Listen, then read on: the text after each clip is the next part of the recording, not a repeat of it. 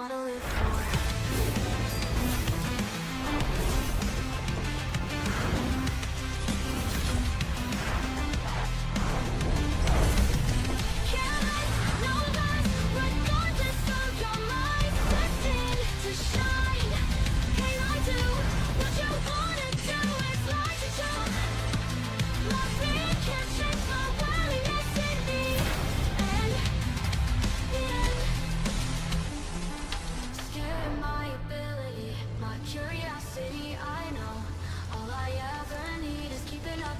Why'd you prison me instead? Covet what's good from us. Escape what comes along. You're too colorblind to visualize who we are. Light, careless, no less. Regardless of your mind, destined to shine. Can I do what you wanna do? It's like a joke. My fear can't change my willingness in me. And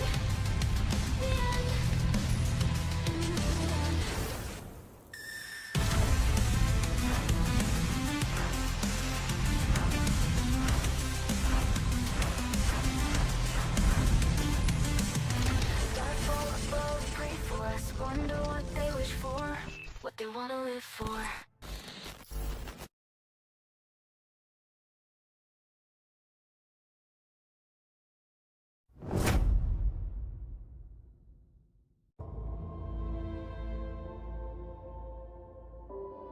Welcome to PUBG Mobile version 3.3. In this update, we've added a new themed mode and items, and improved the game as a whole. Let's explore this new version together.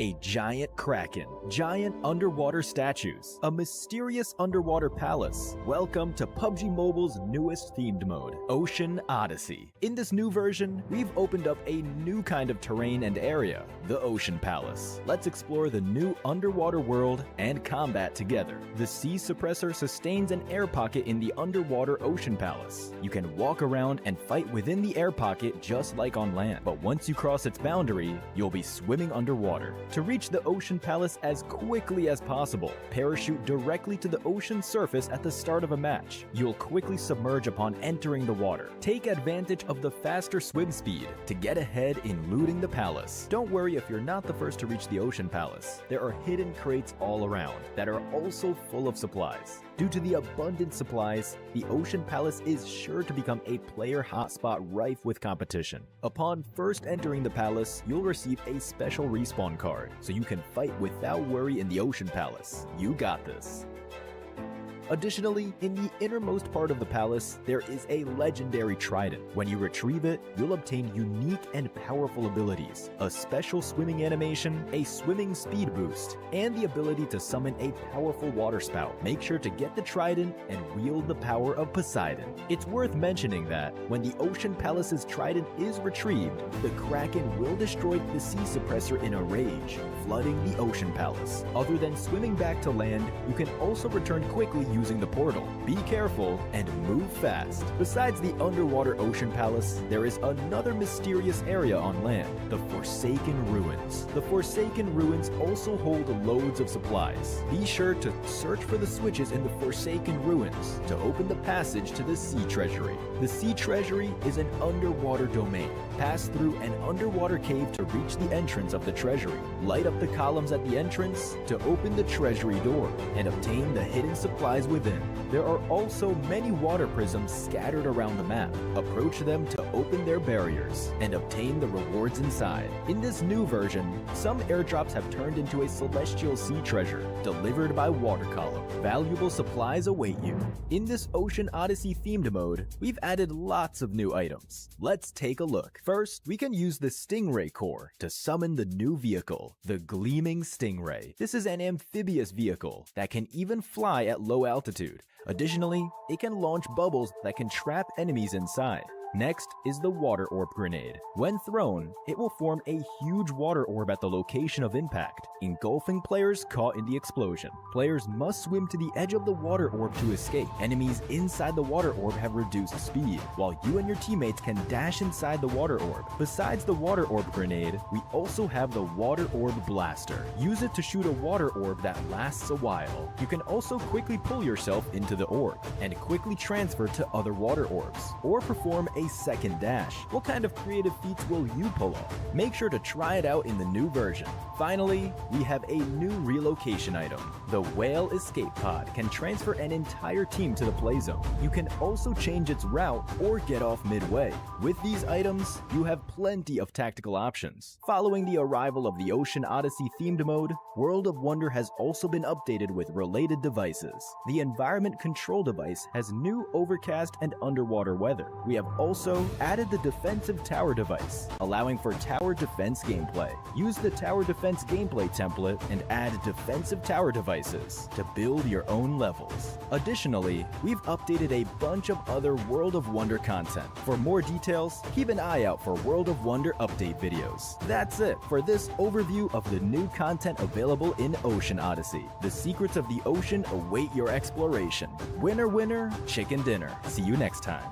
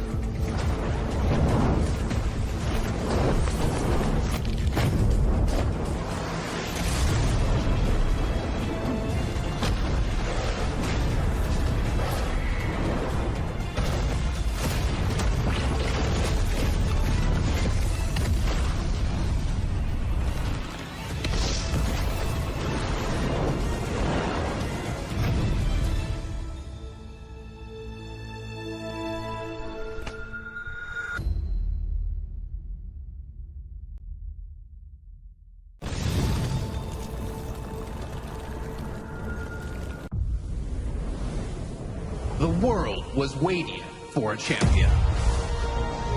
There were others like me. A billion PUBG Mobile players all hoping to be the one.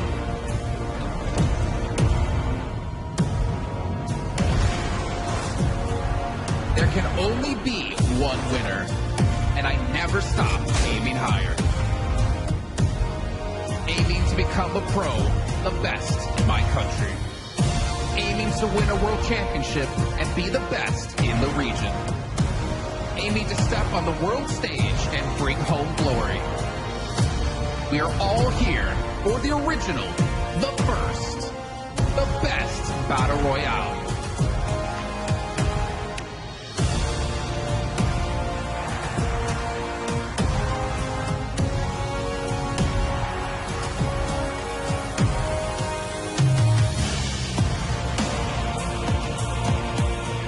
We're all here to witness a champion in the making. Anyone can be the one. Now is the time to aim high and shine bright.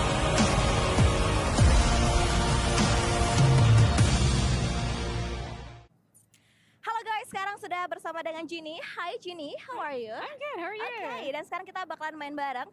So basically for the first thing that I need you to do is Okay.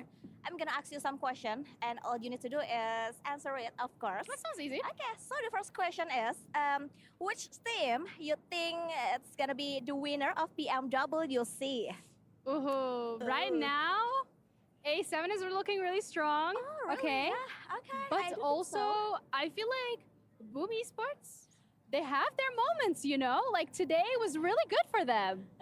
Okay, so katanya Ginny, kayaknya mungkin Alpha 7 Boom yang bisa mendapatkan title of the champion. So the next question is, how about team that surprised you the most of this tournament? I think the team that surprised me the most was DRX. Oh. Especially entering the survival stage, they come out on top and it felt like they keep the momentum going. You know, after seeing them in the survival stage, like, ooh, maybe they're out, but they're doing really well. Oke, jadi di RX yang mungkin kayak mengejutkan bagi seorang Ginny. So which team is your favorite? Oh, that's such a Oh. difficult. All of them? Can I say all of them? No, just No, one. I Just have to one. pick one. Okay, I will pick Team Liquid because I have had interviews with them Oh yeah? and they were very sweet. Oh really? So who is it? All of them. I did. All of them? Oh, all okay, of Team all of them. Liquid. We had like an interview with all the players and they were all very nice. So I will say Team Liquid. Okay, my favorite is Ayala from Team Liquid. Okay. Yeah, okay, and next we're gonna play some mini games. All right. So I'm gonna say like some teams, and all you need to do is like, is it good or Bad. bad? Okay. Right? Okay. Yeah. Let's start with Alpha 7. That's good. Yes, it's very good. Alpha 7. How about like Vampire? They were good, but now they're not very good. I don't know what's going on there. They gotta step it up. Yeah, for the last day. Yeah, Of course. absolutely. Absolutely. And next, maybe how about Boom Esports? Very, very good. You guys did really good today. I'm excited to see how they're gonna do tomorrow. What about Talon? Talon, they were doing good, and then they weren't doing good, and then they were doing good again, and not again. So it's a medium. It's a medium. It's a medium. Yeah, it's like depends on the day. Okay, so for the last team, what do you think about like DRX for now? It's good. Yeah. Yes, I'm happy. I'm good. They're Okay. doing really well.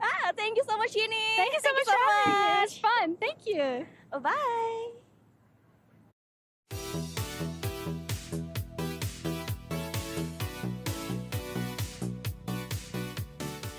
Halo semuanya, kembali bersama gue Wolfie dan kali ini di Roundtable Discussion kita ditemani oleh 3 teman kita dari Talon Esports. Halo semuanya. Halo. Apa kabar nih kalian? Udah nyampe di Riyadh nih. Mungkin dari Exa dulu dari Red Race. Senang sih udah di sini akhirnya. Akhirnya nih. Akhirnya. Pertama kali kan ya? Pertama kali. Oke. Dari Miseri gimana nih?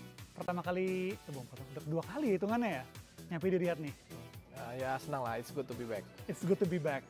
Dari Axel, gimana nih pertama kalinya nyampe juga di Riyadh? Seneng juga sih, dapat pengalaman baru juga, suasana baru. Suasana baru, oke. Nah, kalian as a team kan pertama kali nih udah muncul juga nih di EWC, di Riyadh. Ada nggak sebelum kalian berangkat tadi itu mungkin bertukar pikiran nih, mungkin dari Miseri kasih cerita di Riyadh seperti apa, atau mungkin juga kasih gambaran lah nanti turnamennya akan seperti apa. Ada nggak Miseri cerita sama teman-teman? Kebetulan ada sih, kita udah ada brief lah, jadi sebelum kita sampai ke sini pun Tapi so far enak Aman. dari hospitality-nya semuanya. hospitality always top one kalau Riyadh. Oh, stop number one ya. Ya. Gimana dari Red Face udah merasakan nih hospitality yang luar biasa di sini? Kagum sih. Kagum. Kaget. Kayak kita bisa dapat semua yang ada. Nggak kebayang ya Gak awal-awal ya? kebayang. Udah Axel gimana? Udah merasakan suasana di sini nih? Awalnya nggak nyangka sih bakal kayak gini banget. Kayak nggak terlalu pas denger kayak oh ya udah ternyata emang sewah itu. Ternyata nggak ya udah aja ya di sini Iya. ya. Dari Talon, adakah mungkin persiapan khusus untuk turnamen global ini atau latihannya ya seperti biasa aja karena udah biasanya pun udah yang terbaik gitu? Kalau dari persiapan kita sebenarnya sama kayak biasa aja, kita lebih ke kita adjust lah sama lobbynya gitu. Jadi kita apa yang baik untuk turnamen kali itu mungkin yang itu kita cobain di latihan kemarin. Oke. Berarti adjustment-nya itu nggak terlalu major banget ya untuk Iya. turnamen kali ini. Iya. Lebih ke lihat tim-timnya siapa aja, lobbynya Iya. siapa. Kalau gitu ada nggak tim-tim yang di luar Asia Tenggara udah kebaca semua tuh? Ya. Ada nggak yang diwaspadain banget dengan mungkin alasan tertentu?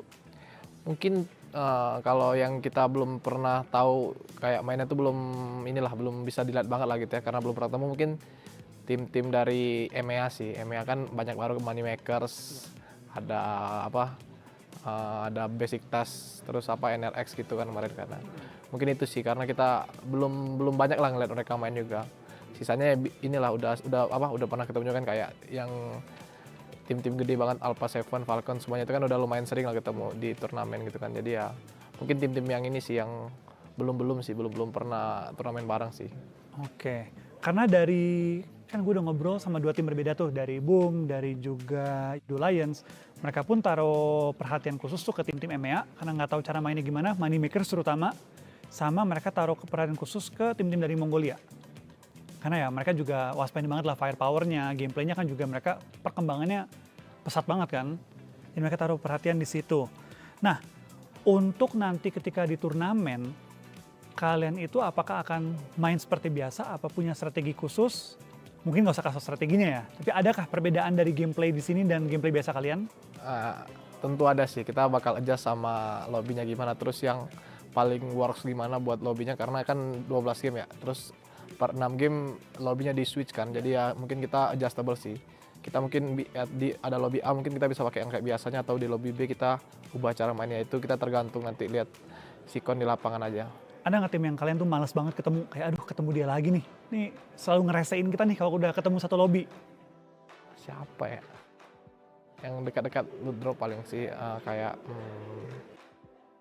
nggak ada sih yang sering banget tuh, nggak ada, tapi kayaknya yang bakal sering ketemu tuh nggak ada sih. Jarang sih. Masuk kita ganti-ganti Drop zone juga. nggak ganti drop zone, maksudnya kayak beda-beda musuhnya. Kayak di map ini musuhnya yang sering ketemu ini, di map ini ketemunya yang sering ketemu tim ini, jadi beda-beda, nggak ada yang sama terus gitulah. Yang penting udah ke mapping kan, kayak Ya, di udah Wrangle, di ya. Miramar, di Sunhawk nih lawannya udah tahu nih yang mana yang rese, yang harus diwaspadain. Tapi so far nggak ada yang kayak dia emang niat banget tuh mengganggu kalian di awal-awal tuh nggak ada. Nggak ada sih. Tapi nggak tanding di sini. Wah kalau itu gue nggak tahu dah. Kalau itu gue nggak ada sih. Kalau di lobby EWC kali ini kebetulan nggak ada. Lebih lega lah ya berarti ya mainnya kan. Nggak usah terlalu perhatiin di awal-awal, diganggu-gangguin atau diusilin di awal-awal kan. Tinggal gimana kita adjust saja sih.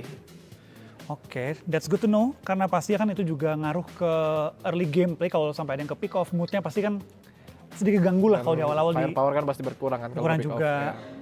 Sama timing bisa jadi agak off kan, Yeah. karena kurang orang kan. Nah, kalau untuk persiapan turnamen seperti ini kan pasti ada jeda tuh antara kalian bangun, sarapan, sampai nanti turnamen mungkin agak siang sore. Kalau dari Red Face, apa yang paling lu seneng lakuin nih untuk jeda di antara bangun pagi sama mau turnamen nih? Ada nggak hal yang rutin lu lakuin, ritual-ritual lah, supaya lebih chill gitu pas belum turnamen? Kalau gue sih pribadi nonton anime aja sih. Nonton anime doang. Sampai turnamen tuh? Sampai turnamen kadang. Kalau tuh anime habis nonton apa? Nonton kayak camping di Alaska gitu. Outbound gitu ya, yang naik kayak gitu-gitu ya? Iya. Gue kira lu nonton recap lagi, fight anime di YouTube gitu. Enggak. Berarti biar chill nontonnya yang relaxing, camping, outdoor gitu ya. Emang hobi? Hobi juga. Suka sih sebenarnya. Pengen belum ngelakuin ada itu. waktunya, tapi sekarang kan sibuk banget e-sport. Nanti pas udah selesai, lagi ada libur-libur gitu ya, mau coba? Coba. Dari Miseri? Kalau gue biasanya dari misal bangun pagi gitu kan, habis sarapan semua segala macem. Kalau ngelihat dari, kan gue belum tahu kalau di EWC ini nanti jam berapa gitunya ya. Maksud gue kayak nggak tahu kita harus off ke venue-nya jam berapa gitu kan, cabutnya jam berapa. Tapi kalau gue biasanya kalau pagi bangun sarapan gitu terus let's say habis olahraga kan, paling gue tidur siang sih. Terus kalau emang gue gak bisa tidur siang, paling gue nonton live stream aja sih paling. Kayak hari sebelumnya gitu biasanya. Kalau turnamen-turnamen kayak PMSL kemarin gitu kan. Itu sih gue paling. Nonton recording kemarinnya gitu ya? Ya nonton live stream kemarin. Biar reminding lagi lah Ya, permainan seperti jadi, apa. Jadi main kemarin bisa kebawa sampai hari ini main gitu loh. Terutama kalau lagi bagus kemarin mainnya kan. Ya. Dari Axel, ada rutinitas yang dilakukan sebelum turnamen? Kalau aku sih sebelum turnamen paling biasalah nonton film gitu. Terus ngobrol-ngobrol sama temen. Nggak terlalu gimana sih, cuma santai aja. Kalau gitu kita kan pasti punya banyak pertandingan-pertandingan yang sengit banget nih, pasti juga hari-hari yang cukup intens. Dari Talon sendiri, seberapa pede nih persiapan kalian, mood kalian saat ini untuk ngejuarain PMWC?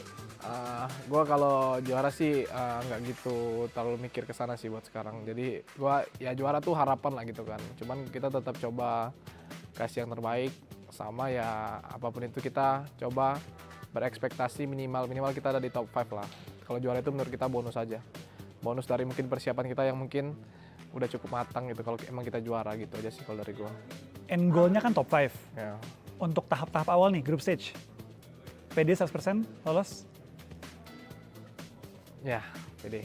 Lolos, apa punya target khusus? Ya, PD lolos lah. Lolos aja dulu? Lolos. Nggak ada target harus top 3 di group stage gitu? Nggak Nggak ada ada? lolos, yang penting lolos aja dulu. Yang penting hati lega dulu nih? Ya, Biar nanti next-nya baru top 5? ya. Oke. Minimal top 5 minimal. Oh minimal top 5? Ya, Maksimal? ya juara. Oke.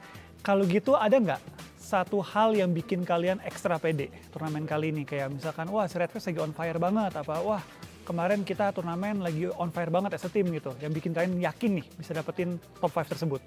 Ya kita lagi ini sih, mungkin lagi lumayan baik komunikasinya gitu sih. Jadi ya itu sih mungkin yang jadi ya salah satu faktor lah mungkin nanti yang bisa mungkin lebih bagus lah main kita di EWC kali ini.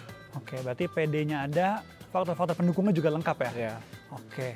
Ya kalau gitu, gue cuma bisa ngucapin good luck pastinya juga untuk di PMWC kali ini, di EWC kali ini. Semangat terus, dan pasti juga ya jangan sampai burn out ya, karena kan panjang turnamennya juga. Pacing kalian juga harus benar, dan pastinya juga semangat terus lah untuk di turnamen kali ini. Kalau teman-teman semua, gue harus ucapin thank you juga untuk tim Talon udah kasih waktu untuk berbincang. Semoga semua goals mereka tercapai, semoga juga selama waktu mereka di Riyadh untuk di EWC kali ini juga bisa jalanin dengan relax dan juga santai lah biasanya. Oke teman-teman, thank you semuanya. Kita bakal menyelesaikan perbincangan kali ini, kita bakal bertemu lagi di next content kita. See you teman-teman semua. Bye-bye. Bye.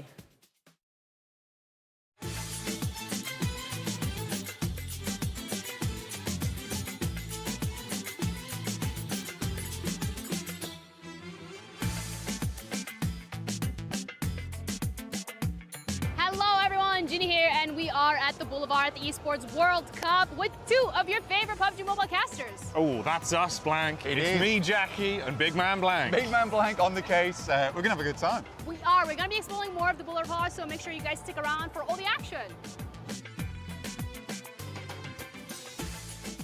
If you, Ginny, Me, Ginny. look at you. Now look at me.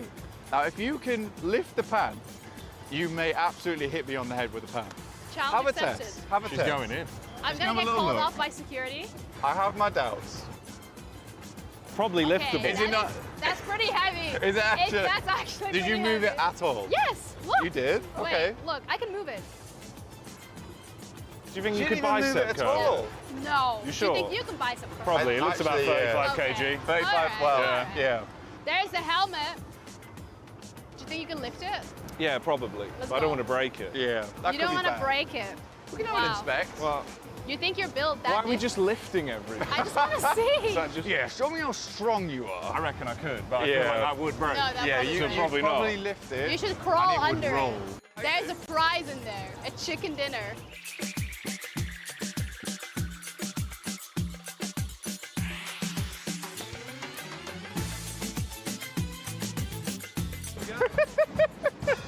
I do like a good dance now and again. Did you like that? I felt That like was, I did like, well. really good. That I don't was- know if they approved though.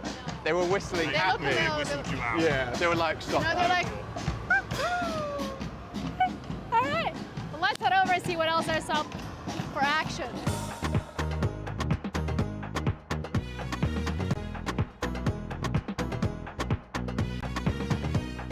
Three, 2, 1, go.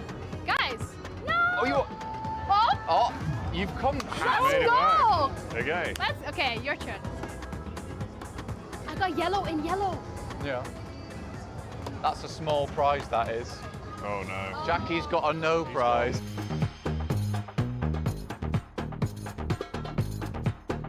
Can I have? Cheers. Chest bump. I shot you after. Who won something? I know. Do we get a prize? Did we win something? I think you were the only one who consistently got it each time. So I think you select which one you'd like. Oh my god, can I have this one? This one? Yes. She loves it. That's awesome. Kiwi looks awesome. I like Okay. it. Yeah. You lost. Are you I going go for the watermelon guy? Yeah. Yeah. Hey. Sweet. Watermelon gang. 3, 2, 1, we have a winner! Hey! Oh! Okay, can I get a nice? He's Oh. a watermelon. He's a watermelon. Thank you so much. Appreciate you.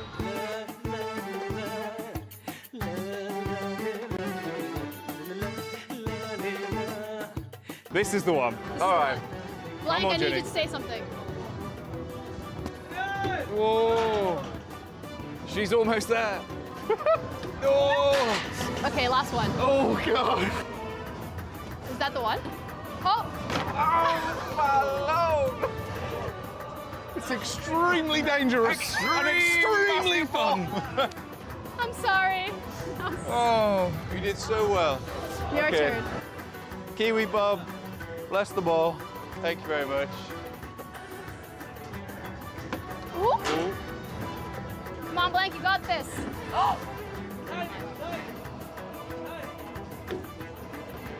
One more. So close. Jackie, it's all on you.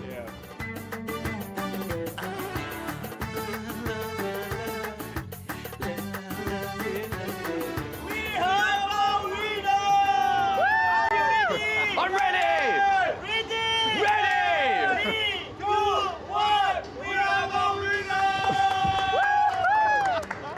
Collecting your 5-a-day fruits. He's done it. I've got the peel, the champion. Congratulations. It's Wow. as big as me. Wow. Wait, is it size of Ginny? It's larger than you.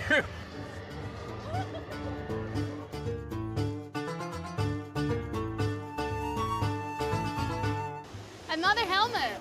Hey. Do you guys want You to know spotted him. what's Yeah. under that one? Do you think What it's is under that one, Ginny? maybe based in a chicken variety? Maybe. Some Would it sort be of done in the dinner? oven, potentially? Maybe. Who Have wants a look, to have Jenny. a look? Why Have a look. me? Well, I had to go in the Oh, last one. Blank's going. Oh, he's going in. I tried to lift up the pan. What's in there? It's chicken. It's chicken. It's a There you whole go. chicken. Oh, Yeah. Under that? Yeah. That's nice. Yeah, you should check it out too.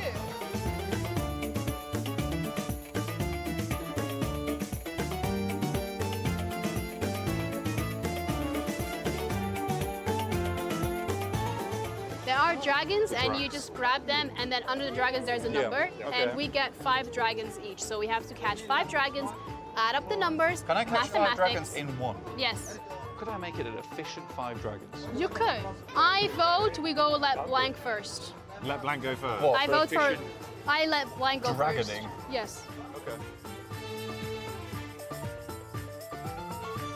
Well, there you go. I think that was pretty good. Yeah. It's okay. Okay. 2 plus Yes. 2 comes 4. 4 plus 1, 5. 5. Yeah. 5 plus 1, 6. 6 points. You got the medium prize. A medium Hey. prize. You get a doggo.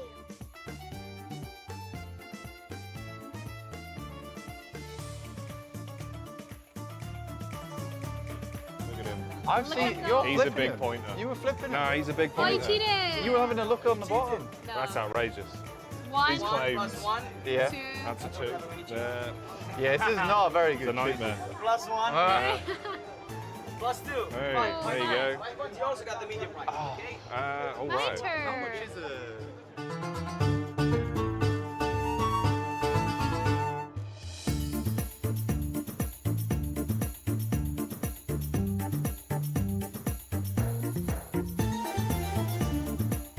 Can I step back in the yellow line? Oh Yes, my. of course. Okay. Careful, careful. We are the winner. Are you ready? Yes. Yes. Can hear you. Are you ready? Yes. Okay. 3, 2, 1. He's baited you out. I've been wrong. She's stolen it. She's gone. She's got the pop. She's gone.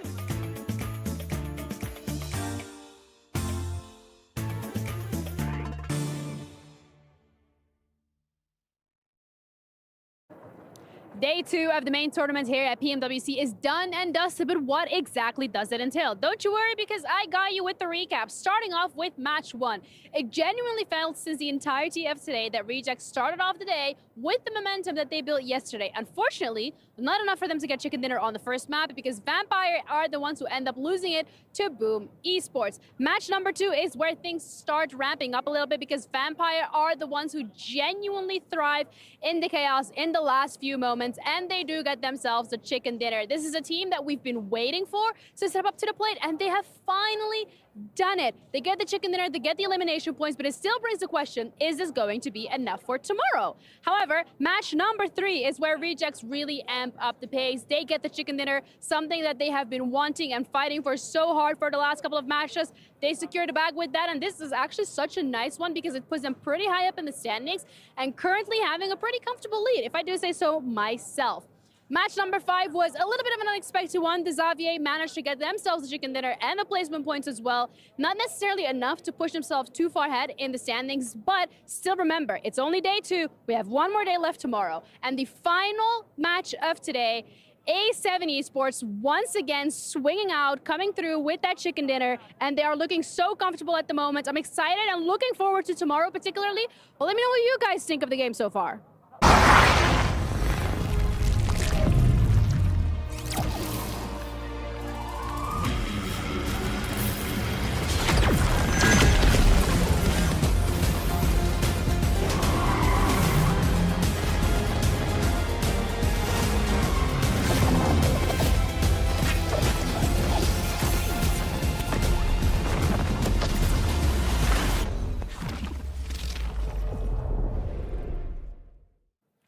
Welcome to the PUBG Mobile World Cup at the Esports World Cup on the final day of the main tournament. And oh my goodness, Jeannie. A beautiful trophy, but only one out of the 16 teams here today is going to be able to take it home, alongside the title and the prize pool. Who's it going to be? Could it be Alpha 7 finally being able to break that second place curse, or maybe Reject, or one of the dark horses like TJB and Talent Esports? Stay tuned and find out who the champion will be for the PUBG Mobile World Cup. Let's go.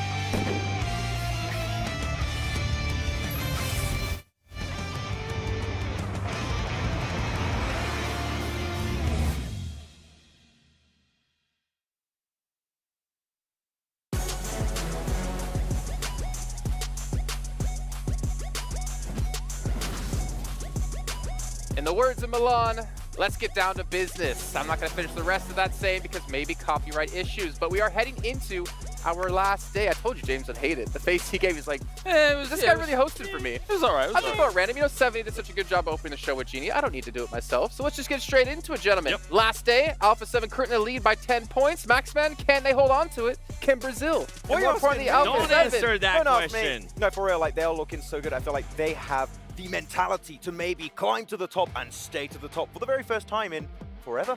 So maybe it's happening. I don't want to curse them yet. McGrellin was the solution. We'll see. And he's leaving right after. Oh. Only there for a short amount of time. But we'll see how things are going to shape up, though. We do have a lot of teams in the running. For instance, Reject. A team, let's be honest, we never expected to be in the running to win PMWC. Have a chance. 10 points behind. If they can show up today, they can pull it off. When are we going to say they deserve to win it? Like PMGO, oh no, was a little bit of a I surprise. mean, This it's the time? track record, A little bit of right? a surprise. It's the track record of Japan in general when it comes to national events. It's never been great.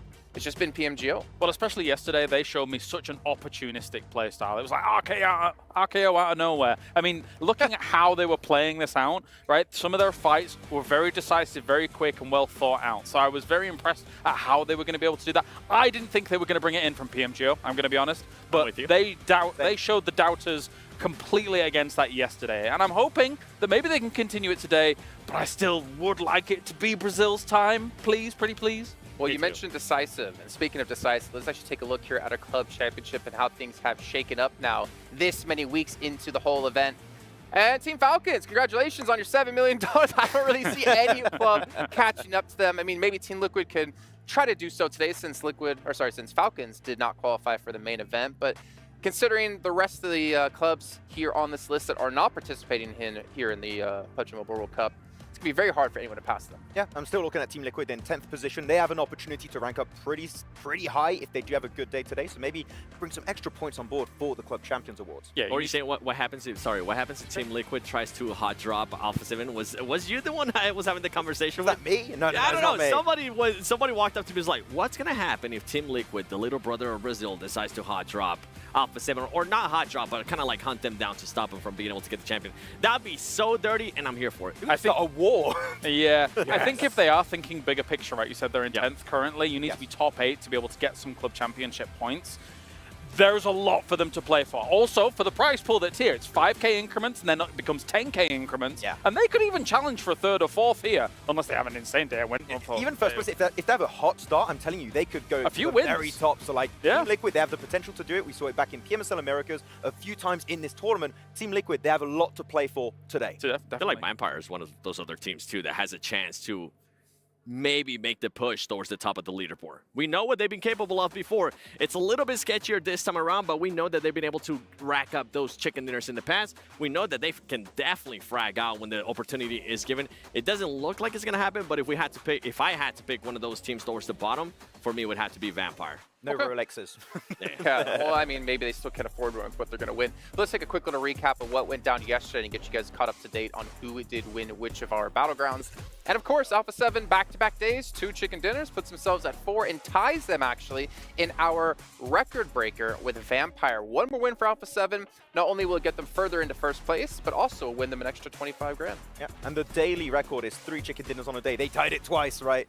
You want to keep getting 2 and 2, you need to get 3 to beat that record. And telling you, man, they are looking to beat everyone in these games. They're going to go super hard in, and I feel like they're going to play very mature.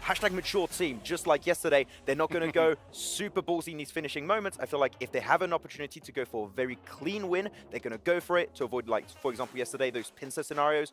That is the playstyle that wins you tournaments, and I want to see more of that today. And I'm kind of glad you mentioned that, the playing style that wins the tournament, right? Because I got a chance to talk to their coach, Karuja, and he was saying they are going to be trying to stick to the same gameplay they had. They're just going to be tweaking out certain things that kind of worked out for them towards the end. The big question mark, especially in the first 3 matches, is like, how is this team going to be able to readjust when the circle doesn't go their way?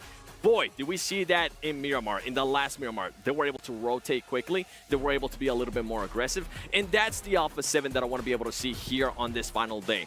What was impressive, too, I think it was Aaron Gill that they had the south of Pachinki that they had the finish where they were able to just fully control it. That chicken dinner, that was actually impressive to me, that they were willing to take the fights to the team. And a previous Alpha 7 would definitely be like, okay, you know what, you're in a great spot, let's go for it. They decided to wait for the right time and actually make the right push. You saw how easy the cleanup was, right? They just ran them over, ran them down at the very last moments of that. I mean, the cool thing about that game as well is even if our team or a few players had survived and then Alpha 7 had to be a bit more aggressive about their eventual finish and it wasn't as easy, they had so much utility. So they had multiple win conditions off the back of playing a very mature game. So if they're able to continue that throughout the day, it will be fantastic for them. Yeah, well, of course, we need to get into our day, but we can't do that just yet. We got to take a look back on yesterday and see our Pepsi top reactions from the day. And then when we get back, we'll be getting straight into games.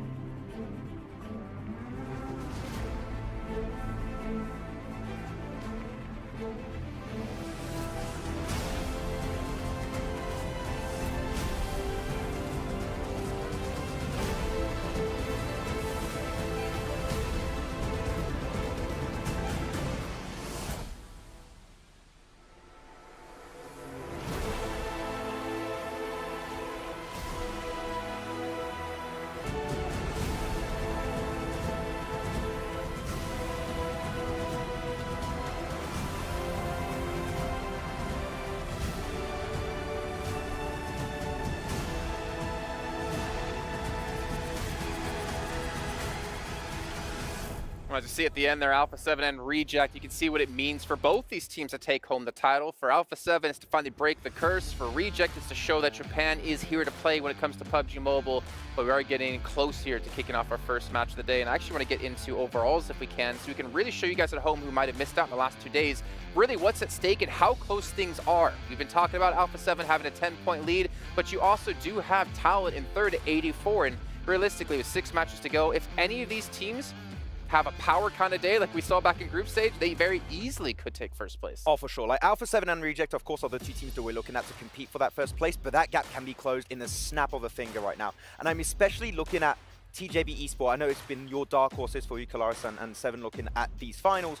If they can finally get 4 players into the late game scenario, man, I feel like they could get these big wins, and that's going to instantly catch them up into top 2. Yeah, let's be real. It's not out of the realms of possibility that the 2 top teams here, as much as they are excellent teams, they could have a 10-point day. Yep. They could have Exactly. a 12-point day. And the 4 teams that are closest to them could quite easily have a 60-point day, something like that. We have seen it multiple times in PUBG Mobile before, and those 4 teams I'm looking at, like Talon, like DRX, like TJB, Boom is in there as well. Those 4 teams, in my mind, could quite easily catch up and challenge 1 and 2 if something goes right, if the pressure gets to Alpha 7 as well as Reject. And the thing with Talent, the improvement that they were able to do yesterday alone in Erangel was absolutely massive. On day 1, they were only able to average about a 9th place finish, only 11 eliminations. Yesterday, they came in hot for Erangel. They were able to put up 3rd place finishes on average throughout those 3 matches. And on top of that, just propelled themselves in regards to eliminations, putting up 21 elims.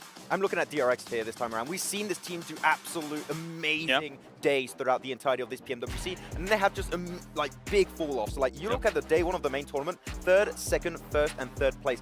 Fantastic day for the main tournament, and almost nothing happened in the second day. Their best game was a 5th place with 2 eliminations. If they go back to their roots of day 1, DRX can also play catch-up with the top 2. Are you guys forgetting the Boom 30-point game? Hello? Like there is ample opportunity for these teams. If you put one of those on the board, never mind if you somehow string 2 together, the dynamic for this tournament completely changes in the final death throes of it. So, as much as, everyone's thinking, oh, Alpha 7, they're cool, Reject, they're cool, we have seen the potential of what can happen here through group stage and through survival stage. I think the way we're talking about all of this, right, this seems like the closest last day of a tournament between so many teams, right? That I feel like this is going to be the most entertaining last day of any global event we've had in a long time. I feel like for a lot of these teams, a lot of dreams are going to be crushed in that first game, on what's going to happen in that first game. Vampire Esports, a team that has been a champion here of the mid-season tournament back-to-back now in Riyadh, Saudi Arabia. If that team wants to have a slight chance, and I was actually getting a chance to talk to Sir Tanny in regards to this, we're saying they have to come in with a win. If they don't come in with a win, their hopes are over. But for him, they were saying they're actually kind of pushing just for being top 3. But I doubt it. If this team gets a win, they're going to start rolling and they're going to try to make it to first place. It's very unlikely, but it is possible. Yeah, you're right, 7. Like, usually going into a final day, there's a good number of teams that you're like, there's no chance. Yeah. There, we did see, I think, Alliance and Powers being 2 teams that pretty much have no chance, sitting around 30 points, but the rest of the teams above them have 50 or more. So realistically, every match we go by, that's more and more teams we're going to be able to cut out of this of having no chance. So the pressure for these teams to have good games, not only in the beginning, but the entire time is ridiculous. And it's a little bit scary for me looking as the first game is going to be on Sanhok, and I feel like we had a little bit of a chat about this, especially looking at teams like, for example, Chamba. There are some teams that seem to just forget about Sanhok. You cannot afford to have a bad game here. You need to be quick on the pivot, getting strong positions from the very start of these matches, because forgetting about Sanhok here, you might be falling so far behind that you can't play catch-up anymore, so you need to be good from match 1 here on Sanhok. A team that I'm going to be looking for them to be good here in this first match, you guys were mentioning them, TJP, my dark horse, because this team, they always start off hot, at least the past 2 days, they always start off hot in the first half of the day, but when we get to Miramar, my goodness, that team absolutely disappears. 14th place average throughout 4 Miramars already. They need to take advantage of what's going to happen here in the first half if they even want to have a slight chance. And obviously, for Miramar, for them especially, it's going to be an absolute toss-up. I've said it before and I'll say it again. It's scary that Sanhok sets the pace for these teams because it can be volatile. It can be scary. You think about our circle yesterday from Sanhok. I guarantee you 13 teams out of our 16 teams did not want to play that circle by the end of it. And that sets your pace for the day. And again, the way in which it is so different to Erangel and Miramar. If you get a good Sandhawk, that can really set you up for the rest of the day. It's terrifying. I'm really looking at Tiamba, right? Like, this is a team that I want to see speed up their rotation on Sandhawk. If they do so, they're in a position they can catch up to the top 3 very, very quickly. Yeah. But you just cannot have a non-game there. You need to get points on the board. Not only them, but Talon, right? Because it was Talon and Tiamba constantly fighting near Hudson, like kind of on that bridge side. Yep. And they were holding each other back from actually making the rotation to play. But, you know, going back to what you're saying, Clarence, I'm not a fan of teams who can't play every Battleground. I understand Sandhawk has never been a majority played Battleground in a tournament format, right? Usually you play more Erangels and you play a little bit less Miramars, and Sandhawk's one of your worst. But for me to like truly have a CC team, a championship caliber team, I want them to see them play well on every Battleground. Well, I know what you mean, and we were actually on the HQ show yesterday with me and Maxman, and I framed PUBG Mobile as not really a shooting game. It's a strategy game, and the strategy behind what actually comes into effect here in PUBG Mobile is you have to be able to adapt in the moment. You have to be adaptive and dynamic in your execution. That applies to Sandhawk, Erangel, and Miramar across the board. If you can't do that, you won't be a champion here. You won't be a champion of PMWC. Yeah. Well, you guys can predict your champions at home if you head over to stcplay.gg and get your predictions in of who you think's going to win. Honestly, for us here on the desk, we're not really sure who it's going to be. We have our thoughts. It could be Alpha 7. It could be Reject, but there's a lot of teams gunning to potentially take that place here. Max, man, I'm excited for the day. Gentlemen, are you excited? I'm ready. Oh, yeah. I'm ready, baby. Time for Brazil. Please. Get me in there. Time for Brazil. Please break the curse. All right, well, let's head down to the stage. It is time to start to kick off our day with Banks to bring us some interesting news.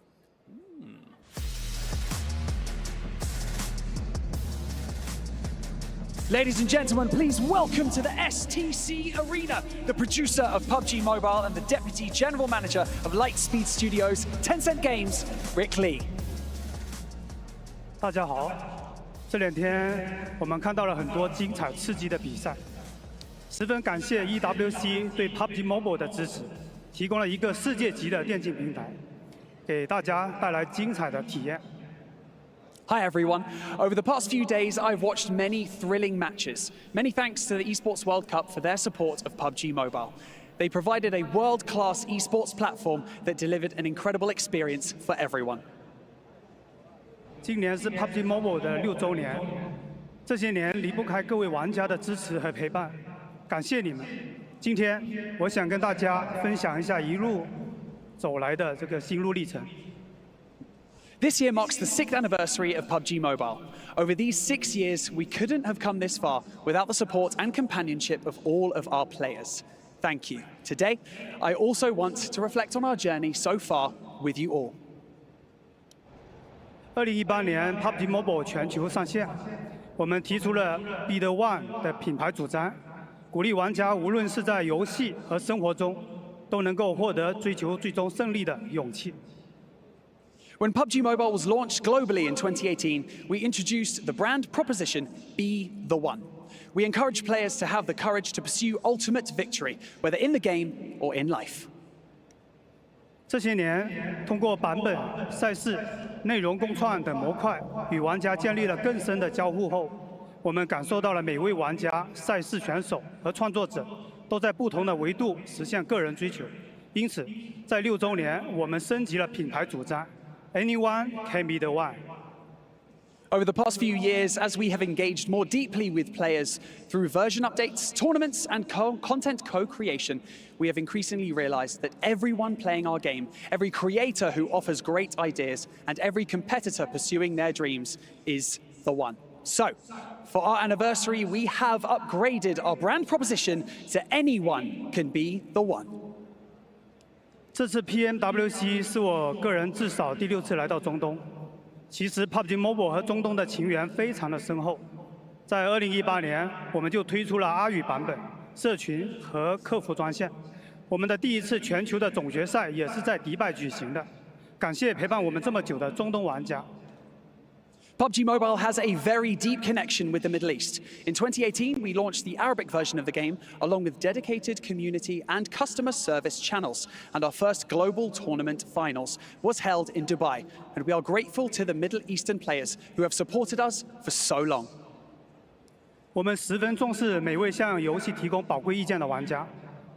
我记得很清楚，有位从阿宇服务器上线就一直支持我们的玩家，不仅玩我们的游戏，还带动全家人一起参与，甚至飞到中国和研发团队做深度的交流，提供了非常多的产品的宝贵意见。针对他的建议，我们也做了相应的不少的调整。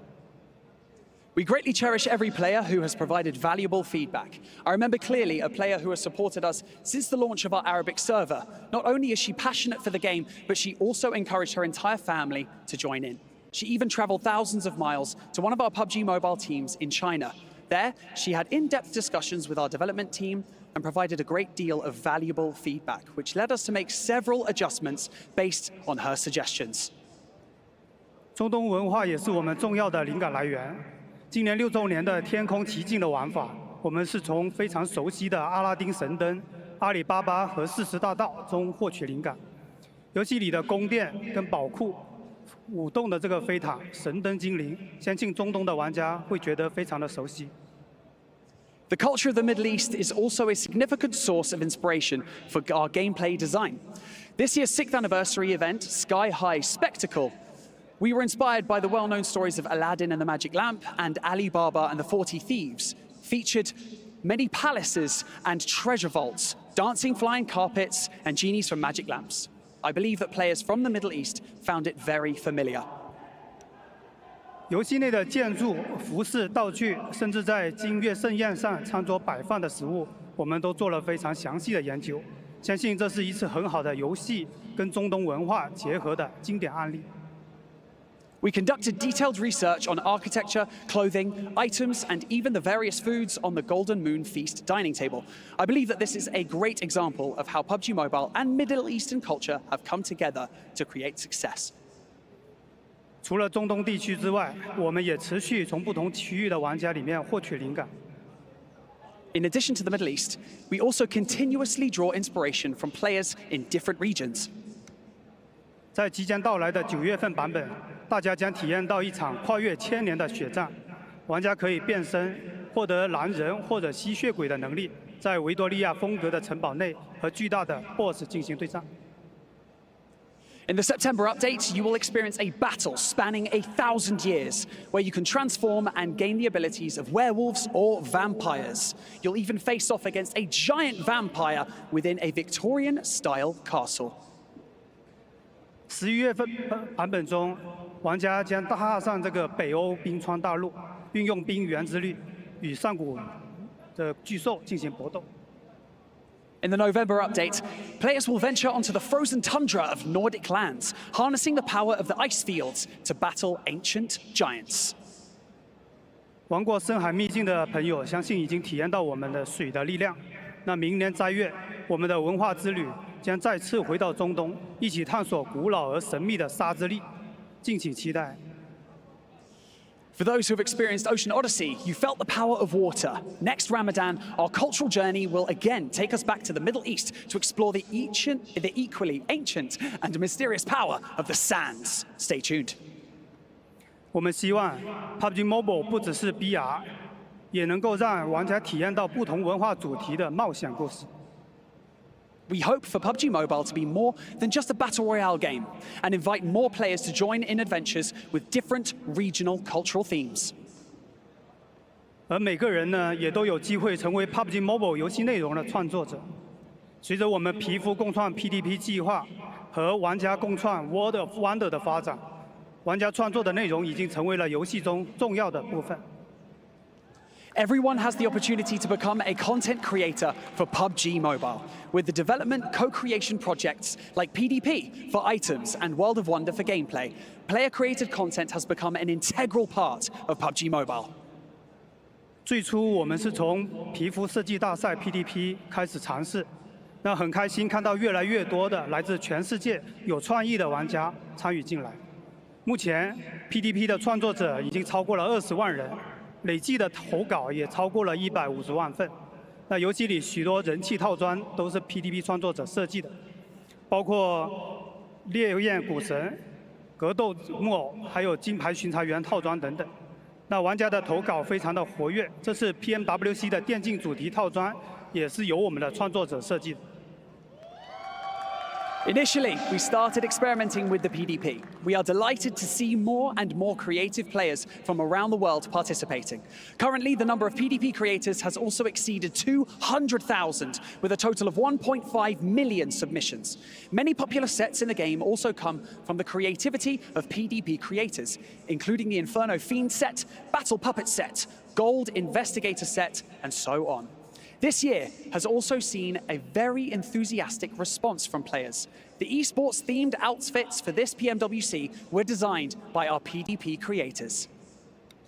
去年我们推出了 World of Wonder 玩法共创项目，为更多有创作能力的玩家提供施展才能的舞台。从项目启动到今，全球创作者共编辑地图282万小时，游玩的次数高达184亿次。 游戏的时长也达到了125.6亿小时。那今天，我们也把部分的设计师邀请到了现场，一起见证 PMWC 见证冠军的诞生。 Last year, we launched the World of Wonder for gameplay co-creation to provide a platform for more creative players to showcase their talents. Since the project's inception, creators from around the world have collectively spent 2.8 million hours editing. Altogether, these maps have been played 18.4 million times, totaling 2.56 billion hours. We are absolutely excited to have invited these creators to the event to witness the birth of a champion of PMWC together. 如今 ，PUBG Mobile 已经成为全球最大的以 Battle Royale 为主的共创平台。更好玩的内容、更大的创作自由度是 World of Wonder 的发展方向，而玩家无限的想象力是实现这一切的基础。在 World of Wonder 的早期，我们发现了一张闯关解谜的这个地图，当时我们还没有做碰撞的检测的玩法机制，但这位玩家已经巧妙地利用摩托车被击倒作为开关，让我们非常的惊艳。 With 6 years of development, PUBG Mobile has become the largest co-creation platform in the Battle Royale genre. More engaging content and greater creative freedom are the ongoing goals of World of Wonder. The boundless imagination of players is the foundation of achieving all of this. In the early stages of World of Wonder, we discovered a map featuring a puzzle-solving gameplay mode. At the time, we hadn't yet implemented collision triggers gameplay mechanism, but this creator ingeniously used the destruction of a motorcycle as a mechanic to open a door to the next step. It was an incredibly impressive and creative design. 目前，我已经成为了多元展示的文化展示的这个载体。 那很多创作者也在上面表达本土文化和家乡特色，比如这张古巴比伦地图，还有沙特玩家喜欢的 Paddle 球的玩法，都是在向全球的玩家呈现中东的魅力。 Currently, World of Wonder has also become a platform for showcasing diverse cultures. We see many creators using World of Wonder to express local cultures and hometown features. For example, this map of ancient Babylon and the paddleball gameplay favored by Saudi players both showcase the charm of the Middle East to players around the world. 有全新设计的，也有二次创作的。在 War 中，玩家之间的这个创作交流非常的活跃。比如刀刃球玩法，最开始是一个6v6的版本，有超过1400万次的游玩。之后又有创作者做出了一张节奏很快的1v1的版本，超过了1200万次的游玩。目前， 各种刀刃球玩法的地图已经超过了18000个，那总共有2.3亿次游玩，非常的火爆。 Among these maps, there are both entirely new designs and recreations. In World of Wonder, the communication between players is very active. For example, the Blade Ball initially started as a 6v6 version, which was played over 14 million times. Creators then developed a 1v1 map based on the official template with a fast pace, which was also played 12 million times. There are 18,000 map variations based on Blade Ball, with a collective play count of 230 million, which is very popular among players. 每时每刻都有成千上万名作者在创作和更新地图，比如主题类的机甲对抗、角色缩小的玩具兵对战、激烈的地区争夺，还有逗趣的派对游戏等等。无论哪种类型的创作者，都能实现创意，给玩家们带来更加丰富的体验。 Every day, tens of thousands of creators are working on and updating maps. These include themed battles like mecha battles, toy soldier skirmishes with shrunken down characters, intense territorial fights, and humorous party games. No matter what kind of creator you are, you can manifest your ideas and bring richer experiences to players in World of Wonder. 今年 PUBG Mobile 将会继续的扶持和激励创作者。我们计划推出总奖金100万美元的 PDP 创作计划，以及200万美元的 War 地图创作大赛，助力每一个创意腾飞。 This year, we will still spare no effort in supporting and encouraging creators on these two projects. First of all, we will provide a $1 million prize pool as creative incentive for PDP, and we'll launch a World of Wonder map creation competition with a $2 million prize pool to support and elevate all creative ideas. 而上面提到的游戏玩法和玩家创作内容的背后，离不开游戏安全的保驾护航。作为一个竞技游戏， 公平与安全的游戏环境是不容突破的底线。我们非常重视每个玩家的对局安全和体验。 As a competitive game, maintaining a fair and secure gaming environment is a non-negotiable bottom line for us. We place the utmost importance on the safety and the experience of every player's match. 这半年，我们累计封禁了900多万个作弊账号。 其中500多万个是在进入对局之前就已经实时封禁，游戏内的外挂举报也下降了40%。在游戏外，我们对传播作弊内容的账号进行打击，累计下架了超过2500万观看量的外挂内容，实时封禁了超过4000个直播开挂的账号。 In the past 6 months, we have banned a total of over 9 million cheating accounts. Amongst these, more than 5 million accounts were banned in real time before entering matches. Additionally, the number of in-game cheat reports has decreased by 40%. Outside the game, we have also targeted accounts with content promoting cheating. We have removed over 25 million views of cheating content and have banned in real time about 4,000 live streaming cheater accounts. 这些成绩离不开巡查员的支持与贡献。当前，整个巡查员的规模已经达到了300万人，累计巡查的时长接近98万天，协助封禁的账号也超过了100万。 These achievements are due to the relentless efforts and dedication of our investigators. The number of investigators has reached 3 million, with their total investigating duration almost reaching 980,000 days and assisting in over 1 million account bans. 通过我们持续的打击，游戏的环境得到极大改善。在这里，要感谢所有的玩家的配合跟支持。 Through our continuous efforts, the gaming environment has greatly improved. Thank you to all of the players for your cooperation and your support. 回到赛场，这些年我们见证了很多战队和选手通过不懈的努力一战成名。 And let's return to the tournament. Over the years, we have witnessed many teams and players achieve fame through their relentless efforts and determination.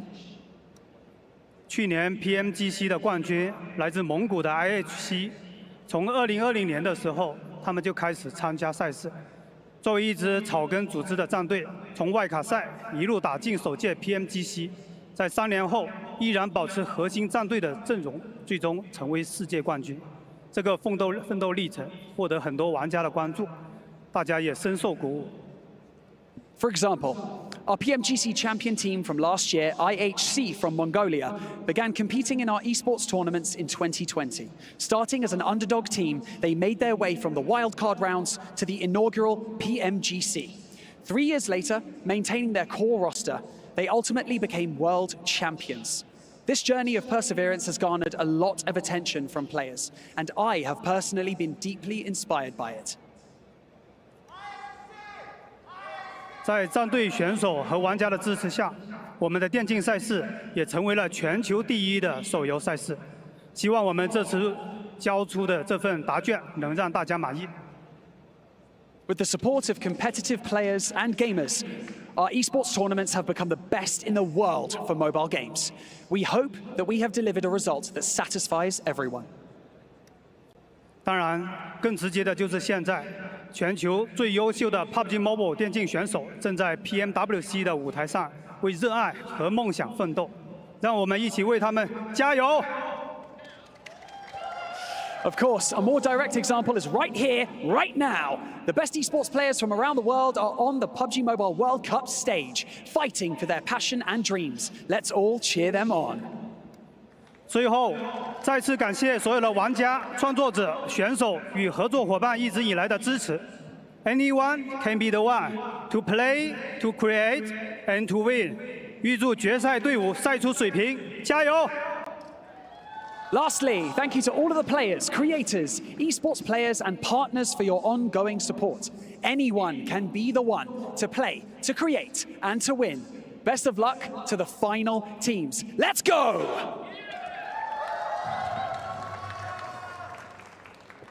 السلام عليكم، معكم باور كمسك ومعكم باور بلوز. عندنا اليوم تحدي تيمي وتيم خالد بلو.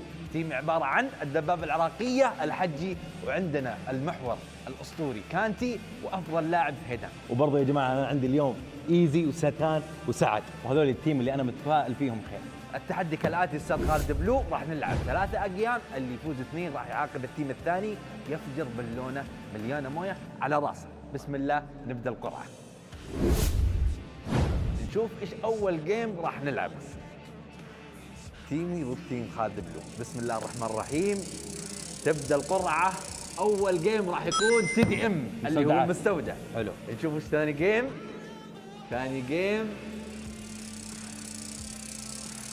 ثاني جيم راح يكون معنا قصر باور، وثالث جيم راح يكون معنا روم واو.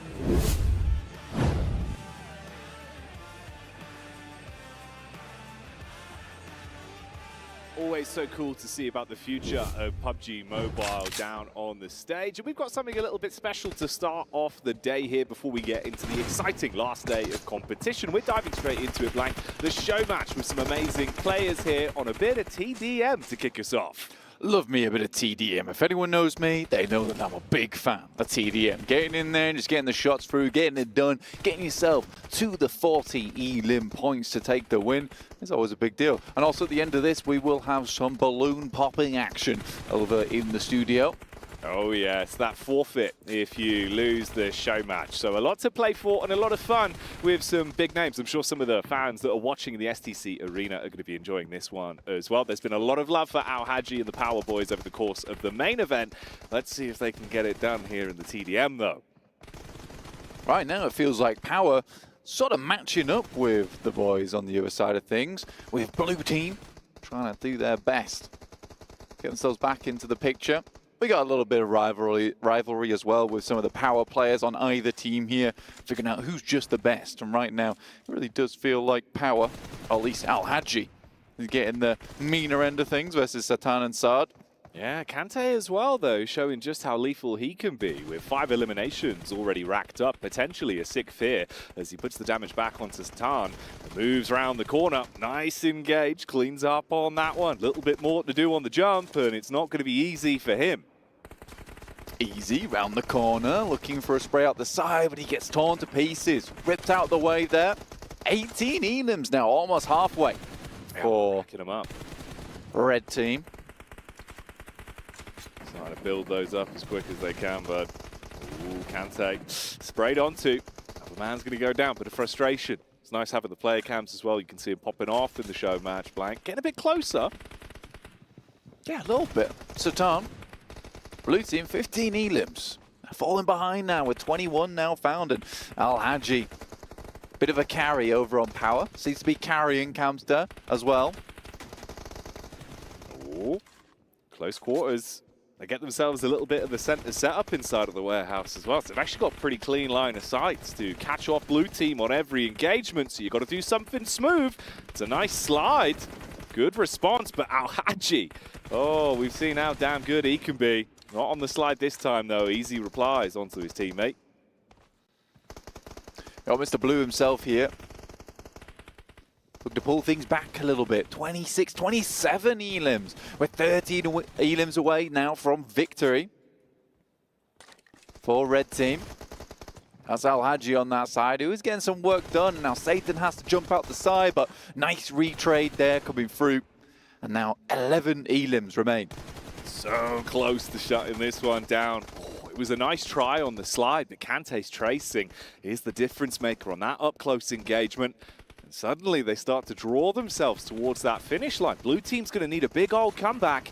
Peek up on the top, not looking good enough to take down Al-Haji though. Still 31 elims to their name. Bit awkward towards the mid portion. They're closing the gap. You're right, Jackie, only 5 elims behind, but looks like they're bringing it back once again. Al-Haji here takes some shots. Get a little bit of damage done. Don't be fooled by the name tag there. 5 elims remaining. We're at the goal point. Oh, yes, we are. Close to closing the gap. Kante sprayed onto, just eventually go down, but they still edge further closer. 38, so close. Is there any room for an 8 elimination comeback for the blue team? Not looking good as Red are able to grab another one there. Only one away now. Saad heads on through, but the shot's coming back, and it could be an easy trade, and there it is. Kante will land the final blow, and it will be Al-Haji and team Kante and Fahida been able to take the win. You can see they believe they got this one in the bag and hoping they can close it down. It's a bit of a fun best of 3 here in the show match. Of course, showing off not only the TDM, but the other game modes that are available as well, Blank, inside of World of Wonder, those new additions. And actually, some pretty exciting game modes if you're a fan of the summertime, the heat and sunshine. Exactly. I mean, we've got Blade, Pal mode as well, so there is a lot in here. Blade Ball is going to be very, very fun to be playing. It offers multiplayer competition with various skills and rich mechanics, providing a tense and exciting experience here. You can see it on your screen right now. Getting underway with the katanas. Yeah, a lot of focus on that movement, quick gameplay, little bit of fun. So you can bounce those balls back, use your blade. I mean, the name kind of is in the game, really, Blank. It's about that blade and the ball. It's as simple as that. It looks pretty fun. Oh, but you've got to hit it in the first place. Quite a satisfying sound on it as well. Nice. You hear that? You feel that. The objective is 20. Team 1 has 2, and Team 2 has 5 right now. Whacking those balls all over the place. You can't even hit them. No. They're just going straight in. That might be the play right there. You just get right up in the face. It becomes a coin flip at that point. Yeah, get a bit aggro with it. Oh dear. It's all quite explosive. Imagine for the pets, they're a little bit scared about what's going on. He had the ball. He was just holding it. Oh, rebound on that deflect. one. Yeah. That's nice. Parry pan action. That was the parry pan in action. The bush also getting involved there. Very nice to see. Oh, good timing on the response on that one. That could have been a bit of a detonation from the ball, but the blades are swinging. Oh, a bit of ping pong going on. You can see everyone's getting a little bit into the flow of the game now, knowing, of course, if you want to draw this out to 3 games and avoid the old water balloon, you got to battle back here. Just spamming at the moment. Get away from me. Nice little dash action going through.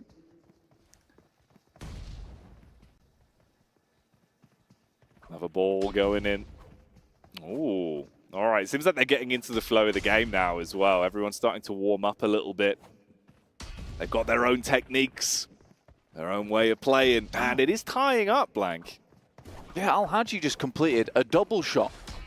And if you're confused by what a double shot is, it's where you hit a double on the deflect. It's kind of big. Yeah, it is. It is indeed. The old double-double.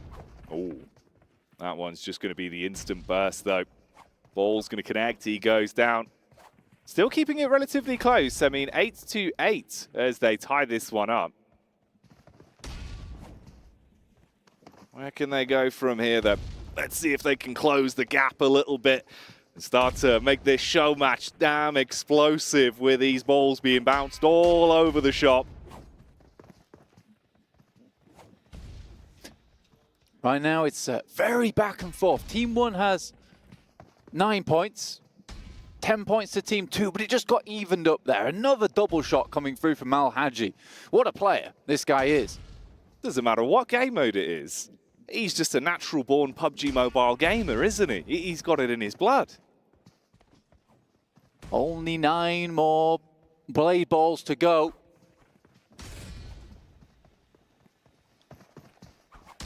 Oh, quick rebound on that one. Easy takes the brunt of it. My, oh my. Handy with a steal. Damn. Okay, that's kind of cool, actually. I like that. Yeah, these are Hanzo swords. Yeah. Easy is making it look easy at the moment. Pretty difficult, though. Close range. Oh, that was a nice one right there. Oh, Easy's going for a unique tactic, actually. That man just does not stop chopping. Yeah, I mean, it's hard to get onto him because he's just constantly quick, isn't he? swinging. But there's calculation to it. There's technique. He knows what he's up to. Stand still for a second. Oh, quick rebound. Very nice. 17 blade balls now acquired for Team 2. They've put them in the net. Oh, Easy goes down. You're close towards the finish, Mark. Don't fumble the bag now. Can Team 2 close it out? He's got to run. The chase. He's got to run. It's all on the chase. It's chased him down. That blade ball was not giving up easy. 14 to 17. 10 minutes remain, but I think we'll be done by then. Easy. Got himself a quintuple shot. Oh my Lord, that's awesome. The quintuple shot coming out. They said it couldn't be done. Easy said, just watch. And he did it. He did it. Oh, nice response on the timing on that one. That's clean for the bounce back. I think we're at 18-18 apiece right now. Very tense. Down to the wire. Could be anyone's game. Ooh, taking the ball out of play. Quadruple. Yeah. Oh no, 17. It was not 18, it was 16. But they're getting closer to that tie. That's disrespect right there, going for the prone. A little bit of ego. What's this? Oh, they've frozen the ball. He's using his special move. Keeping you guessing. They said it couldn't be done. But it did. Put this game on ice for the time being. But it looks like they might just be thawing themselves out. 19 now. So close to closing it. Very intense show match here on the old blade ball. Bouncing it around. Another one comes back. 19-18. About a thimble of distance between them. Good use of the swords to deny that one. There's the long tap. Good rebound. Oh, that was good. Yeah, I like that. The way it came back on them. Now 19 points for Team 2. I think it really is just the one blade ball remaining. The tactics on display here. And there it is. Al Haji finishes things off, and they will win the best of 3 off the back of that. Well done. They've done it in 2. They've done it in 2. Look at the excitement. Look how happy they are. Here it comes, the water balloon. Uh-oh. All 4 water balloons. Oh, no. One for each of them. Al Haji's so excited. Al Haji was immediately in there. He was very excited to get the balloons out. Oh, they're being nice at least. They've moved the jackets. They've moved the team jackets. Oh, here we go. Ooh, hey! Oh, how Al Haji is loving it. You've ruined me, yeah. Yeah, that's nice. I like that. Oh, yeah, that was fun. That was a bit of fun, wasn't it? Yeah. Honestly, to be honest with you, I would quite happily take a water balloon on the head. Yeah? It's quite warm here for me. Cool you off a little bit. Yeah, a little bit. We can ask production. I can get one. Our last game. Do you want to come prank Blank? Yeah. When we get the chicken dinner, I'll come in. I'll pop it on you. I'll pop it on you. Here's a paddle ball. A little bit of a different game mode for you here. Yeah, so forget about the blades. They're in the past. It's all about the paddles now. And you were saying you wanted to cool off a little bit. This looks like a nice place to do it, right? Yeah. Paddle ball on the rise here in Saudi. Yeah, it's becoming quite popular. Oh, and you can see why. It's very intense, a lot more rebounds, and that's the golden paddle up on top as well. It's very cool. It is cool. I like the noise it makes as it gets quicker. It's satisfying. You get a few of those rebounds off, keeps it interesting. Everyone's seeming quite proficient at this one. Yeah, it's. I think that this one's played quite frequently. Another World of Wonder map. The creativity from the community on display, as per usual. And there's the victory. That was quick. That was sick. Gonna go again for another one. Trying to make him move that golden paddle, wasn't he? Silly, silly. Uh-oh. He's trying for the golden paddle. He wants it. That's where it is, up on top of this water prism. Can he grab it? Oh, that was awesome. Easy peasy. This feels more like a one-on-one. It's gone straight for it again. Look at that. Risky, isn't it? Trying to size up if you want to focus on just the 1v1 or going for the golden paddle. Different ways to play, different opportunities here, but the power is in the players' hands. It's up to you to have fun with it, Blank. Yeah, the ball's frozen in midair. It's going to head backwards. Goodness me, Jackie. This is awesome. It really is. Intense stuff here. But there was even more intense action to come, so let's get down to the stage.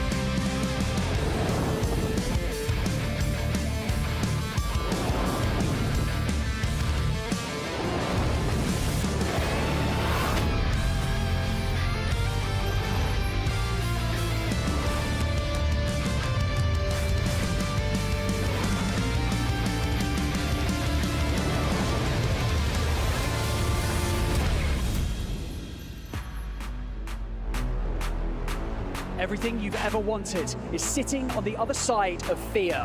And today we'll teach you the true value of all of your hard work and dedication. So, welcome to the PUBG Mobile World Cup and the Esports World Cup, and welcome to Championship Sunday! This is where all the hard work pays off. One of these teams will get their hands on the PMWC trophy and the lion's share of the $1.5 million prize pool. This is where history is made. Success is not final and failure is not fatal. Win or lose, you should all be so proud of how far you've come. 6 more maps in the STC arena will reveal your destiny and quite possibly begin your legacy. So, let's welcome our teams for the final day of the main tournament. Starting off with Alliance and Vampire Esports!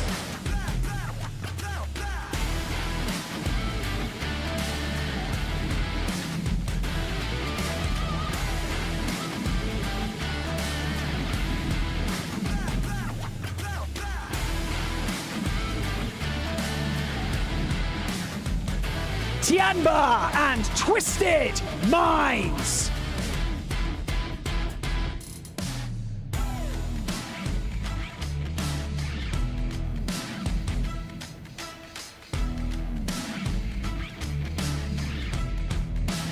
DRX and Boom Esports!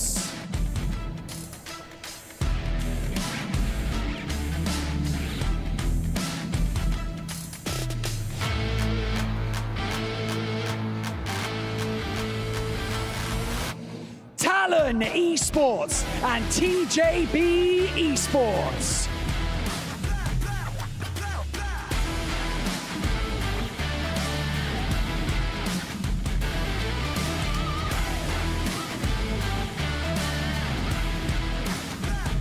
Power Esports and Team Liquid!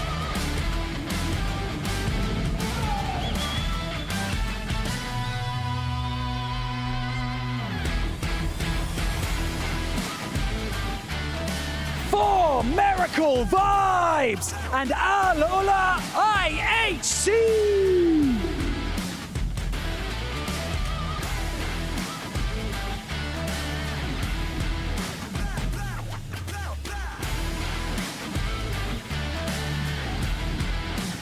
The Xavier and Istanbul Wildcats. Next, Ruya!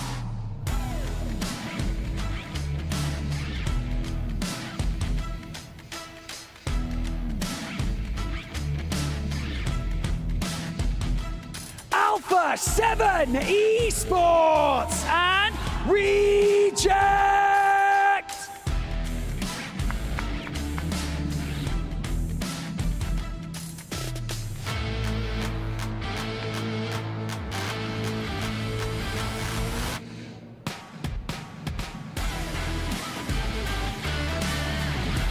PUBG Mobile esports fans around the world, get comfortable, because this is about to be a wild ride.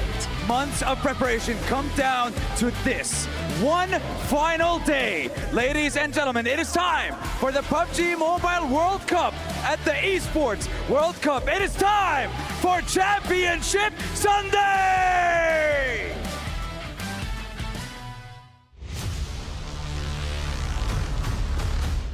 The stakes are higher than they've ever been. What we have seen so far in the first 2 days of the main tournament has just been a lot of uncertainty. We don't know who's going to be the champion. We're about to find out who's going to be the PUBG Mobile World Cup champion for the first time. By far the most beautiful trophy we've ever seen. You have bragging rights going all the way to the end of the year and an extra slot for your region for the PUBG Mobile Global Championships coming up right around the corner. We have teams like DRX, a team that was in last place in group stages, made it to the main tournament in survival, now being able to perform well and being in contention for that championship. Vampire Esports coming up short is a huge shock to me. I mean, I think everybody expected these guys to at least be in the top 3, but they're not anywhere even close to that.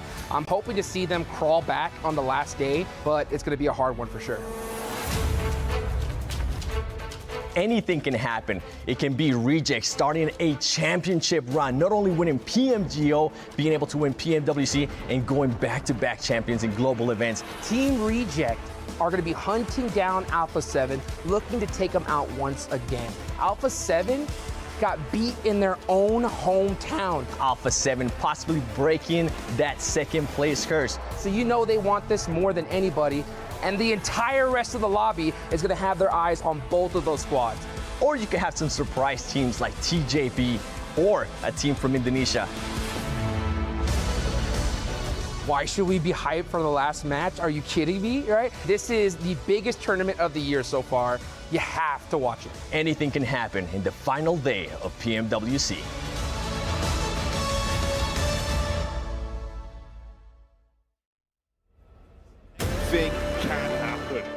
And all of these remaining squads are gunning for an opportunity to take the trophy. Alpha 7 and Reject are #1 and #2 squads. It's poetry, the way the PUBG Mobile World Cup has shaped up at this point. The final day, the final 6 games, one of them will leave as champion. PMGO Reject stole the title on home ground versus Alpha 7. Can they redeem themselves at PMWC, break the curse of second place, and take themselves home that trophy? Or will Reject once again go for a grand slam here this year, taking PMGO into PMWC? The biggest surprise I think we've had in quite a long time in PUBG Mobile. Japan takes the world by storm. An opportunity for it to be the year of Japan in PUBG Mobile. The fans at home have been going crazy with the support for Reject. And coming into things today, walking out onto the stage alongside Alpha 7. A really cool moment with the history of PUBG Mobile, how these things are shaping up. It's going to be exciting, it's going to be explosive, you won't want to miss it.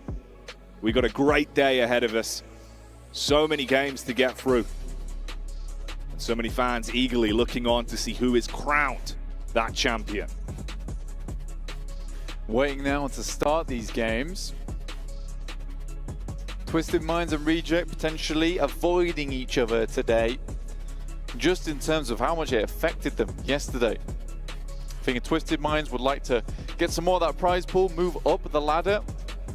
Dropping on a team like Reject is not a good idea. For DRX, came to this tournament looking pretty hot, honestly. See if they can move up themselves, but right now all eyes are on these two teams, on Reject and Alpha 7. And Reject, Jackie, even actually having more elims. Right now, when you look at the total elimination points, they are head and shoulders above the rest. And that's even with Alpha 7 going nuts to end the day yesterday. Racking up huge elimination games, resetting their mental off the back of a bumpy start to the day. They were able to find their form, pick up chicken dinners, pick up eliminations, look like the squad we expect them to be. They're just mirroring each other at the moment. First day, Reject ended their Miramar with a chunky win.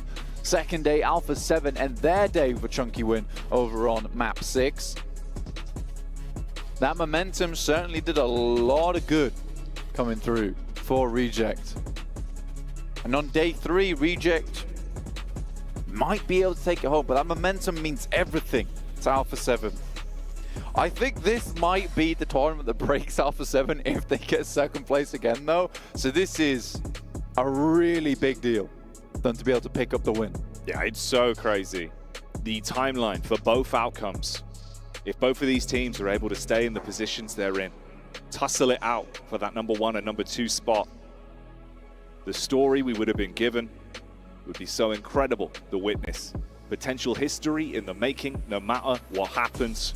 Beneath the trophy, you already see all of the keys that were crushed, the fallen teams that were left along the way.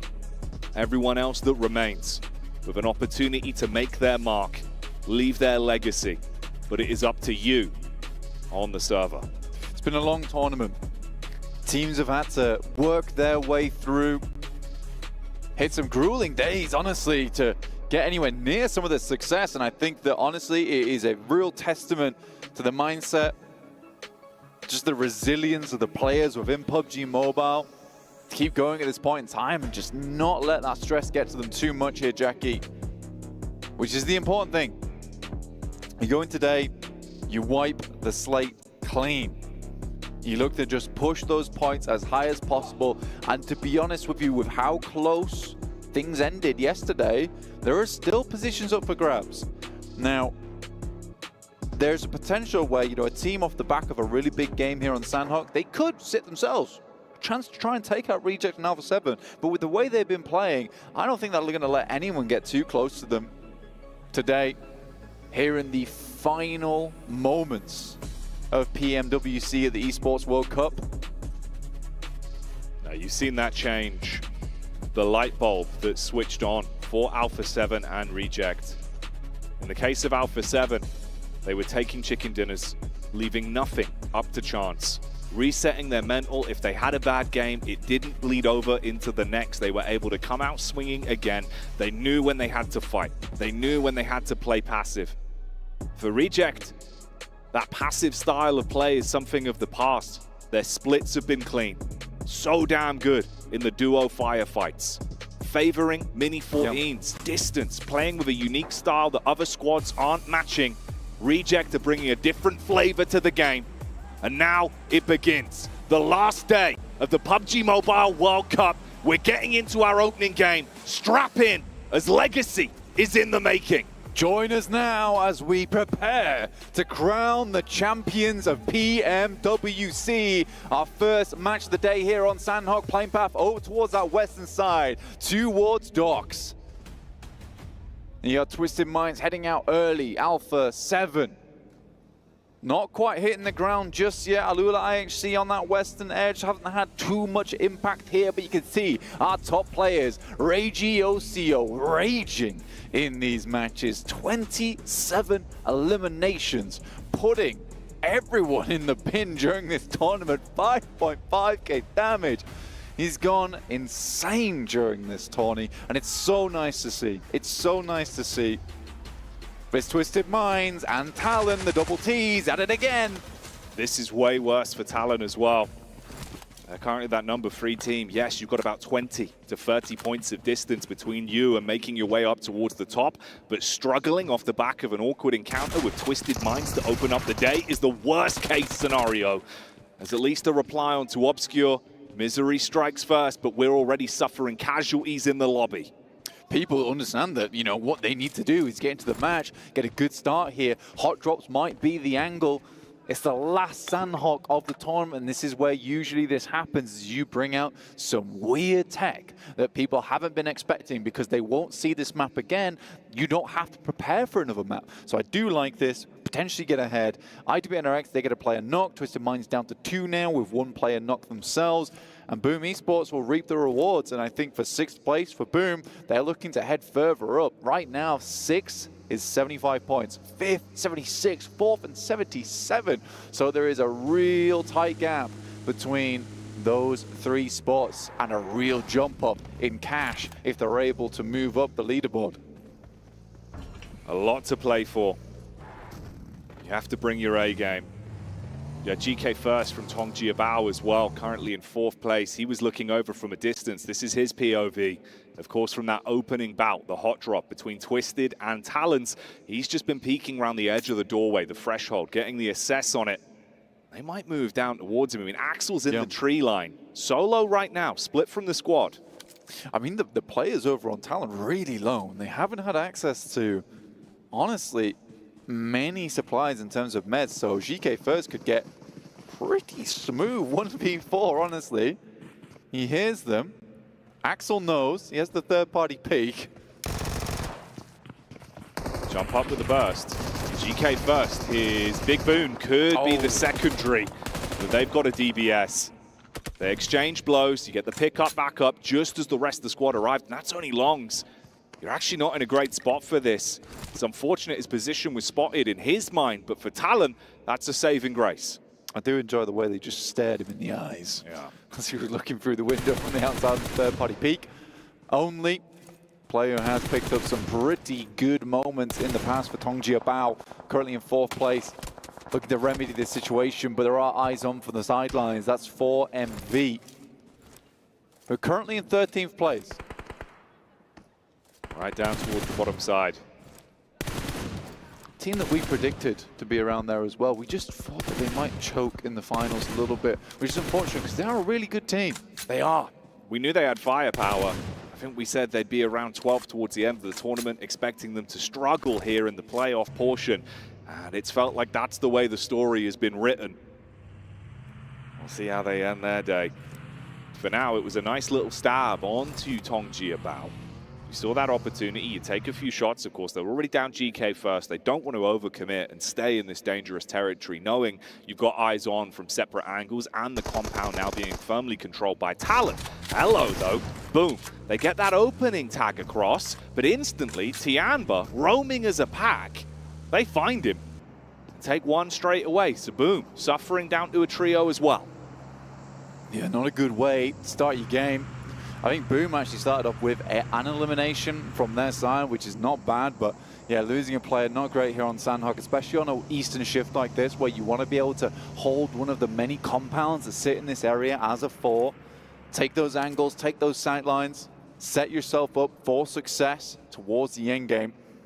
But it's Alpha 7, Reject. Once again, let's quickly take stock of where they are. Alpha 7 in Lakawi, over towards the water. And they'll have to be still like a pond here not let the ripples of reject bother them too much. These guys over towards Quarry at the moment, behind Team Liquid. A bit of a queue setting up here. Patience needed. There is no room for mistakes today. That is the biggest part. As much as you have to play aggressive, you have to play with confidence and switch up your play style. Keep teams guessing, potentially bully some squads. If you make the first mistake, it could all come tumbling down. DX Xavier, they swoop in. This was IWNRX that found an opportunity to fight versus Boom, but now they're getting thrust into an up-close engagement. IWNRX replying back. The DBS rip-roaring. Shots from the sideline go in. Sara down and out as Ayala from Team Liquid kicks off that engagement, but Reject are moving up. They smell the damage. They smell the potential for points here up against the fight that's going on in front of them, but IWNRX are already cleaned up. There's blood in the water, and I think for Reject, they can pick up some points here. This is what they've been trying to do most days, is just get as many points on board from these games. Crazy in a dangerous situation. The vehicle's popped, and in comes Team Liquid from behind. Everyone's gunning for points here. A fight's breaking out. Team Liquid third-partying onto what remained of DX Xavier with Paragon falling to the wayside. Nice nades as well. That takes down Boom as Divine's able to get a clean hook across. But you've got to withstand the test that Liquid are bringing towards you. They outnumber them in the battle of attrition. The difference is you're fighting an uphill battle with Reject controlling some cover. Regiocio goes out to pick up some loot here from the death crates, potentially some nades, some more stims, etc. I think he gets a whiff of an idea of where Team Liquid are. Holding behind these rocks, drops a smoke, potentially cross. Regiocio, quick peek out, gets some good damage. This guy has been on fire throughout this tournament. We've been so complimentary of the power that OCO has had from distance in a lot of these fights. Problem is, he might have bitten off more than he can chew here. He's been taking pot shots, but they isolate him, so Reject, that #2 team, down to just a duo. Not too many elims either. Divine has to back off. This was a massive fight that broke out. And we talked about the queue that sat in this situation, and everyone started to bustle and hustle and push in front of one another. It's created this horrid third party, fourth party, fifth party on top of this mountain. Divine has to hit some shots with the DBS, gets the first one, and there needs to be support here as Mythic will finish him off. Duello has a nade. Duello the duelist. Is he handy with his steel on this one? Tries to reposition from the nade. Pot shot round the corner onto Cardozin. Duello, good for the first fight. Some damage done onto him as well. The HP pool for Liquid isn't amazing. They've got to be on target with the utility usage to force Duello back. He goes in for the stim. Meanwhile, across the map, everyone is scrapping. You got damage in the backline, off the heel, but not quick enough for the response. Reject go down early in game one. Team Liquid coming out the gates blazingly fast here. Up to 6 elims despite losing a player, but Alpha 7 still in the game, down towards the southeast. Potential for them to get a big third party off here as Tongji Bao starts to harass over towards 4 Miracle 5s as Doc goes down. This was Tongji Bao that looked like they had a very bumpy course going into game one with the opening sequence, but they realize if they want to fight for a placement, they've really got to fight for it. They bring the hurt onto 4 Miracle 5s. Like you said, Alpha 7 at the minute allowed to stay out of trouble. Just assess the lay of the land. Knowing they're ahead in points, they want to take smart battles where they can rack themselves up those elims. For Miracle Vibes don't get that blessing. They get swamped by teams. DRX are now beating onto them. Alpha 7 looking to potentially move their way up the hillside. Out comes Soez, good spray, and 4 Miracle 5s are down again.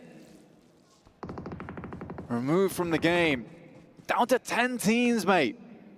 We're so early in the game, and everyone's trying to gun for as many points as possible to ladder up, to get further outside into those top rankings, earn some more money on this tournament.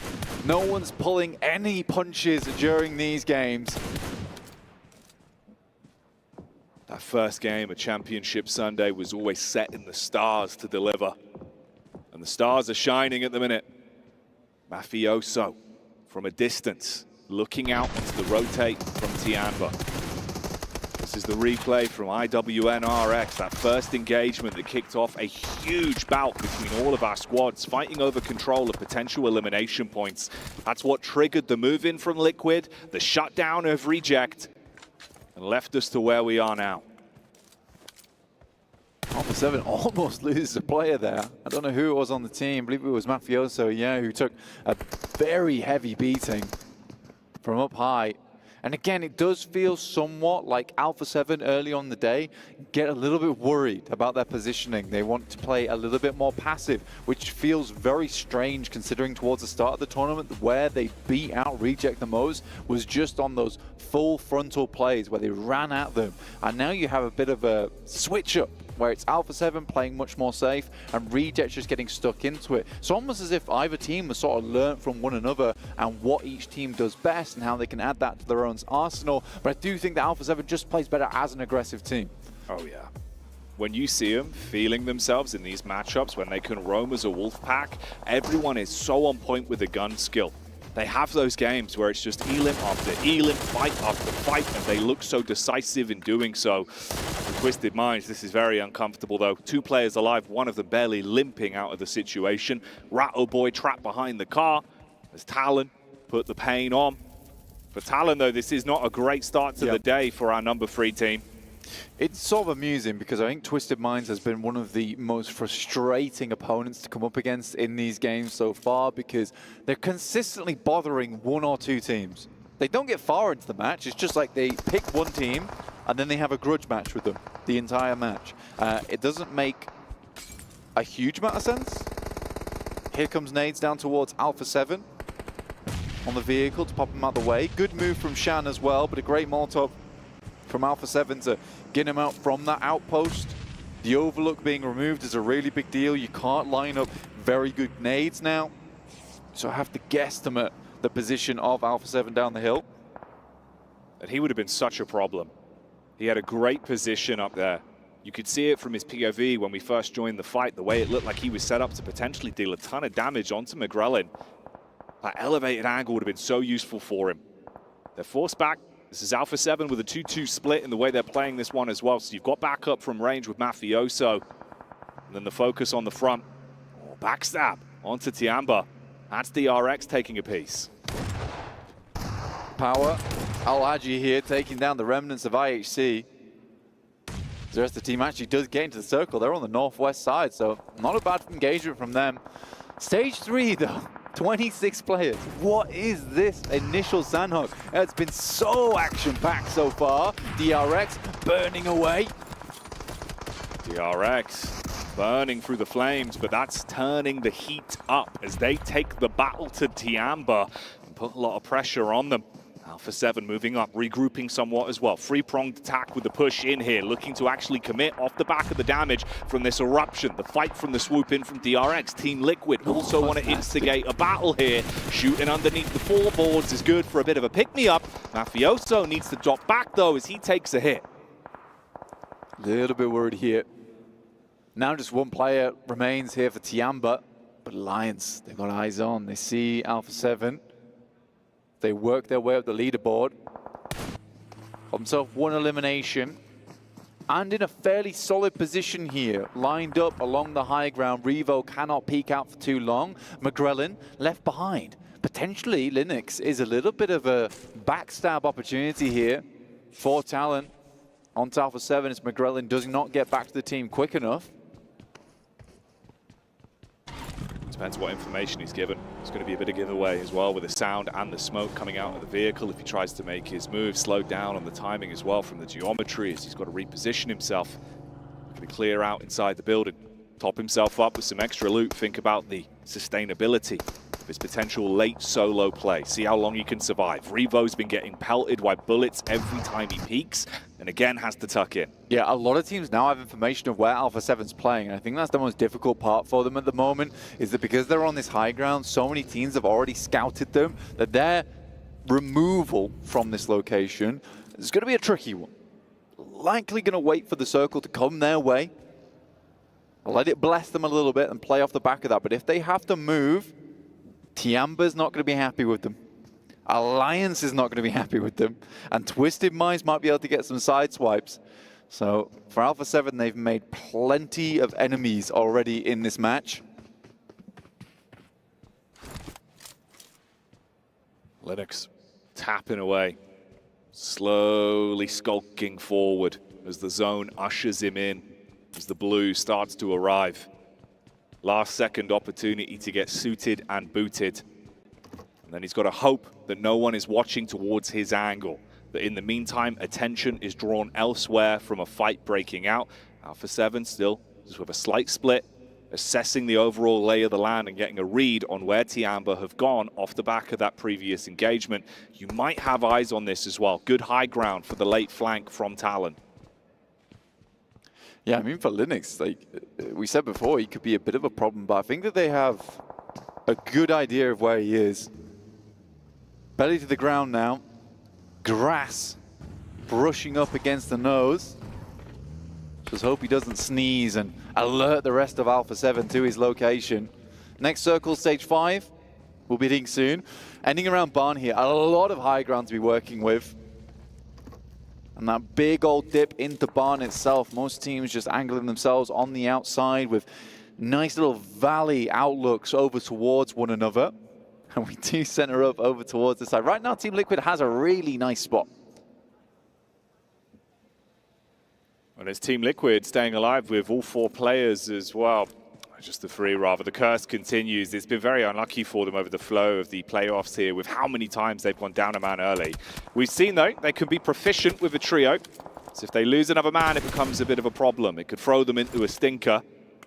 Power were also sniffed out on their rotate up. You saw a couple shots go across from Alpha 7, but no over-engagement onto it. Yeah. I think for Alpha 7 right now, they do have to leave. They know that eventually they're going to have to leave from this high ground. And it's not in such a way that it's problematic at the moment. But this does make it feel uncomfortable, I would say. Where you know on this next circle, likely you're going to have to clear out Power, potentially Alliance, but it's not so uncomfortable that you might think about staying for a little bit longer. But yeah, for Alpha 7 right now, I do think that there is some immediate moves that need to be taken. Creo, good sprays on Twisted Mind. Start things off. They scatter back behind the rocks here. Keep your noses clean, keep your heads down. They found Linux. He went for the long rotate round the back, but arrived on their portion of the map, and they did not want to give him any free space. Nice connection from Ratto Boy. Puts the pressure back on, but it's so uncomfortable for him. Zone burning away at the HP. Bullets when he peeks up. I think he accepts his fate and knows that he's about to go down. So Revo takes the credit for that one. Zone rolls in. We say goodbye to Twisted Minds and Finn the Herd some more.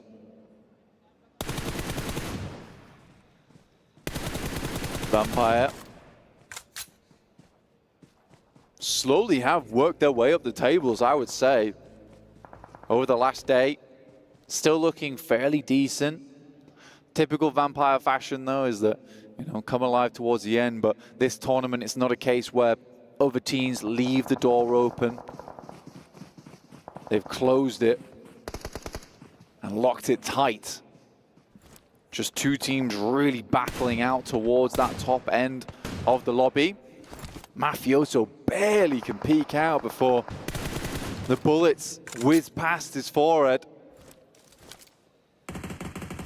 This is making it a bit more uncomfortable now for Alpha 7. Using a lot of the utility they had available to them. Haven't had many opportunities to restock in some time. There's the clap back. Good peek on the angle. Yeah. Revo heals himself up, wins out that fight versus the Tiamba man. Vampire still got their eyes on it. They see the quick rotate and know they're starting to advance. Yeah, Alpha 7 is trying to squeeze as many points as possible out of this game. A quick step up with the nade that comes through, but they're trying to angle these nades back on towards that overlook. Should be decent. Nice bounce on it as well. Jumps out the window and into danger. It bounces over the balcony and blows his legs clean off as he vaults. Great bounce on the nade. The psychological games there proving to be the bigger piece of the pie and making it awkward. So Alpha 7 just focusing on those eliminations, just focusing on taking smart fights. They get an opportunity to grab a little bit more loot as well from the boxes that Tiamba leave behind. Alliance and Power at one point seemed like they could be a problem. But since then, it's gone quiet. They set their attention back on the Liquid. Opening nades, cast across. They get close. If you get a nice nade through the doorway, Liquid could be on uncomfortable waters. Whoa, these are almost primed. The DBS is closing the gap though. Problems could be arising here. Liquid need to put the foot down.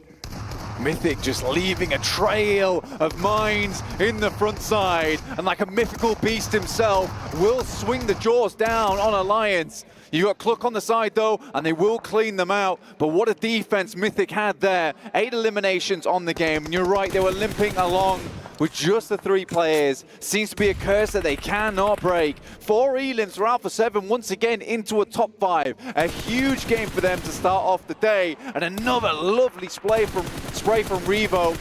The energy's there for Alpha 7. They're playing with aggression now. They're starting to see the potential pathway towards victory, and they want to beeline straight towards it. Getaway maneuver from Vampire. They didn't like the fight they were thrown into. You crash into Power. It's an upset on the battle back. Al-Haji goes down, but Revo is still stealing away eliminations. Nades over the top. Swept. Lucky to be alive. Alpha 7 still see opportunities for more points. They close the gap. They're pushing on down. They want to finish this one with so many eliminations. Nades on target. There's the follow-up as Schweppes is blown away. Al-Haji, he's probably going to be talking out of commission now, and it's all about Alpha 7. They're just thinking about the last few pickups, take down the last 2 men, and close it with a chicken dinner and some points off the back. Alpha 7 looking for the technical back-to-back from yesterday's game where they hit a high streak. Now looking to finish off Power and absorb some of that for themselves. And with the last player here, and Alpha 7 takes themselves a chicken dinner at the start of the day. Yesterday, finishing strong, starting today strong. The Brazilians in the crowd happy about this one. Potentially, the curse can be finally lifted as they get a lovely lead to start things off. But it's not over yet for this team. It's just beginning. But the first chicken dinner of Championship Sunday is Alpha 7's. They climb further up the rankings, giving themselves a buffer of points. And we've seen how much better it is for this team when the energy is good from the get-go. Yesterday, they didn't seem best pleased at that first match. They made a bit of a misplay on the approach. But for Alpha 7, confidence, the mindset, it's everything for them in these matches. And here, in the beautiful orange jerseys for the final day, they're feeling themselves. All eyes on them. Huge action here from them. They played their cards close to their chest until they saw the opportunities to turn up the ignition, and then they did not stop. Pickup after pickup after pickup. They run away with things towards the tail end of the game. And going to show they might be here to play blank. Like you said, can they upset the curse? Can they finally have that trophy as a title for Alpha 7? Break the ritual here for themselves, but a great start for them. I think Revo definitely happy with this one, consistently hitting massive shots for the team so many times, and it's really good to see. And I think for Alpha 7, this has been a long time coming. I like the way they played this day out though. This is a real change of pace for Alpha 7, and if you're a fan of them, you love to see this. They didn't go absolutely crazy in this first game. It was just slow and paced out and just really good technical ability, which is all you really want at the end of the day. And if you want to watch some more PUBG Mobile, stick around with us as we'll be back after the break. 4,000 of years, my wrath has burned in the waters of the deep. Its power awakens me. The kingdom will fall once more. The sea will consume all yet again.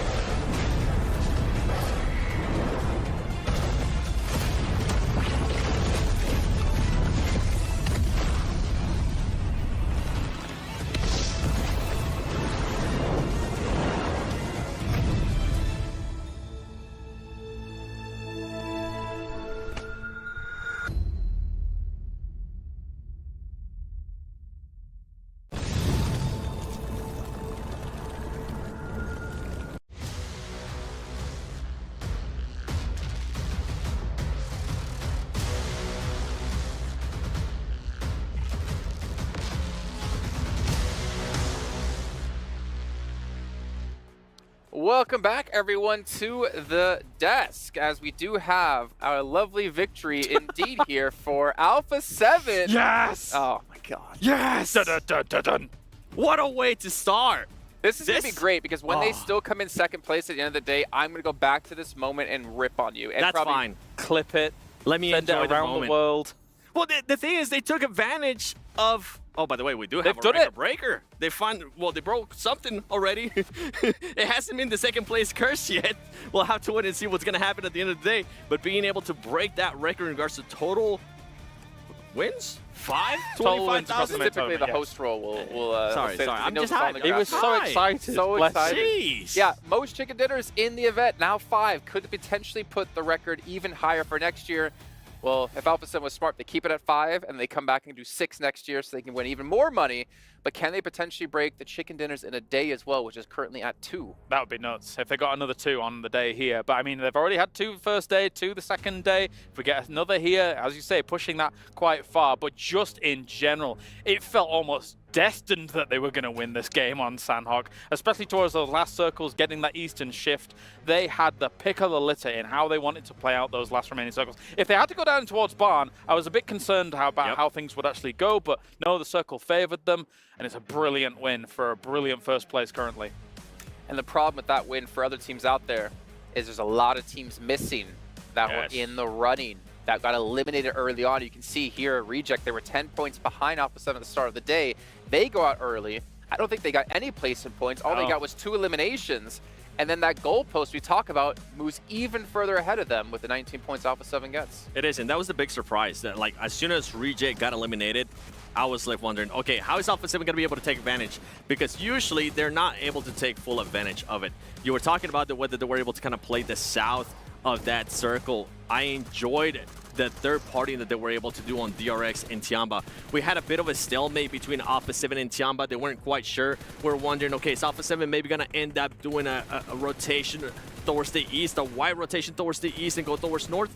They decided to just stay in their place, and this is what we've been talking about even from yesterday for Alpha 7. They've been doing the right place. They've been working on their timing, and I feel like the timing is what ended up getting them the win this time around. I think they're the only team right now that looks like the complete package to me. Be it, are they in the central position? They can play out of those. Are they able to sweep, even on Sandhawk, which is the hardest sweeping battleground, by the way, and they can do that as well. You can see the elation on their faces. They know this is big. And is it doomsday now for all of these other teams?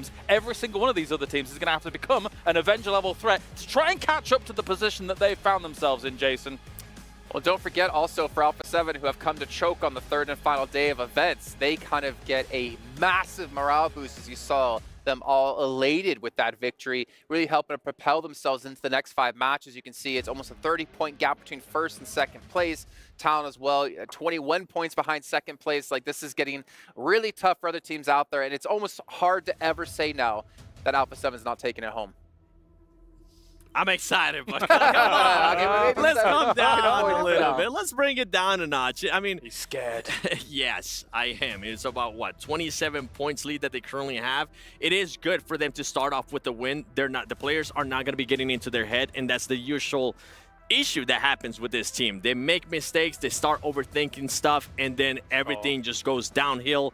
Everything crashes. With this, now they're going to have the confidence. Now some of the other teams, I'm hoping that Alpha 7 starts being a little bit more aggressive and makes the other teams think twice about certain situations. Trying to hold them at bay a little bit in some of the moves that they can potentially make. I mean, you even saw it in Alpha 7 management after the game concludes as well. They know how big a deal a start to day number 3 is like that for Alpha 7. It has almost been written in the stars in the past that this team would eventually take a #1 spot. Right now, they're staring down the barrel of this championship. There is a world where some of these teams could catch up, but my, what a start. It's the Neymar buff, man. Oh. Well, if we're talking about teams adjusting, Senna, the suits too. I mean, there's so much at stake for them. There is. But we're talking about teams maybe adapting some styles. Taking a look at Sandhawk and taking a look at Tianba, they didn't sit and wait forever, they went for an early rotation to get into the zone, so it seems like they have changed some things up, but unfortunately for them, it's not going to net them really anything in this match. Definitely so. Not only the fact that these teams were trying to get central much quicker than their previous Sandhawks, but also there was a heightened level of aggression from bloody some of Sandhawk. these. Yeah, very much so in those early stages. We had like 4 or 5 teams down and out before we'd even had that second circle really kind of find full fruition. So it really does feel like there's obviously a lot at stake for these teams. They understand the severity of the situation here. And on Sandhawk, when you we already had those hot drops going off so early, it gets very, very dicey. Yeah, seeing Talon and Twisted Minds go head-to-head is a little bit awkward because Talon is one of those teams who's in contention for first place. Luckily for them, they actually eliminated 2 players in Twisted Minds, and I don't believe they lost anyone on their side. But there's just so much that these other teams need to do now. That one victory moves the goalpost so far that you almost have to be even more aggressive if you want to catch that. Though I will say right now, maybe it's a little bit early on or too early on the day to do that just yet. Yeah, especially for those 3rd to 8th place teams. And with Talent, though, what actually surprised me is they decided to switch their landing spot. They could have ended up going to hot in and hot drop again with Power, but they decided not to do it. But they ended up in another hot drop. So for them, I'm kind of left wondering, what are they going to be doing here in Erangel? Are they going to continue to try to readjust? Or are they maybe just going to go back to playing their style, which has kind of worked out for them? Especially yesterday, their Erangel was just so strong for them.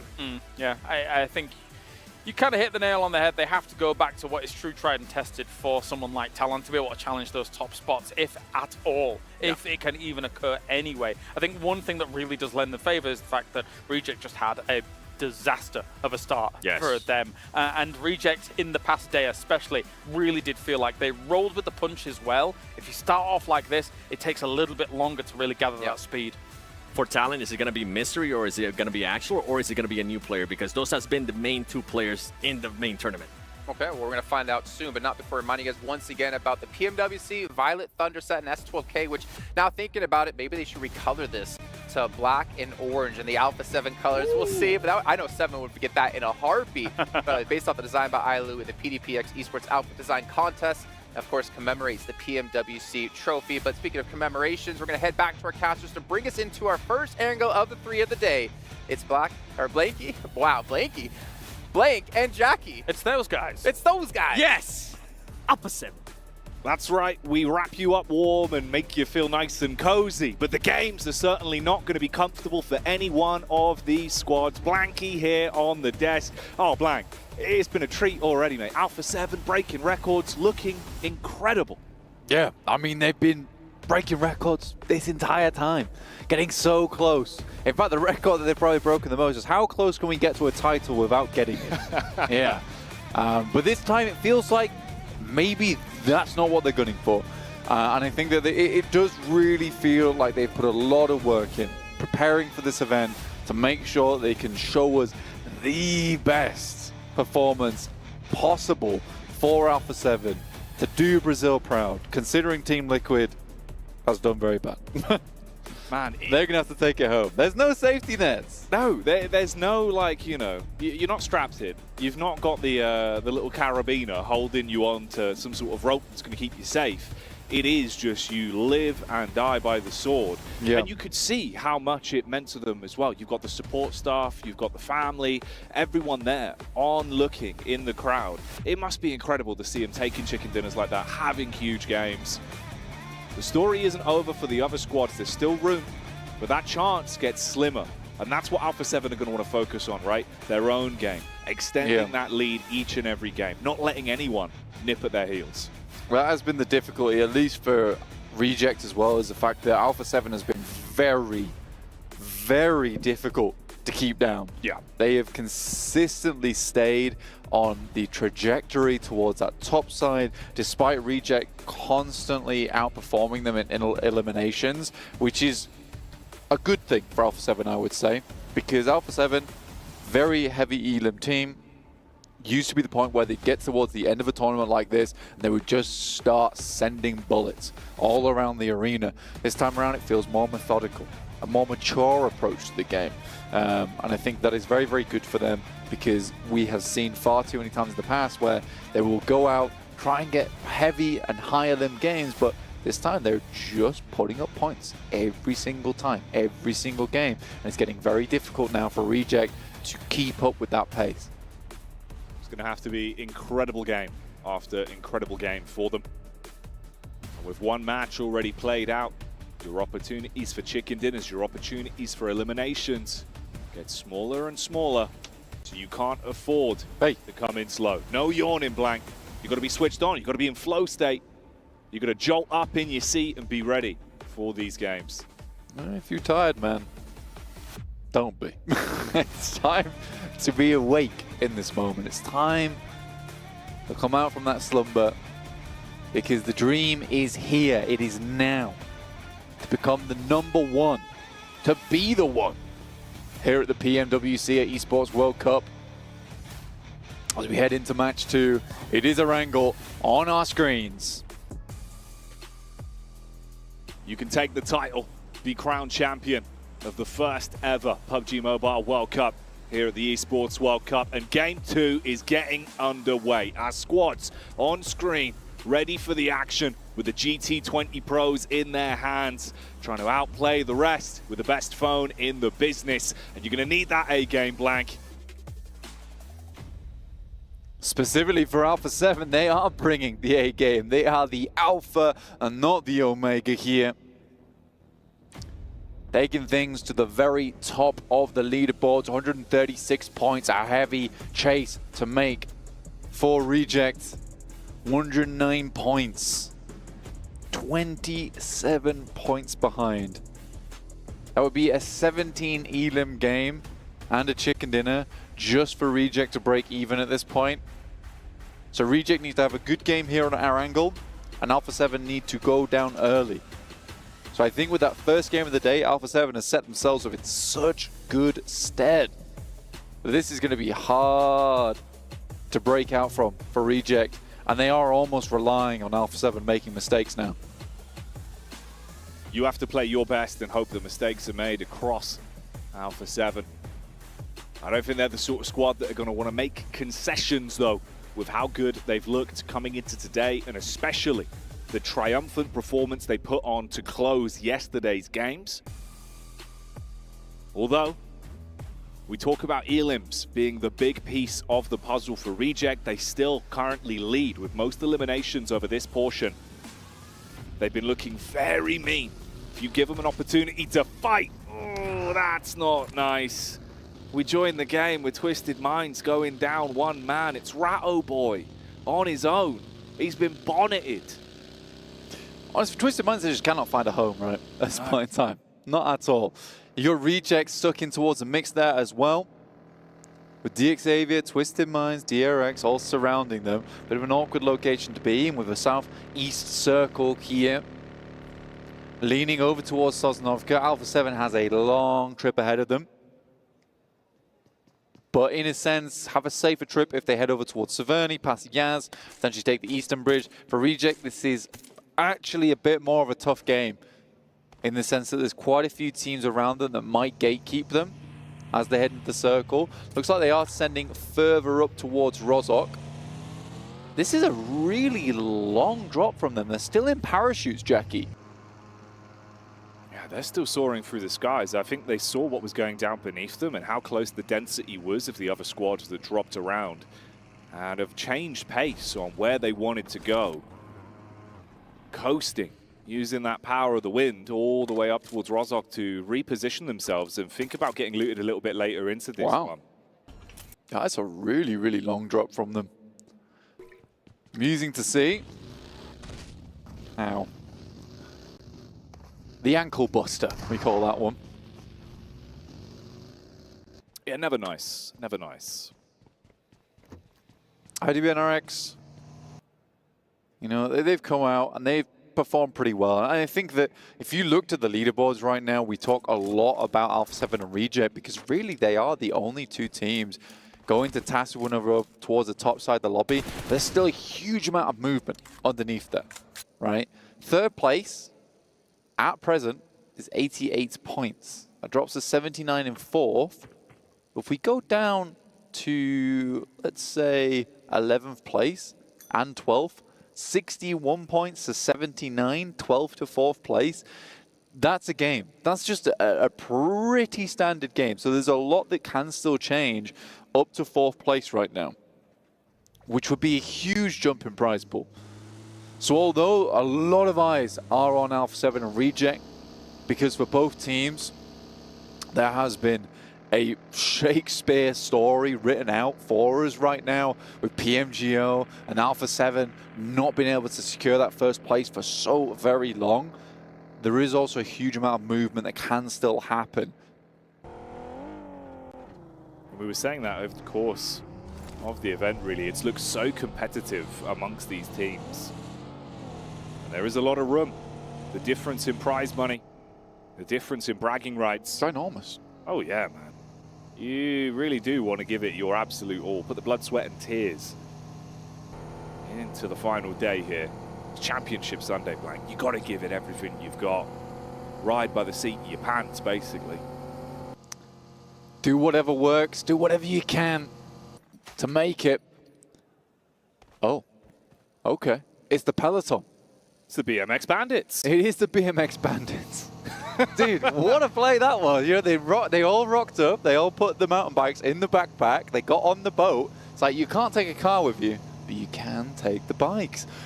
Smart moves from Alliance, and they get themselves over towards Nova Rep Neuer.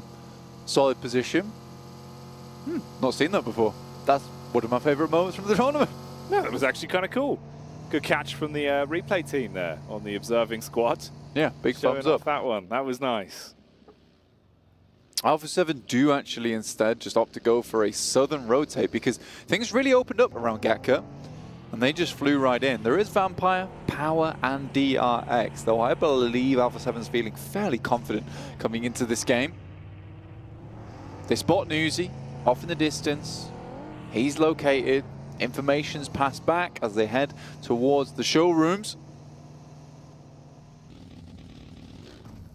Grelling got eyes on to Newsy, but the rest of the squad was a bit further back, and with the geometry there, they were tucked in a little bit behind the hillside. Mafioso moves up with Revo in the passenger seat, and they're going to look for the info, see if they can get the wide berth round on the edge of things. I like this. Assess where they are. Yeah, they spot them now. Good distraction from the two players in behind, and now there.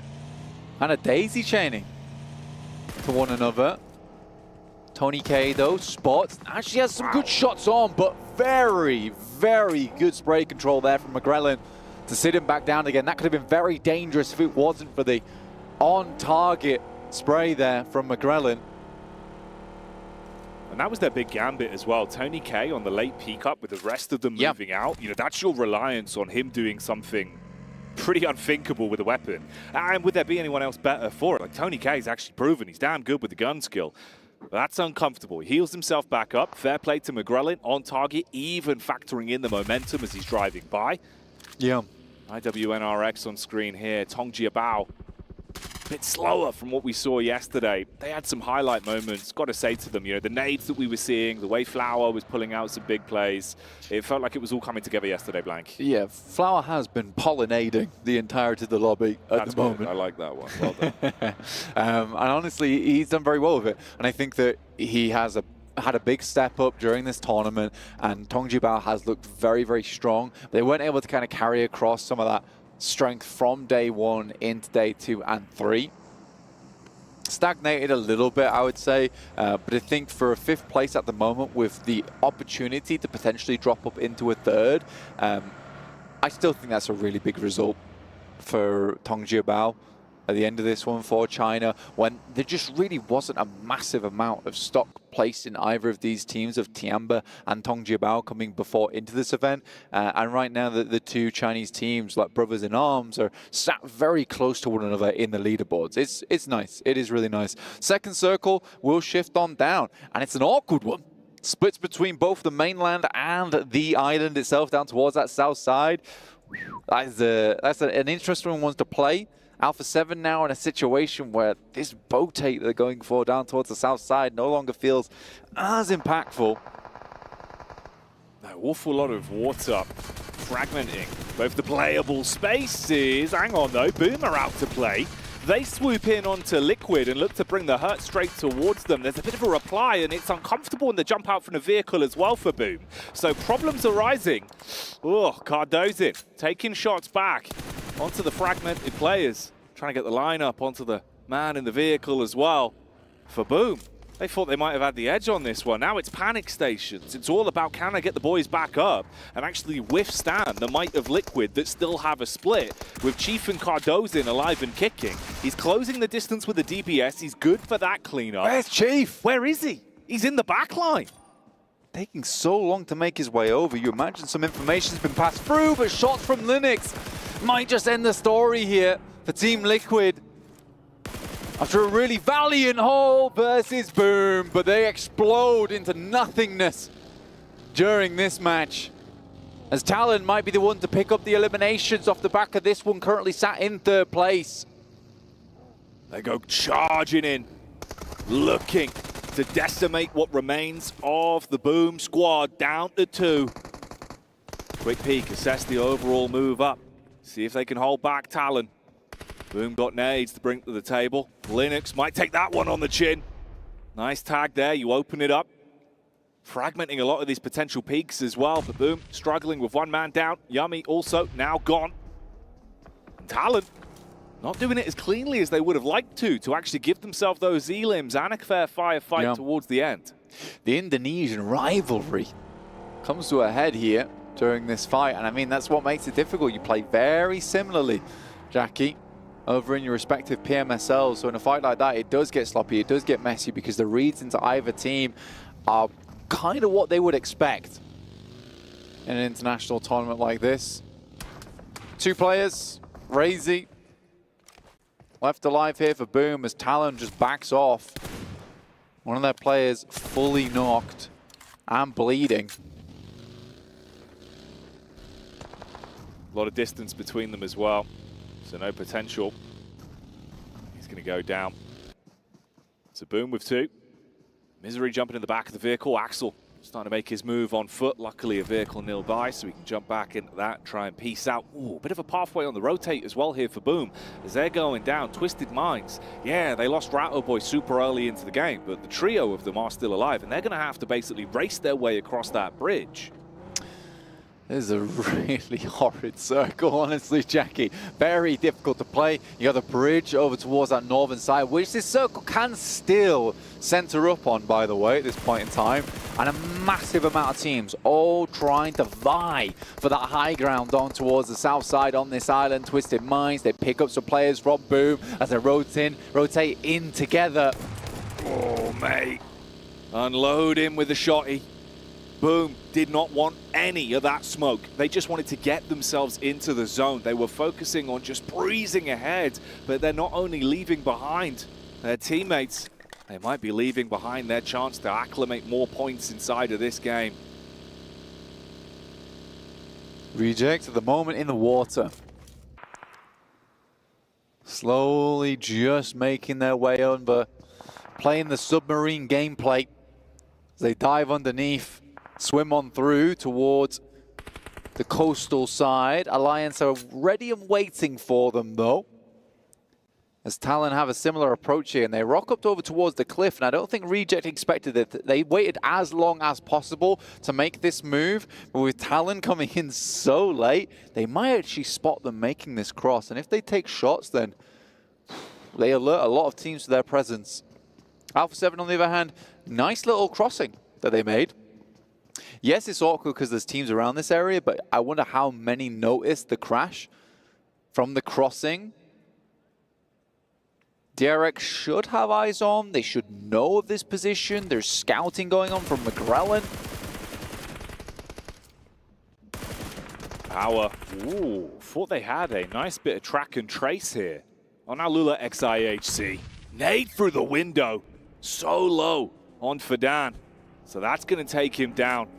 Boom, now completely out of the running as well as GK first from Tongji Bao spots the last man that was barely limping his way into the new zone. And Power with a lot of pressure on them. They've got to get their teammate back up, see if they can revive for Dan, and then focus on the fight that is yet to come. Godless, quick on his feet, with the backup of the rest of Alula XIHC, closing the distance and bringing the pain towards Power. Power just dropping the minefields underneath the delay. Smoke goes up as well. Trying to remain as hidden as possible. Alula IHC throwing some interesting grenades through. Not really getting a whole lot done from these either. Godless underneath, the smoke just about to dissipate, but did get the full refresh. Decent nade, but not on target. Meanwhile, we spoke about that water crossing for Reject. Talon were able to spot Divine, and he takes a hit, so Divine down. We'll see how that one pans out. And the battle between those two seems like it's getting worse for Reject as well, with Alliance being able to punish onto them and Misery shutting down Ocio. The clash between Power and Alula XIHC continuing in the meanwhile. Trades between either sides as the shotguns are roaring through the close competition. Divine goes down, problems arising all over the battlefield here. And Alula XIHC finally bringing out the mop and bucket to try and clean up against Power. Very nicely done there. Again, I feel bad for Reject on this crossing because Talon has played a weird game this tournament.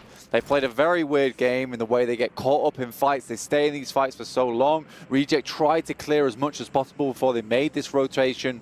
And this is just where it's unlucky. Because as soon as these shots starts ringing through, Alliance immediately have a good idea of where that team is, where they're playing, and they take shots back. So that element of surprise is just gone.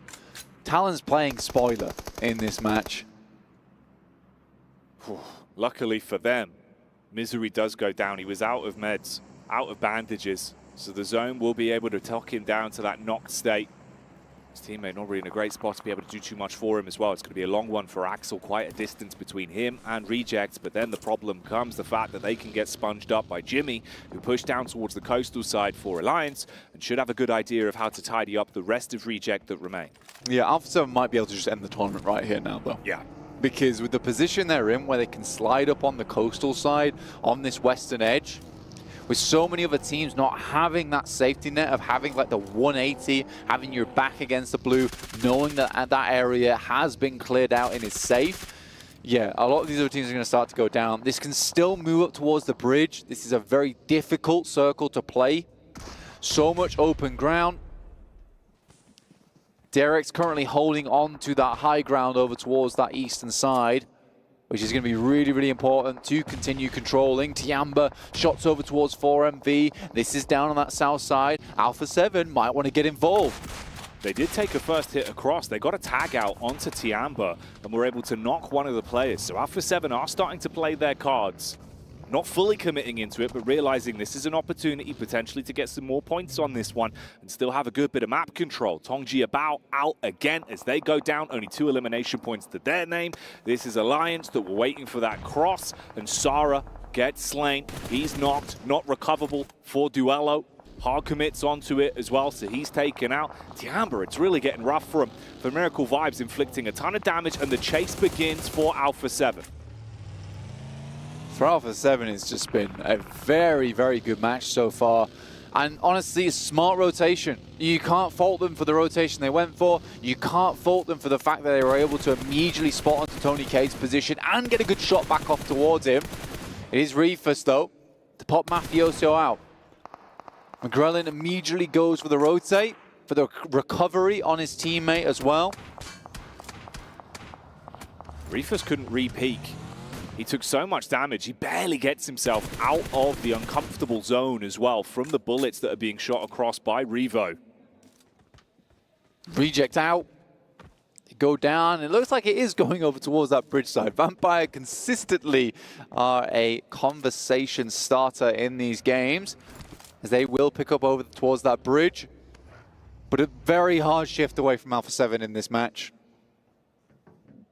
Not that it matters. If only they just profit a little bit on this game. Already into a top 7, they've done well.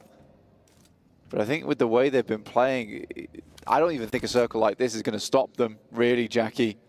They've been fairly indomitable over the past few matches. Very difficult to deal with. 4MV got one shot off before they absolutely bullied them out of position. and now looking to clean them off from this high ground. If you take a fight with Alpha 7, you better hope you take down the whole squad, or else you're putting a huge X on your back, and they will want to swoop into you. McGrellin, he's the opening gambit, goes up close, hopping out the vehicle, but is slain. Not just a knock, a full elimination. So only a trio remains. Mafioso taking damage. Here comes the bonnet. The double rundown as Alpha 7 get mulled over. Alpha 7 caught up in the wheels and caught up in their own confidence as perhaps they pushed into 4MV a little bit too lackadaisical there. A bit unfortunate. However, no real bad moments for either team there. I think for Alpha 7, Reject, they're in the exact same position they started off this game on. And Alpha 7's not unhappy with that. It's still a very difficult task for Reject to catch them up. Vampire, though, looking to climb the rankings even further. Good center position so far. Decent cover as well from the water side, where Alula x IHC are slowly coming from, taking the odd pot shot here and there, but it's incredibly uncomfortable for them. You've got Alliance that have been down on the coast for so long. And for Miracle Vibes, have they got some newfound energy? As DRX might want to test how handy they are with their steel. There's 7 limbs right now for 4MV. Very nicely done. This was this crazy buggy rundown. If you didn't go down to the shots going through from the gun, it would have gone down to the wheels either way. So a good performance there from 4MV. Who need a miracle, honestly, at this point.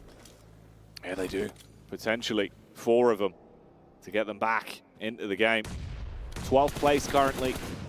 Looking to climb up a little bit, secure some more prize money. Gets a bit awkward in the engagement versus DRX. Fragmented with Baron trapped in the gulch towards the middle. QZZ battling bullets back as well. Fires off those warning shots. Alula x IHC. Got Zol.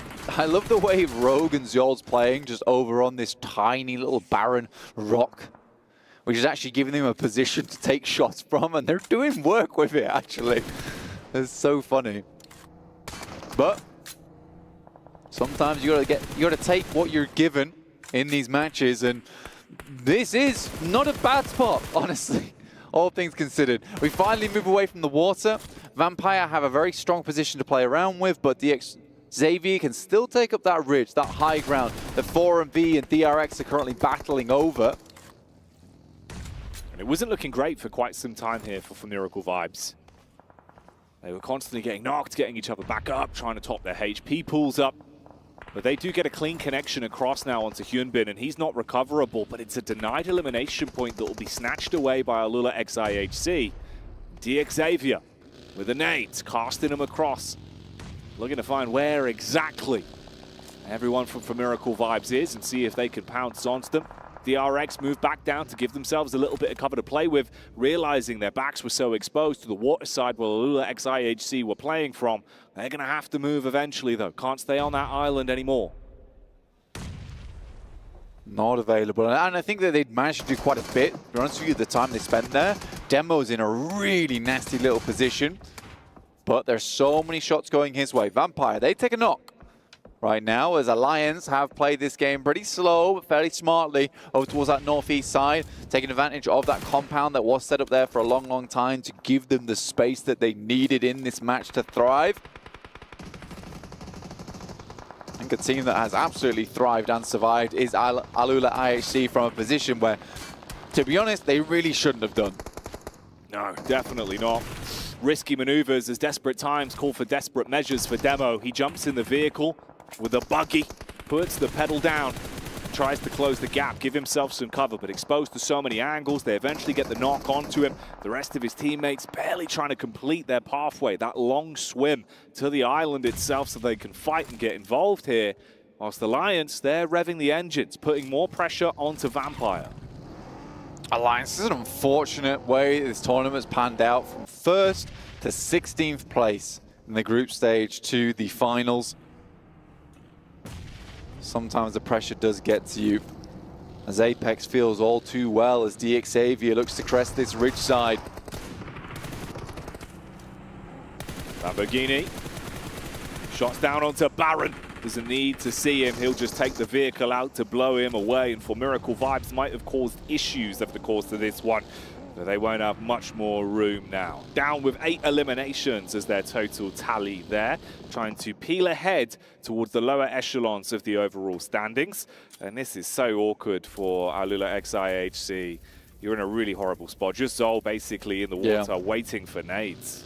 Still, 5th place is not bad, and there's the nade that came through. He was waiting for it. The delivery's right on time from Vampire, who stake their claim over towards the northern edge of the map around this bridge. Alliance, though, have done a great job to stop them from taking too much advantage of that positioning. MG9 here for Shadows. To potentially take some shots through. Cluck on the low ground, supporting the rest of his teammates. DXavier, though, with this side swipe, Jackie. And for how many fights we've seen DRX thrown into, it's crazy they haven't even been able to secure themselves one elimination from other teams like DXavier, like Alula XIHC, stealing those away at every opportunity. And that duo, yeah, they're really feeling the damage right now. Alliance lose one man. He's brought down to his knees. Ooh, hello. That's quite a nice little angle.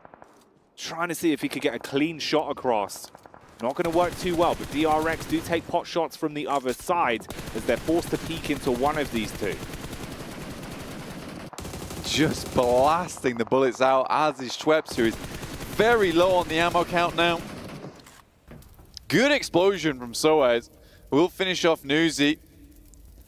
Tony K playing alongside with Schweppes now. Final 2 players from Vampires as DXavier set themselves up to finish out this game strong here, Jackie. Currently in 8th place, 72 points. Could hit up towards a 4th place here. They could climb up. Finding good Elim points as well. 6 to their name. Vampire with 5. But Vampire are just down to Tony K. Tony K, can you slay and stay alive as a solo? I mean, he switched on for the fight for DXavier. They fragment themselves, trying to get a better overall look at everyone. And that means they're a little bit more susceptible to these hits, but he's got to run a real gauntlet blank. The entirety of Alliance ahead of him. And they've got nades as well. Molotov's going to go in, should be on target. That's a lot of time, and you're burning. Yeah. Down and out. Goodbye, Vampire. That was a nice molly to just remove that player from a very difficult position, because now Alliance are no longer stuck in some nasty spots down towards that north side, but in come DXavier. They don't want to let Alliance get out and into position. With the boys from Vampires looking over towards their spots for a long, long time, DXavier send in, cause a little bit of commotion, but immediately double back here, Jackie, towards that high ground, allowing Alliance a little bit more time to regroup, refigure out what they want to do with this spot. Very interesting. We'll see how this benchmark affects things then. Mini 14s to work with. Grabbing themselves the last few dribs of utility as well, slowly ushered forward. That's the spot onto the remaining man for DRX as well. Lamborghini would take that one in his stride. If he can get the full knock across, that's an extra point, and you've still got this elevated angle. Honestly, I think that was the opportunity there for DXavier. As soon as Alliance finishes with that fight, they're all on the low ground. They're not in the greatest of spots. This next circle comes through, forces DXavier off the high ground. But I think if they were a little bit more confident, potentially they could take that fight with Alliance. And now they're sending in down the hill. They've realized that there's a little ridge there that they'd have loved to have had earlier. But Alliance have been prepared for them. Curious ending here now for DXavier. I mean, the timing on it was a bit of a blessing. The only issue could be that solo dolo, the last man from DRX, because he's throwing nades towards Lamborghini's position. So even though he got the timing to get down there, you feel uncomfortable from the back line. He's just spamming bullets across.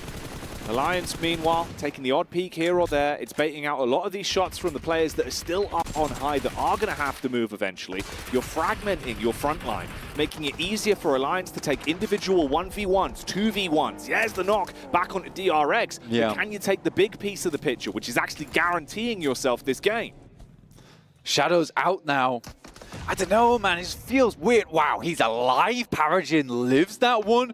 Shrapnel sticking out from his side, but continues to limp forward. DXavier, by backing off, might have just lost themselves the game here rather than taking the initiative in that moment. Great nade from Paragin, though.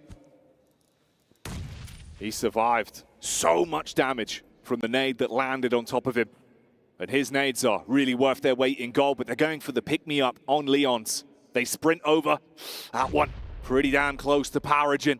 Follow-ups coming in. They're able to save the life of Leon's and then reinstigate the firefight, dealing with DXavier pretty cleanly now. Alliance want to shut this one down. They think mistakes were made for DXavier, but on the peak up, Lamborghini tries to clutch it. Not going to happen. Chicken dinner goes the way of Alliance. Alliance just played that game very, very well. And I think that even just from the start of that game, as soon as they hear Talon taking shots over towards Reject, they instantly turn, they clear out that side of the map. They play a slow game down towards the bridge, but DXavier not forcing the issue after they just finished their fight with Vampire felt a bit strange to me. We saw them try to get set up in that position, but by the time they were starting to come off from that high ground, it was already way, way too late, because they all had eyes on. They had 4 separate angles to peek up onto them. Shadows goes down immediately. You lose your big gun in the MG9, and yeah, life gets tough from that moment onwards. And that's a game that was important for them as well. You know, they were doing pretty good on the old elimination points. So if you got the extra 10 from taking the chicken dinner, then yeah, prize money becomes a real big topic of conversation for them. They would have been able to leapfrog their way up a bit. Yep. Instead, it's Alliance that were all the way down in 16th place, taking that chicken dinner and hoovering up the points. Because they had the idea of it as well early on when we saw them start to just fly down, and then I think there must have been a call back from the team where they just told them to regroup, and whoever thought they were being the DX savior on the team to try and get this game back under control ends up dooming them in the process. But yeah, I think it's a great game from Alliance, and I think they were as shocked as we are in the casting booth when they all flew back. They were like, they're just gonna let us have our picnic and then get back on with the game, are they? Yeah, they were given the cake and were allowed to eat it too. So Alliance is going to be pretty happy with the outcome on that one, all things considered. It's felt like it's been so uncomfortable for them here over the course of the playoffs in the past 2 days. But at least the chicken dinner to give you a bit of energy and the good vibes. And really, you know, the topic of the top 1 and 2 teams in terms of that storyline as well, it's basically a mirror matchup with the way that Reject go down early. Alpha 7 could have had a fighting chance, but don't get too much to take home from that one. Basically stalemate on the second match of the day. We're going to head to a stalemate with you guys, but only about 2 minutes on a little break. And we're back with the desk and then game soon.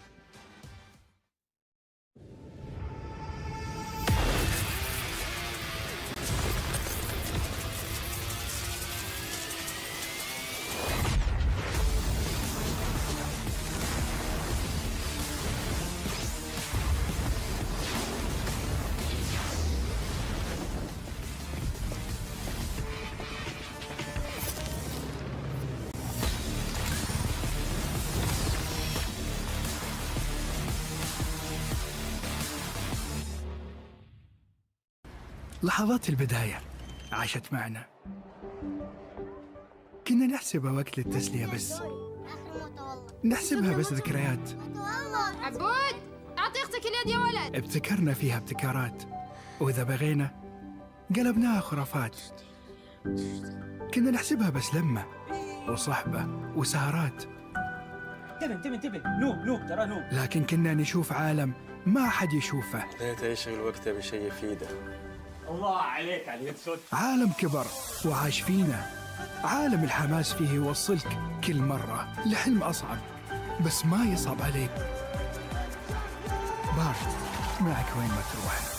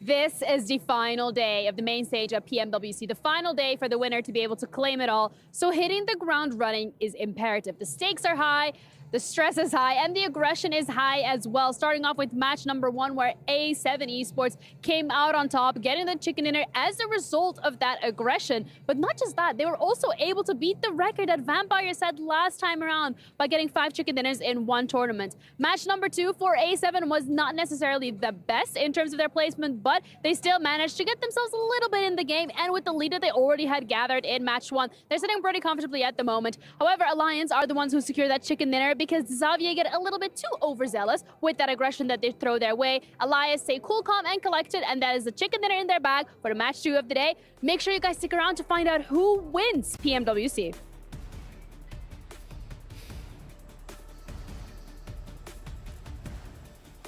Sometimes you just need to respect the AKM. Jimmy! Oh, man.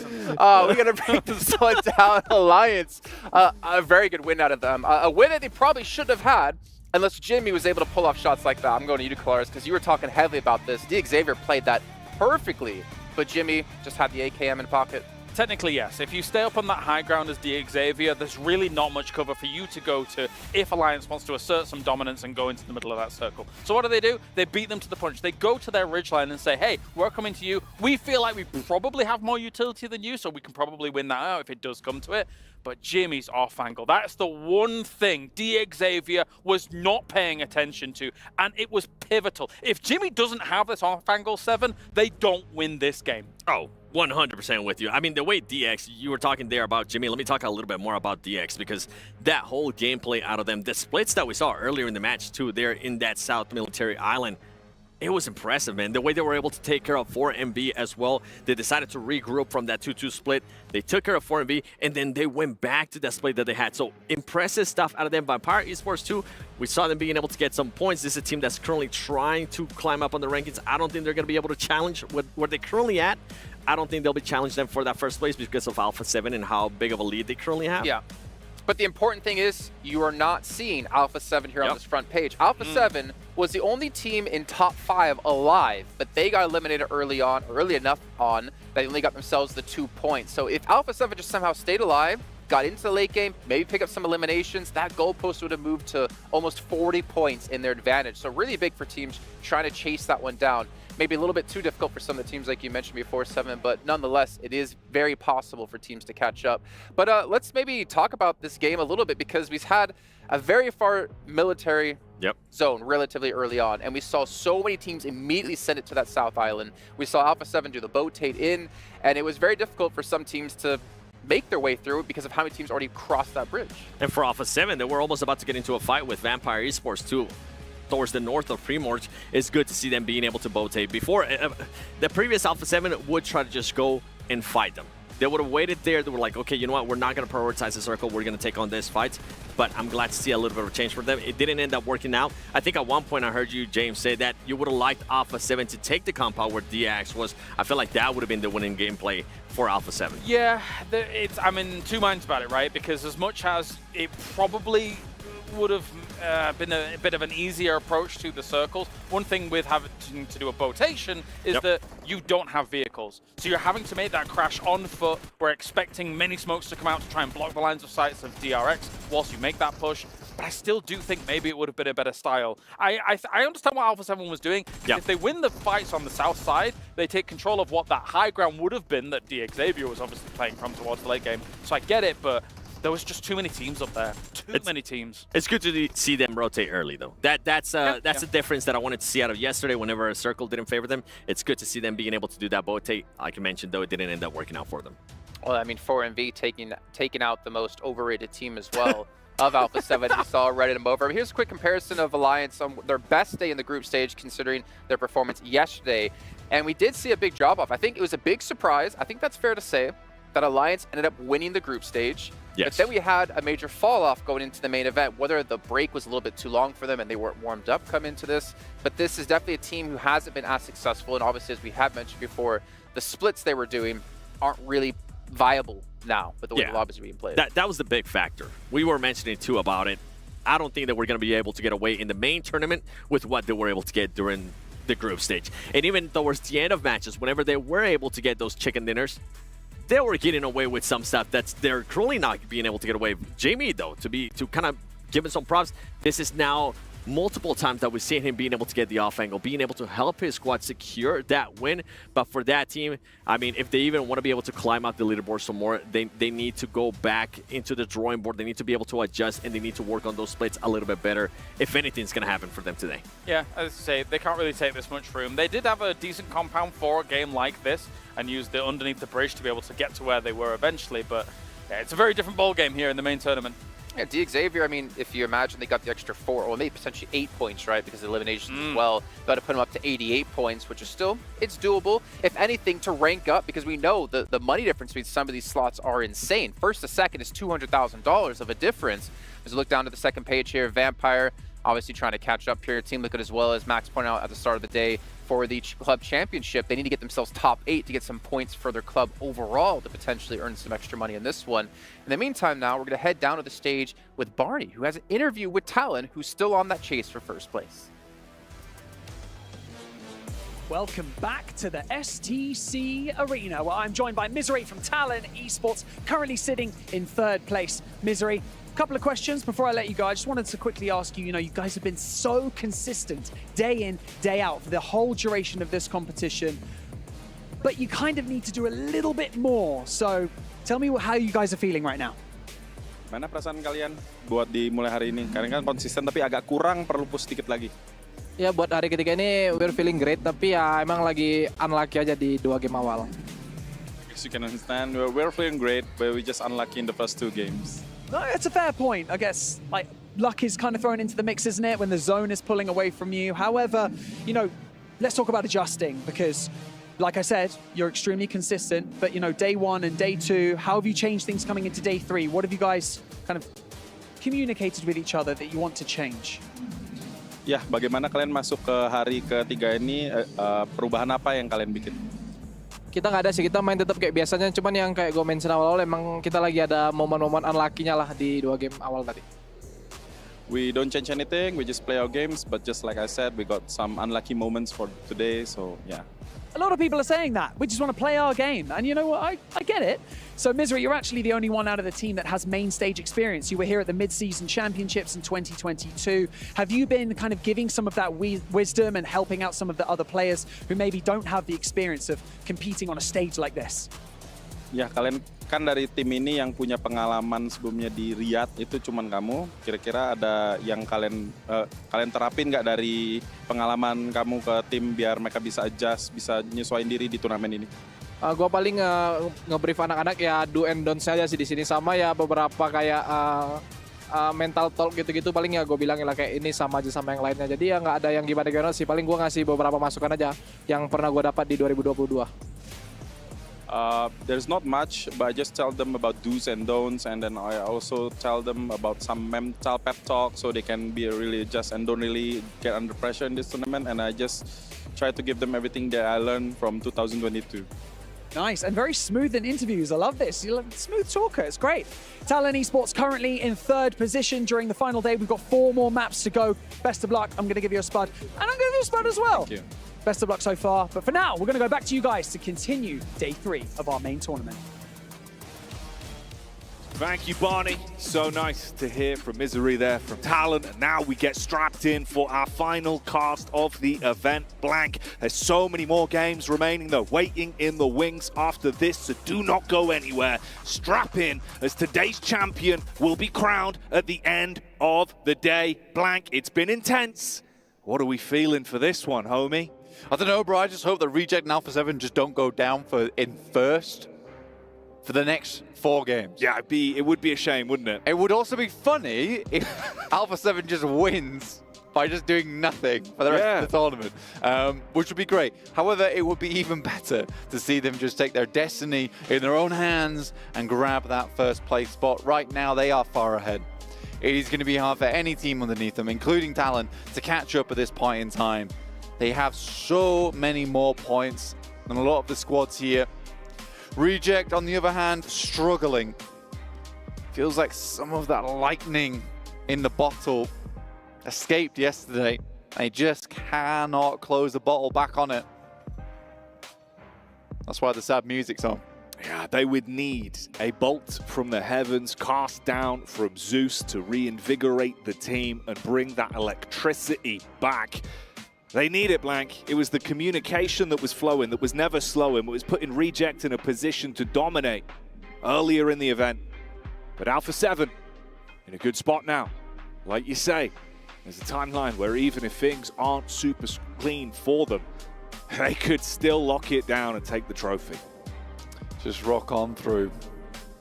As we head into our third map of the day, it will be Erangel, followed by one more Erangel and two Miramars, casted by John, Allen, and Jukes. We'll be closing out today. I'm just waiting to get into the game at our halfway point. This is where Reject need to have a bit of a resurgence. This is where Alpha 7 can leave them in the dust. It's where potentially another team can claim that third place. Tear it away from Talon Esports. DRX behind them. 85 points here, Jackie. 81 on DXavier after that last match, and TJB on 80, tied with Boom. It's so ever close for that third place position. Who's going to be able to pick up their podium spot? With the Infinix GT20 Pro, it might just be possible with that phone that all the players are currently using here.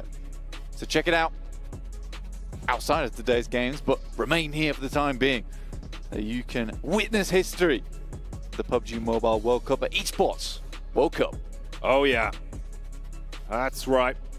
The crowd has been getting rowdier and rowdier over the course of the days. They've been enjoying the plays that have been occurring on the grand stage. Just strap yourselves in, make some noise, feed the energy in the STC arena, and let's give it up for these squads going into our third game of the day. An opportunity could present itself to Alpha 7, a chance for Reject to climb up.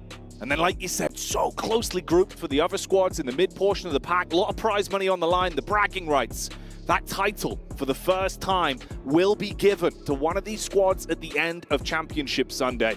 And there has been so much to dissect and digest, so we'll set our focus in on Game 3. Circle down towards the southwest, not towards Sosnovka this time around. We're over towards the swamps, the ridge sides, the valleys, the fields. Who's going to be able to plant their feet in a position? Will they be able to grow some success, pick up some points, take them home? Twisted Minds are towards that northeast side, but directly in the center is DRX, fourth place, vying for that third. A good start for them. And Alpha 7 with a fairly easy rotate on that northern side of the map. Hello, Alliance. First shot across. Alliance off the back of taking themselves an opening win with the chicken dinner in Game 2. They get that shot over. Slow down the might of Tianba early. Tianba that have been looking like they've been trying to find a way to fan the flames. Of course, we were saying that grouping just above them is very tight. A few points of difference from to leapfrog up from 8th place, potentially, all the way towards 4th if you could have one clean game. QXZ look to pick up their boy. NXC here on Tianba. A bit more calm here towards the start of the game. I say a bit more calm despite what's having already a knock, but if you were here for our last couple of games, you'll know it's been rowdy in these circles. It's been terrifying. It's been scary. And that's exactly what you want to see. You want to see teams just not sitting back, not lounging, not reclining. You want the full face forward here. You want the gamer leaning. Championship Sunday. It's all to play for. And plays are already being made as the shotgun is going to slay, blow them away in the close quarters action. Instant attack from Vampire, twisting the screw towards Twisted Minds and taking down one of the squad mates early. They really have had a curse on the opening drops over the course of playoffs, Blank. It's never looked comfortable. Yeah, Twisted Minds feels like they're phoning it in, honestly, during this last day, which is annoying considering that they are a good team. They have great players. And it just feels like some very silly mistakes at the start of the game, which I think could have been easily rectified. So, Twisted Minds, I hope that they take this tournament and they absorb some of the knowledge from it and can move forward and have some better results. Because the thing is, they're 62 points, right? They're one good game away from a top 5. Yeah. Why are we throwing away matches at the very beginning? Doesn't make any sense to me. No, it's a shame. Maybe the confidence has gone. They've lost their potential edge that they could have had. Really feels like those awkward encounters where it was them versus Reject yesterday, always neck and neck, but never really going the way of Twisted Minds other than one matchup, resulting in them barely limping away from the fight with 2 players. All ancient history now, though. It's all about the present. It's all about what's happening in the here and now. Reject, similar drop from last time, back over towards Rozok. Talon on the move. Power and Co. starting to head down towards the new zone as well. DRX on your screens here at a pretty good center location right now with some squads around them, of course. Vampire towards the coastline. Obscure and Twisted Minds, that trio off towards the left. D Xavier, IWNRX, and Tong Ji Abao. Also, over that way, for Miracle Vibes on your screen here, locked in at 12th place. 1 point of difference between them and IWNRX. IWNRX, great survival stage. You know what? Very, very well done. But it felt like a lot of the gas that was still in the tank was used up on that survival stage. Now they're running on fumes. And the pistons are just not pumping as hard as before. Keep the engine groaning. And I think they delivered for the fans. We saw a lot of excitement towards the Istanbul Wildcats next Ruya with how they were playing. But those Wildcats, they've lost that ability to pounce, to lay low and strike like an animal in beast mode. But you talk about the beasts on the server, Alpha 7, they are synonymous with that word. They have been so absurd with how they've played. Looking damn good on every engagement. Smart rotates. And at this point, with the stalemate between them and Reject over the course of today, outside of their opening chicken dinner, they haven't needed to give it that much extra gas. Yeah. Maybe they're just saving it up, Blank. They want their big finish. I mean, realistically, if they can take it slow and just realize that Reject is just not getting anything done here during these matches, then yeah, those last games of the day, they're going to be real important. And I think Alpha 7 will need to save some of that energy, some of that prowess towards the end of the day, considering how well Reject seems to do when it comes to the Miramars. Some of their splits are fantastical. DRX suffering at the hands of TJB. They slide on up towards that high ground. They'll take a stand here. DRX looks like they're going to be going down to just the 1 player, so after a fairly decent try-in, getting towards the podium, immediately knocked back down a peg. Feels like the story of Sisyphus for DRX today. They roll that boulder all the way towards the top of the hill, but it always comes crushing back down.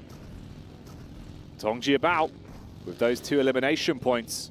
If you could keep on building from it, you could lap them, especially with it only being 1 man remaining for DRX. They're out of the runnings to climb themselves too many points. Hang on. They might actually find him as well, just up in the building on the top floor. Does have a nade? Yeah, they're clearing right now. QXZ might be able to get the nade down the stairs, but the way they're pushing, I think they'll be more than likely up there. Should have heard the pin. The trade should come through. Should be very easy. Yeah. And that would be DRX out. And Tong Ji Abao, direct competitors at the moment. 5th place to that 4th. 80 points now. With 3 points accrued. Very nicely done. Gets even better for them, really, then. That's a really strong spot they've got. But after that, it becomes less so. Nice rotate from Reject, though. They managed to get themselves underneath, right, and swing past on the old jungle vines here. Through Alpha 7, compounds on that western side of Everest. Up towards their north side is Alula IHC, but that's not a bad spot considering this circle. There's still a chance for people to be playing up towards Everest, but with its location in this circle, it's more creating this awkward scenario where you're cutting out playable space. We'll hone back in on that as the story develops, but as the saying goes, Team Liquid are down to a trio. It was the chief for the team, taking bullets from the back line. As for Miracle Vibes, found an opportunity to swipe onto them. They could take them down here.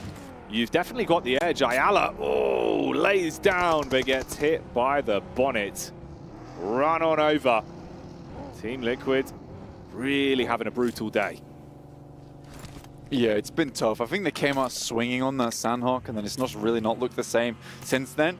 Reject currently have a scout out in Duello. They're in the middle of the field, up towards that northern side. Alpha 7 seeing a little bit safer over towards Gatka. Again, feels like the safe route has been taken by Alpha 7 a lot today, reserving some of that aggression, some of that power towards the end of the games where they can just unleash it all at once with like a Alpha 7 beam, to be honest with you. That's the one fight you don't want to be thrown into for Reject here. Your direct competitors. The team that you're hoping makes mistakes, that goes down early, gives you a pathway where if you have a glorious game, you could still climb and rise to the occasion to clash against them for the #1 spot. Focusing their attention instead on Tong Jiabao. Duello was the scout. Might be the linchpin for it, finding cheeky off-angle peaks to send out some shots across. Yeah, this is actually a really strong spot. It's a spot that really shines if the circle comes up towards that northwest side. And again, it's very similar towards that Miramar that we saw from day 1, I believe it was, the last match of the day, purely because this is a spot that can give you a huge amount of eliminations if the circle comes over to you. And I like this from Reject because they do keep gambling on these spots. If the circle comes to them, then they just thrive in that moment. And I think they realize that they are far enough behind now where they need to start gambling for these big moment games. It's a good thing that Reject goes for time and time again, though they need their frontman Reiji to stop going down early. He has been really the guy that's been leading a lot of the charges for Reject. Put perfectly into place here with the graphic that's on your screen. Look at the highest damage that he's been dealing. Ocio can be an absolute monster. Zone starting to move in as well. New circle to play with Reject, still in a good position. Of course, Alpha 7, the team that's up on top. We hone back in on their POV, and it's McGrellin warring up against Talon. They crash into the compound. Nade's coming across. That one could be a bit of a problem, actually. That's on target towards McGrellin. Look at the move through the back. The DBS coming in to try and hit you with a little bit of a sneaky play. Alpha 7 going down early. Clean-up crew required, but it's not going to be there. Uh-oh. The Talons have snuck their way in and snatch the lives of Alpha 7. They go out early. An opportunity is presented to Reject. 1v3 basically from Yoru in that situation. This lad just used to be on a community team with Yummy. And now here he is on Talon, battling versus the best in the biz right now. Kind of unreal, to be honest with you. But nice to see. But you're right. Circle moves in towards that location we were highlighting before, Jackie. High ground galore. Here's that replay. They just had nothing to do versus him. Swords next coming through, and it's quick succession. And potentially, that succession is opened up now for Reject to take the #1 spot in the lobby, or at least get close to it. They're still 31 points behind. But this is the type of circle that potentially opens up the floodgates. That's also a game where Alpha 7's gone down early. Is that going to break the mental? Is that work that they've been doing behind the scenes, making sure they can keep on the straight and narrow during these matches, no matter what happens, no matter how bad things get? And it's a crazy sequence. I mean, Alpha 7 take those 3 elimination points. It's better than it could have been with an early exit on this game. you still have those to add to your tally. For Reject, you've got to have a big elimination game and be gunning for the chicken dinner to be able to contend against them. Talon, meanwhile, 4 eliminations is great. You're getting close towards breaking into that 100 mark barrier. But as we saw, as heroic as the 1v4 was, it does mean there is only one man left. So the chance of him getting anything off of placement really comes down to being able to keep his nose clean and think about longevity more than anything. But yeah, potential storylines building on this one. This could be a great halfway point for the day.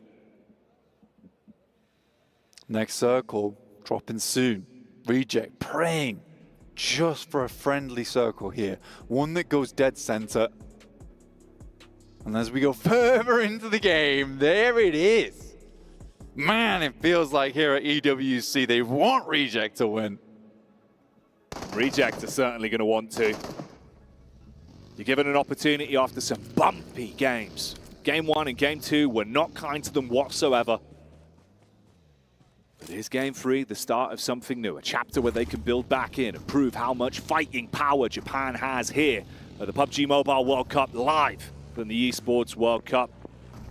Still room for the other teams beneath them, though, to duke it out amongst each other and lap one another. Yeah. We've been highlighting how close that is, man. This is still difficult because this is one of the hardest spots to defend, but one of the best spots in this circle. And the reason it's so difficult to defend, as we nice little nade there coming through from IWNRX, is the fact that there are so many third parties and people realize how strong this position is. So as soon as teams get close to you and you let them get close to you, another team's going to swoop in afterwards because everyone wants that spot. So you need to be so resilient to hold on to this one. This is going to be a mega test for Reject. It really will be. TJB, on the other hand, 5th place. Feels like they've been stuck here for a while. There is a chance for them. Like you said, Talon down to 1 player. Oh, have that. I mean, not bad, actually. Not bad. Like, fair play. He's got a good throwing arm on that. Go on, do another. He's thinking about it. I mean, he's got 7 of them in the backpack. Yeah. All right. Well, he's got all of Alpha 7's grenades. Oh, exactly 7. Lucky number 7 for him. I mean, he hit the jackpot on that one. For Miracle Vibes as well. Yeah, they lost Baron early. They can clean up at least versus the fragmented the Xavier as they'll find Shadow. Shots over on towards Paragin as well. A few bullets sent his way. Oh, mate, Paragin really getting bombarded onto now. And I think it's interesting as well, actually, that kind of like this really does play into the storyline of the way Reject like to play from distance, where the panic is when teams swoop on them, right? When they have to take close quarters combat. So, man, this is one of those. It's like a true test of everything we've seen. Not only that, but Reject tends to like to be playing out in the open. They don't like compounded gameplay a lot. No. They like these open spaces, and it's something that Reject does really well, is just playing in positions that require you to have great communication. And I think that's something that Reject absolutely has. You can see it just in the body language on the stage. They're all great friends. They've all played together with one another on separate teams all over the place before they came together and created this super team in Japan. So yeah, that synergy is there.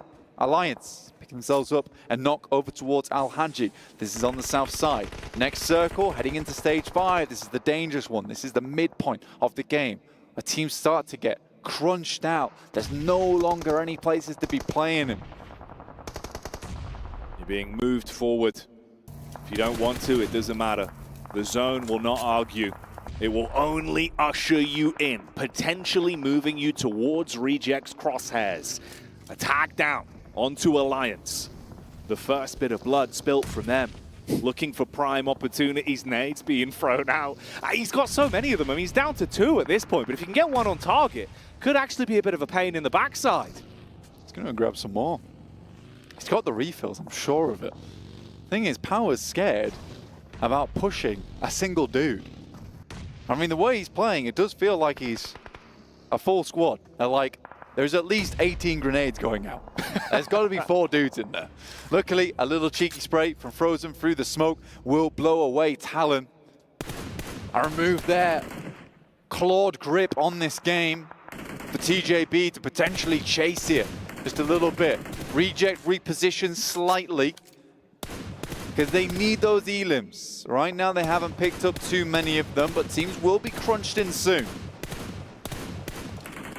When teams are on the move, distracted by potential fights, that's when Reject are going to want to strike.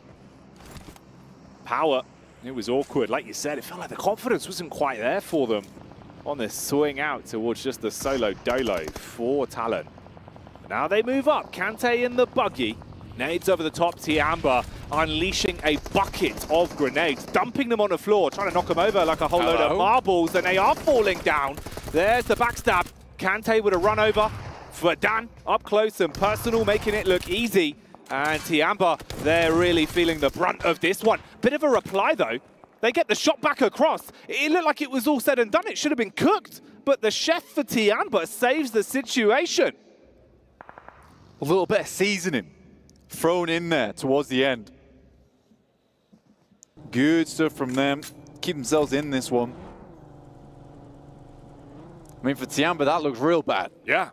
That looked real bad. There was like 8 nades inside the pan. Ready to just pop off. Throws it into the freezer, saves the day for Tiamba. Not before IWNRX lets the Wolves into the kitchen. Zed Wolf finds himself a nice little peek over towards them. Will take down one of their off angles, and then even more shots ringing out. Great control on the SKS, actually. That's not a fun weapon to be using. A good reset on the recoil. Tactical taps with the gun. But it's about hitting those shots. Getting them on target. So everyone's going to have to start making that way in. Zone is nipping at the heels. The distance that you've got will be taken away from you. Can't sit on the direct edge for too much longer. Still towards that center zone. It's the setup from Reject. But like you said, only one elimination point. They need to find more opportunities, be gifted those fights, as there is the odd clash erupting around the lip of the zone now. Yeah, they need to throw all these teams into the blender because they need to juice this game for as much as possible. Alliance take a nasty nade over the top. Second one looks awesome. And Tiamba will clean out Alliance. The final few members on that team. Next circle popping soon. Twisted Minds might be given a bit more of a chance here. Circle switches back down towards that swamp edge. And this is the fight that you're thinking Reject are probably debating when they want to instigate a bit of a sideswipe onto, with Alula XIHC clashing versus Boom. Vampire late on the rotate down. You've had Paragin with his belly to the ground for so long. Godless throws the nade across, but there is a reply from Boom. Fighting, bobbing, weaving with the limited cover that's available. Barely any HP to play off of. That SMG has to be pristine on the peak. He's trying to play for the quick bandage, looks for the peek round the corner. Nade's going to be cooked to perfection. Ba-boom, as he's gone. Rogue comes through the assassination, 2 blades in hand. Cuts down the players from Boom, all on his lonesome. Now has to sneak his way through the field. Pombit has his location locked in. Nade goes over the top, far and long. Looks pretty decent, but not quite far enough. Reject, though, playing scared. Playing safe, potentially. But we all know here they have to pump a lot more points out of these games. We don't want to see Reject fall back into those bad habits that we saw from group stage. We want more of that aggression. Not to worry, not to let Alpha 7 get in their heads. Fortune favors the brave. And with the chips being down, Alpha 7 being out in this game, it's the opportunity where they have to carve a path to victory themselves, be the human hatchets to cut an opportunity back towards that first place spot. OCO, scoped in, looking for chances. He's usually that man to instigate it. He's been a big piece of the puzzle for them. Paragin for so long has kept himself alive, trying to give DXavier some kind of point tally towards the end. Vampire swoop and finally find him. Sort of an interesting spot they're playing in right now because they moved away from the pylons as well. Slight shift over towards that western side. And I actually think they've gone so undetected that players don't even know they're here right now. They might be able to use that to their advantage, Jackie. So I believe Boom is now taking shots over towards them. A smoke starts to bloom around the map, Pombit. Stepping up in the buggy. But Vampire look like pretty easy targets. They got to worry about this third party though from Boom, because they could explode on the scene as soon as they start this engagement between them and Vampire. They're only supposed to blow the doors off, but Boom want to bring down the whole lobby if they're given a chance. Up on that elevated angle. Vampire taking the vehicles out of commission, so there's no splash damage that could come back to haunt them. Still got points of rotation to contend with. Miracle Vibes down in the dirt with the duo set up from Apex and Refus, looking for an opportunity to strike from there. Good nade. Arc looked pretty clean. It's going to be a little bit shallow. Still does damage, but not enough to get the full knock across. But it does give you the information you wanted on towards the reject fight. Zone moving up, though.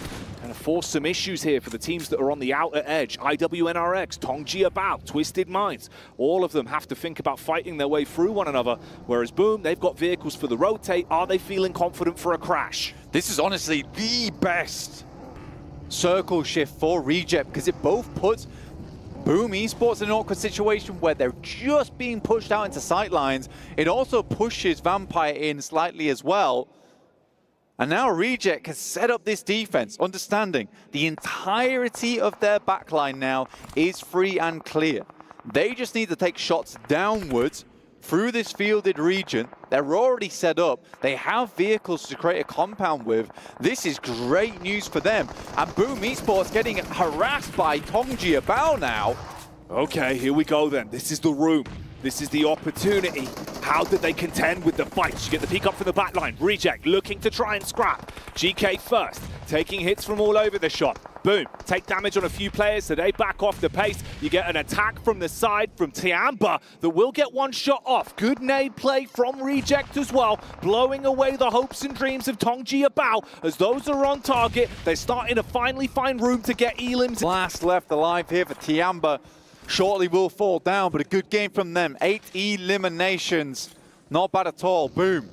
They lost one player in the process. Reject now up to 3 eliminations. They start to pump that damage in, Jackie. We saw them take a heavy hit there from Boom. No one knock went through just yet. Twisted Minds keeping IWNRX at bay. The Wildcats zipping through the trees. Fast on their feet, but caught out of position as the shots are going to land.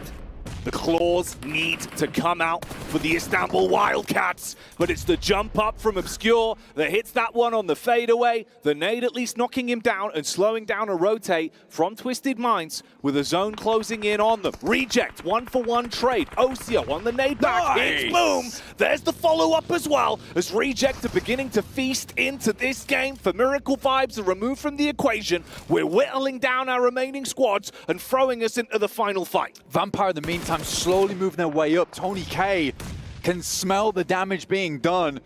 And there's the first nade from him over towards Duello.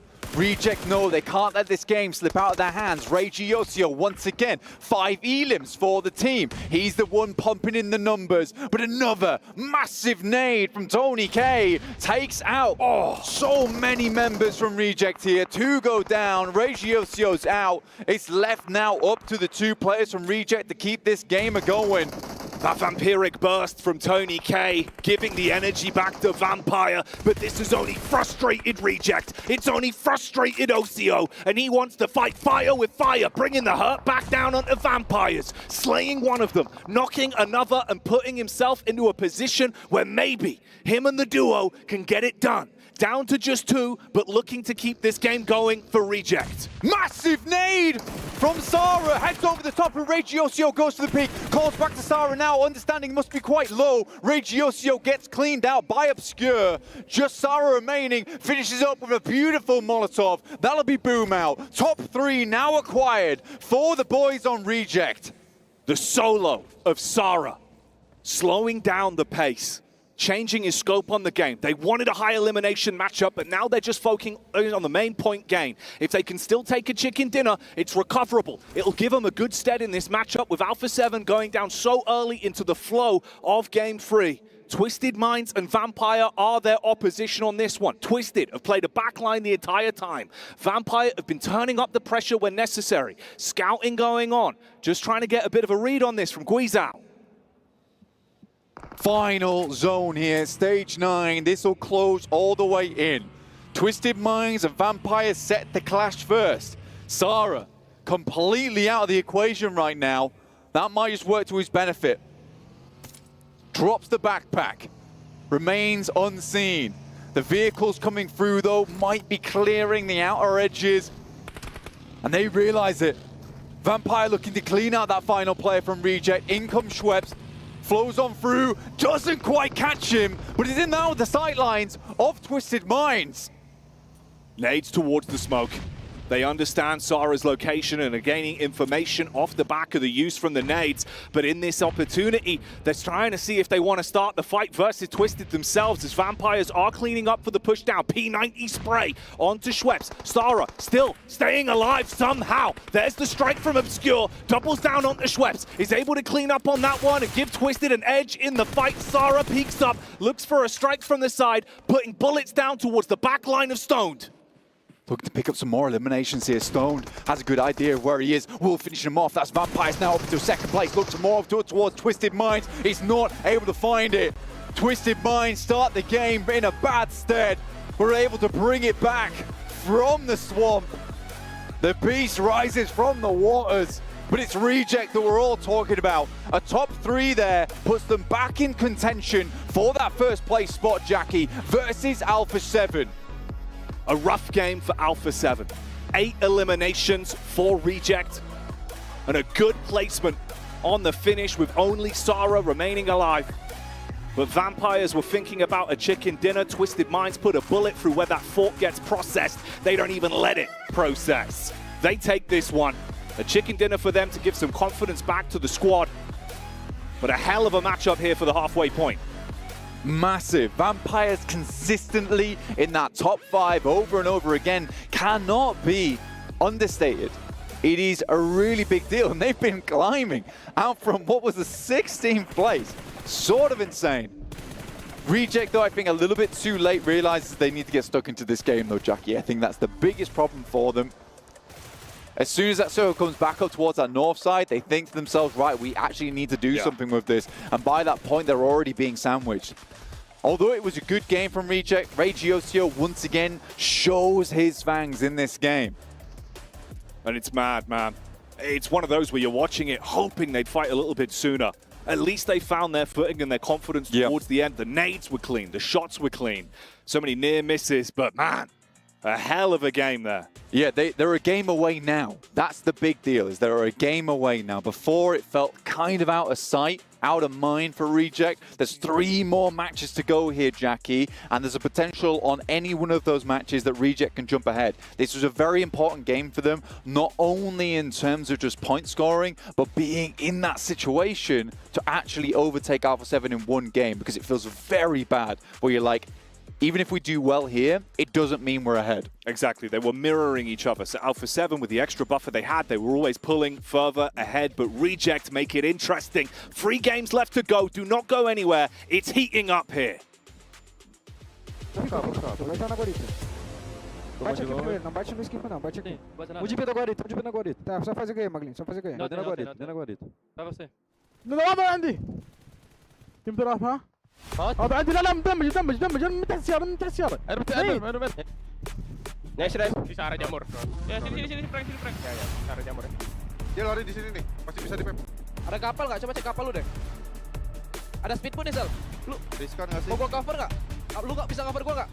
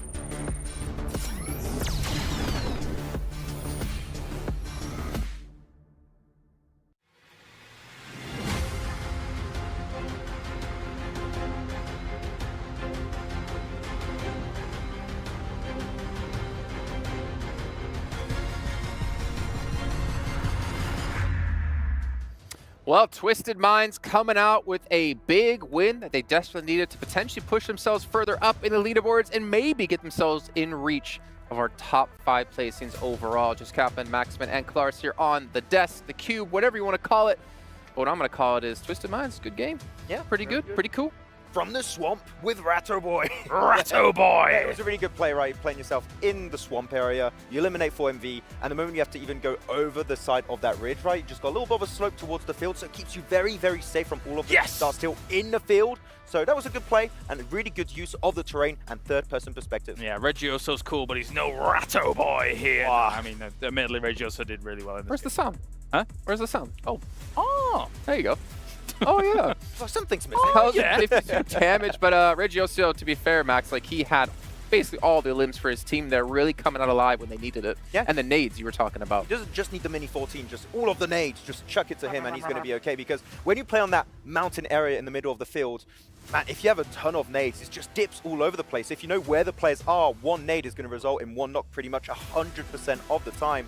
And playing that dip itself, actually, for Reject, it was very interesting. We had an interesting back and forth talking about Reject, not willing to play that high ground whatsoever, going into the dip and hoping to make it into the very late stage of this match. Yeah, towards the Siren location, Radio Tower, whatever you want to call it in that field, it's one of the best spots to play in that field, hands down. But the fact that they abandoned it, knowing that there was probably going to end up being pushes towards them, sometimes it is a bit nade baity. Yeah. So actually moving all the way to the west side into what was just a trench between fields was kind of smart, I suppose, from Reject. Normally you would just stay up there and wait for teams to come along and just take them out. But yeah, Reject thought otherwise. Well, I thought it was interesting, actually, with the position that Reject had in the dip, like you mentioned, plus we had Boom at the radio tower. TJB did this, like, we're going to go in between Reject and Boom, and then we're going to have, like, 2 players on the other side of Boom, and we're just going to give you a big hug or something. But obviously it didn't work out in the end, and that's what started Reject getting his eliminations. But I was really confused to see TJB kind of crash that way. Look, if you want to crash one team, not 2 at the same time, okay? Yeah. It's not quite how things are going to be working in your favor for Boom Esports. So, sorry, not for Boom, for TJB. So it was a little bit of a struggle bus towards the end of that game. Though, actually, one team that's very interesting that you wanted to talk about also a little bit, Kalaris, was actually Tiamba, right? Playing that dip north of where Yoru was playing for Talon. They were able to make it very far in that game, despite a lot of teams having taken these strong positions super early in this game. Yeah, great clutch by Euro, by the way. But, Yeah. I mean, Tiamba, the position that they had, as you say, technically in a circle like this, it gains heightened priority because it is one of the more defensible locations, considering that we're kind of near towards a field ending where everyone's kind of crawling around having a bit of a hard time. You've got to be careful, as we saw Tiamba eventually, despite 8 limbs, did get kind of dismantled. Shan, again, actually also another great performance. We had a lot of individual awesome performances in this one.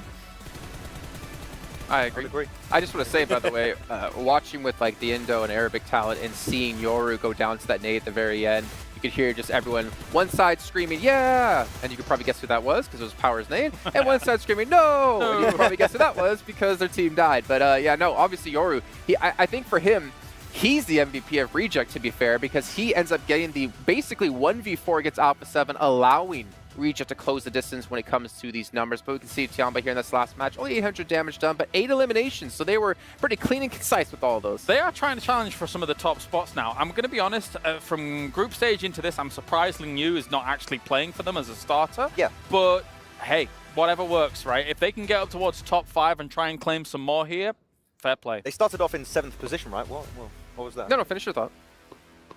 Okay. Then they started off in 7th position at the start of the day, and now they went up in 4th position, and that's a good improvement, especially because they took Sanghok seriously. So, feel like they are trying to have a more serious playstyle and approach for these rotations. Why? This is like an Enderman. Yeah.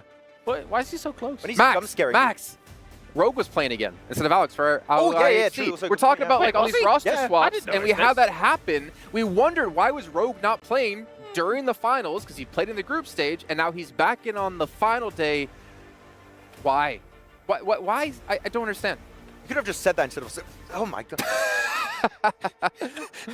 what are these jump scares happening? It's crazy. Whoa, wow, it's spooky time here. Okay. All the lights shut off in the studio and we just circle around Then you. Seven just appears behind him. Yeah. Like, oh. No, but Rogue was very impactful in his fight versus Boom, right? Like, he was playing around those dips, playing around with some utility in particular, so he was able to clear all of that northern eastern chunk of the circle. So I really like what he was able to do. But this was a very interesting game, I feel like, for a lot of teams. But at the end of the day, I feel like Vampire were given a great opportunity to survive late in this game because Reject went in the dip, which denies you all of the information and angles you could have a Vampire, which allows them to maintain their cars in working condition and to just zoom about and get very easy information. We've not actually talked too much, though, about our winning team, Twisted Minds, and how that was able to kind of facilitate our victory, right? Being in the swamp and really not many teams wanting to challenge their position, and even like holding off a little bit here and there, moving across the road, having those kind of little dips to be able to work with when everybody's so keen to be prone, not kind of give enough information away and things like that. I mean, you were even talking about kind of the fake smokes to a degree. Try and throw off things. You need to have a lot of tricks up your sleeve to try and throw other teams off when you're going to kind of make these transitions. I mean, because they were in the swamp too, they had one car that was still in working condition. So you just zoom about because of third-person perspective, you're getting information pretty much for free, and you can just maybe have some more precise nades to throw onto Vampire Esports to make sure you confirm that win. So a lot of utility, a lot of like small plays that allow them to get the win at the end. I'm going to jump in really quick because we're starting to run out of time here on the desk, and I want to see overalls and how things might have changed, or more importantly, what's this gap looking like towards the top of the table? Because it was about 30 points going into this game. It has been brought down to 19 points, so Reject is in reach. You also see here Vampire, 4th place, 88 points for a team who was 16th place. Huge jump. Yeah. Massive. It really is. But has Seven celebrated too early? I think so. It's a Get rough the memes one. out there. We've seen some of them, and they're flawless. You can see Talon, though, 3rd place. Vampire, like we said, 4th place. D Xavier, they've fallen off the front page yet again, unfortunately, down to 81. Twisted Minds have gone up to 10th place here with 81 points. There's still a lot of room for movement. Maybe not necessarily at the top, but towards the middle and towards the upper end. You guys at home who are watching, by the way, make sure you guys are voting for PUBG Mobile's mobile esports game of the year. You can scan the QR code, and while you're doing that, make sure you vote for our analyst of the year as well, with Seven Worlds Gaming, which, funny enough, is here with Alpha 7 for an interview. Welcome back to the PUBG Mobile World Cup at the Esports World Cup, the final day of the main tournament. My name is the 7WG, and I'm joined by Hevo from Alpha 7. You guys started off the day hot, but in the last 2 matches, you guys have slowed down. What's been going on? Acho que acontece, nem sempre as partidas vão bem, mas é manter a fé em Deus e vamos embora para cima. Well, it happens. Not always the matches are good, but we're going to keep our faith in God, and we're going to do our best. Around this time, people usually start questioning you guys, saying that you guys are going to end up choking. What is the team's current mental state of what's going to happen in the next 3 matches? Acho que sobre a mentalidade a gente está tranquilo e o que vai acontecer nas 3 partidas só Deus sabe, então vamos embora para cima, a gente está confiante, a gente sabe do nosso potencial e é isso. Regarding our mental state, we're okay, we're calm. We know that not every match is the same. We're going to keep our faith in God, and we're going to carry on. All right, well, best of luck. I want you guys to be champions. Brazil wants you to be champions. Back to you guys.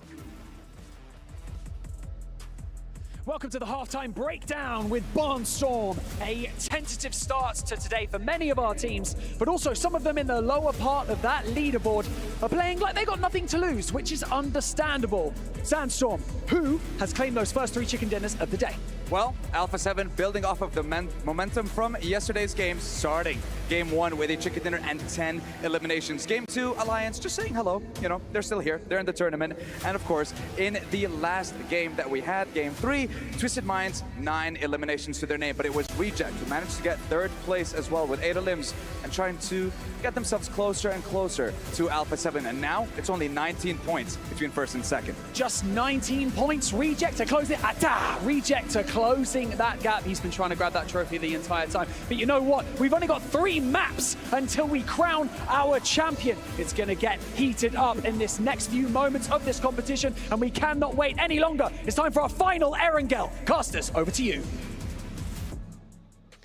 I cannot wait any longer. Let's get it going.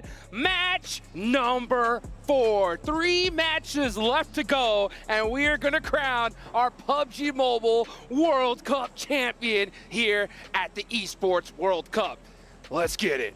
With dual gaming chipsets and a 144Hz AMOLED screen, the GT20 Pro will equip teams with up to 120 FPS, which is also the first batch of supported devices, offering esports-level performance and visually stunning experiences in the 2024 PMWC. Now, after we talked about the phones that these teams are using, it's time for the plane path check. Straight down the middle. We're slicing the map in half. It's from Sosnovka Military Base up to Severny. I mean, you couldn't get more down the middle than that, I think, right there. So, man, we're going from the South Pole all the way to the North Pole, baby. Pure verticality. And you know what? This plane path needs to be a great representation of what a lot of these teams need to do right here. Climb up these leaderboards. And, man, there's only 3 matches left to do so. So, looking at the scoreboard, right? With these amount of matches left, we should start seeing some desperation plays from these squads. If they do not do that, they do not want to win this tournament. I'm going to be straight up, because the only time you're going to get to compete at this level is one more time, and that's the end of the year. So why not put it all out right here, right now?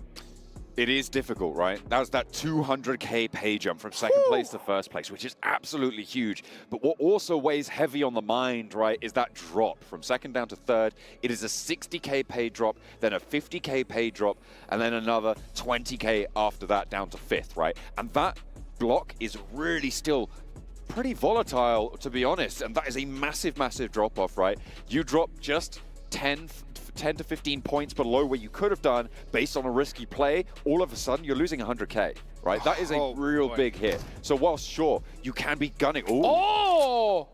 Tony K couldn't even hit the ground yet. Potential to get res though. This is at the distance where it's going to be tricky for IWNRX to get the flush, but it looks like they're already on the road. Yeah, they're on the hunt already, so Newsy needs to figure out something really quick. This is just goes to show you that teams are doing something different, right? IWNRX knows that Vampire most likely wants to try to get one of those vehicles because they landed in that Primorsk area. Uh-oh, Newsy almost catches IWNRX slipping, and yeah, you could just tell Vampire, they're not handling any of these shenanigans right now. They're going for the res on Tony K, but this still will put them behind a little bit. Gets his comrade on his shoulders. Hucking it back all the way to the compound. He's like, okay, this tree's better. Yeah, I like this thicker tree, baby. Let's go. This is a replay on the spray down in the sky. Swain. Okay, 10 rounds to take a player dropping in a parachute with iron sights at that distance. That's pretty impressive stuff. That's insanely impressive right there. That's crazy. Luckily, he floated down. Imagine if he just went splat. That would have been crazy. But now we're looking at Alpha 7. Okay, at Alpha 7, they normally drop North George. They're off center here. So maybe they were trying to catch Alula HC slipping here. I'm not sure what's going on in their mind. Well, actually, the plane path was so dead center that they had to stretch. So maybe they stretched to these hillside. Alula IHC happened to be nearby, and this is stopping them from getting the loot they're looking for. Circle, central, over towards Pachinki. Yeah, look, nothing too dramatic right now. They are very low on loot at this stage. I mean, Mafioso only that vest, doesn't have a helmet. Rocking the UMP. Neither team super happy. The circle is going to start to close. Carrillo behind the rock. I don't think he's got anything. I don't know if Godless spotted it. Oh, I think he heard him. And now Carrillo has to go for the runaround. But there's a weapon to be dealing with. There's no way. Oh, he hit him. That was so close. But Alpha 7 losing players. Actually, another one over the hills as well. This is huge news for the teams chasing for first place. This is devastation on the side of Alpha 7. I don't even want to say it. I don't even want to say what the possibilities are here, but I mean, what can you say? I mean, this is the championship rounds and they go out early? 2 players remain for Alpha 7, Revo and Mafioso. Man, you know who I want to be right now? Anyone but Alpha 7? I want to be the manicurist for the Alpha 7 owners here, because I'll tell you what, they're going to be making some money, because if they have any nails after this fight, I would be shocked. They're going to need some real attention, I'll tell you that for free. Revo opens the door. They give away their position, and now potential to circle around this one. Oh, does not have an 8, does have a Molotov. But Godless, top it up with the UMP. Needs to underarm that Molotov through the window. I'm not too sure why he hasn't done that already. There's a shot into the door frame, and there's the crash. No. IHC find Godless for one. Alpha 7 trying to fight for the hold. They have managed to find the first knock. The strike across, but Mafioso goes down, and down to the pistol. Alpha 7 are out again, and Reject with the door flung wide open. Talon can come up the inside. It's all to play for now.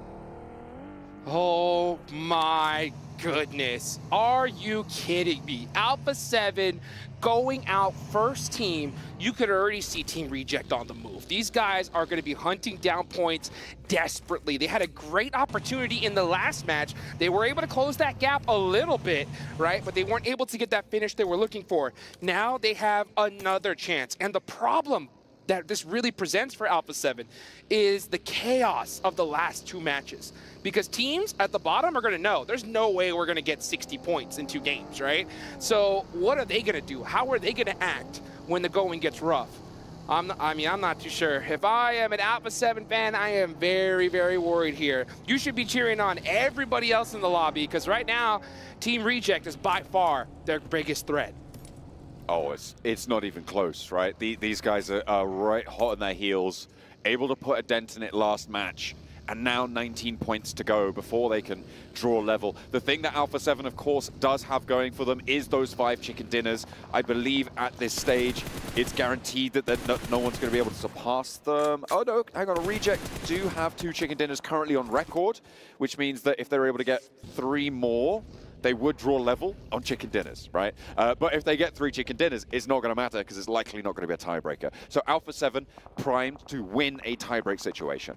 Yeah, I mean, they've gotten so many chicken dinners, they're going to be set up, well, at least when it comes to the tiebreak. But I'll tell you what, a team like Team Reject, their ceiling is so high. That's the problem, is because when they win a game, they win it with like 14 eliminations. So they rocket launch themselves off the leaderboards. The thing is, everybody else in this lobby, I'm looking at Talon, boom, right here. They know that Team Reject likes to drop Rozhawk. And with the circle very, very central here in this area, they know that there's a big chance they're not going to move. Let's take a look at this one again. McGrellan ran out of ammunition. Oh no. That was unfortunate. The Scorpion. Those 2 pickups were huge, but this is really where it came crashing down. Mafioso held for 1. But just the sheer ordnance they could put through. I'm surprised he didn't underarm the Molotov through the window there. Mafioso goes down, and it's a 1 versus 2, and there's backup from Demo. That is devastating for Alpha 7. Potential for that to be a full-on death strike as well to their first place dreams. Oh my goodness. You can see Team Reject, they're trying to figure out what to do here because they know that they are the next big target, right? I mean, they saw Alpha 7 go out. Everyone's going to be hunting them down. So you can see them shifty, right? Trying to get out of Rozhawk, out of the place where they know everybody's going to be hunting them down for. But at the same time, where do they go, right? They got to know by now everything is taken. So it's going to be really up to them to hold their composure. This is a hard shift, folks. Practically touching the edge of the blue zone here. So that hardship side is wide open. This is a great shift for a team like Vampire. Yeah, they are going to be able to swing in on that western side, but they need to be quick. Because it's such a hard shift, teams are going to be moving fast now. Looking at those compounds around the foothills of Everest on the western side of this circle, currently very uncontested. That's going to change in the next 20 seconds. You could see DRX potentially looking to move out that way. Vampire, like you said, going to have a good time going up on that western side, and maybe TJB on that north could come through if Twisted Minds don't get there first. Tiamba and Alliance clashing on the southeast side. Alliance lose a player. As Reject now, they're moving past Sunken City. They're going north of the river. They're going to be going down that little island there near Watertown, and that's going to be tough. They're probably going to try to wrap through, maybe catch a way towards Everest. I'm not sure. It's a very risky play. We'll see how they decide to play it out, though. As we look at some of these other teams looking to set up here. You got IWNRX looking to hold down Slaughterhouse right by good old Pachinki. I'm still looking at the map. You can already see there's practically no players on their feet. Everyone's in a vehicle right now, on the move, because they know what is at stake here. DRX getting a nice shot onto Ayala. Team Liquid losing a player on rotation. That's the hard part with these hard shifts. You know, you sometimes got to make a sacrifice, and Team Liquid are going to make a big one with Ayala. TJB moving into the east side of Everest. Reject actually moving over on that north side. We're behind them. They've actually opted to go into South George, take control of crates, and actually stretch even further now. They've split through the middle of Alolex IHC, so there's 2 and 2 on either side of them. You can see Rogue taking these spray downs, that re-addition to the roster for Alola IHC. Hasn't really been able to launch them too far up. They're still at 15th place, but Reject managed to get through. The crossfire was not there because Alola IHC had to handle the high ground. A continued wide swing, and they might just find Vampires. Man, I was looking at Regio's OCO's face on that rotation, and his face was like literally stone face, like not moving a muscle once that vehicle was getting shot at, because he knows just what is at stake here. You know that Team Reject is looking to steal that championship once away from Alpha 7, and the door is wide open for them to do so. But a good game from them right now is pretty much necessary at this point, because Alpha 7 have put themselves in a good, solid little lead here. So they do have that going for them, but if Team Reject pops off here, it's going to come down to the last 2 games for sure. Next zone. Coming in pretty quickly. Teams making their way over those Gatka fields from the south. Past Pachinki. Another one? It's a yoink one way, it's a yank back the other way. We're going back towards Pachinki. Those fields out to the west side include just the edge of the Gatka trenches. You've got those hills on the south towards Pachinki that currently Alliance and Tiamba hold. It is going to be pretty devilish here on these final circles. DRX looking to be in a good spot. Team Liquid as well. I believe they might have lost a player, and we're about to see a replay of that as DRX were able to pull them out. Also in a pretty solid position on 3 players alive, but it's going to get challenged now by TJB. TJB looking to challenge for this position, and they are getting punished wide out in the open. Wow. Losing almost their entire squad. Only 1 left up for them. That's a rough rotation right there. They had to know that that was taken, and they just got caught right in the middle of that spot. So a good job for Team Liquid being able to stave them off. Team Reject on the hunt for a spot, and unfortunately almost every single one is taken. They do find a position on the south side. So, man, this is a hard decision, right? Do you try to go for the win, or do you just hold this edge and hope for the best? And sometimes when you know that you gotta survive, you just play safe. And this may not be too safe, because Vampire's on their way. Yeah, Vampire just lost a player. They are going to be turning around and trying to rotate down south, following the path that Reject are taking, looking for their way in Hot Jukes. They want to try and push through, and Vampire are going to have to do that because of the fact that they're outside of this circle. It is closing, and they're going to be pushing past either Reject or 4MV. I know which fight I'd rather take, but do Vampire want to slow Reject down? And yeah, they definitely do, that's for sure. But Team Reject want to avoid this fight almost at all costs here, because if this fight happens, they know that they might take some casualties or even get third-partied. But sometimes that's just the way it goes. You have no choice but to take these fights. They're very spread out right now. So just trying to make some noise. You got Regio OCO on that off angle just in case it does pop off. Newsy is looking that direction. He's going to be very careful not to get knocked in that position. Newsy popping a shot or 2. Position known now on that southwestern edge. I'm looking over on the north side, Alolex IHC Talon. Talon, remember, a team that is going to chase close to one another. Going to have to push south from Ruins across some very open ground against Twisted Minds as well. But the standoff continues on the south edge. Newsy still with the pressure of the blue. This is the advantage that Reject have. They're on the low ground, but Vampire going to have to move first. However, that's not going to slow them down. Making his way across, the spray doesn't quite fully connect. 4 players to Reject still alive. you could cut the tension in the air with a Band-Aid right now. It is so insane. The next zone is about to pop. Will we see another hard shift again? It is just edge zone after edge zone. This is an excellent shift for Team Reject. They're gonna have a very, very short way to go, but unfortunately there's a lot of open fields here. It looks like we might have a good old chopsticks finish. Vampires just took such a great opportunity there. Immediately, as soon as that circle popped, they sent straight up the middle, straight through that hold that Reject, 4MV, DXavier all were looking for. They've managed to get into a position, I believe, in one of the Gatka trenches, but that is going to be dangerous because our Loyal XIHC are going to push in from that northern edge. Reject now making their approach. You can see the crowd right now. I can see you IWNRX folks pretending that you can't hear me. I like to see that. They are right there. They're just staring at the screens because this is so close. DRX right there in 4th place. IWNRX in 13th. Gonna have to start making some moves. You can see Team Reject popping some shots here. And they're on that slow foot. I mean, Vampire made a huge risk by sending it all the way in the middle to get into one of those chopsticks. But it paid off big time for them. Team Reject are gonna have to find their way in. The reason that Vampire were able to do that is because of the way this circle has gone hard shift, right? That means that that western side going to be a little bit more devoid of players. Teams started to catapult out to the east based on that hard shift. That's right.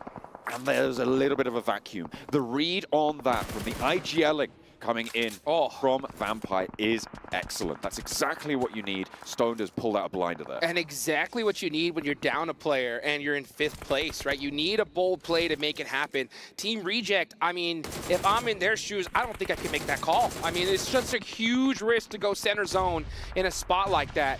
And you could, and I don't blame them for not doing it. But now we're looking over here at Power Esports on the push, the hometown squad. Currently in 16th place, looking to climb their way up. They only have 3 more matches left to do so.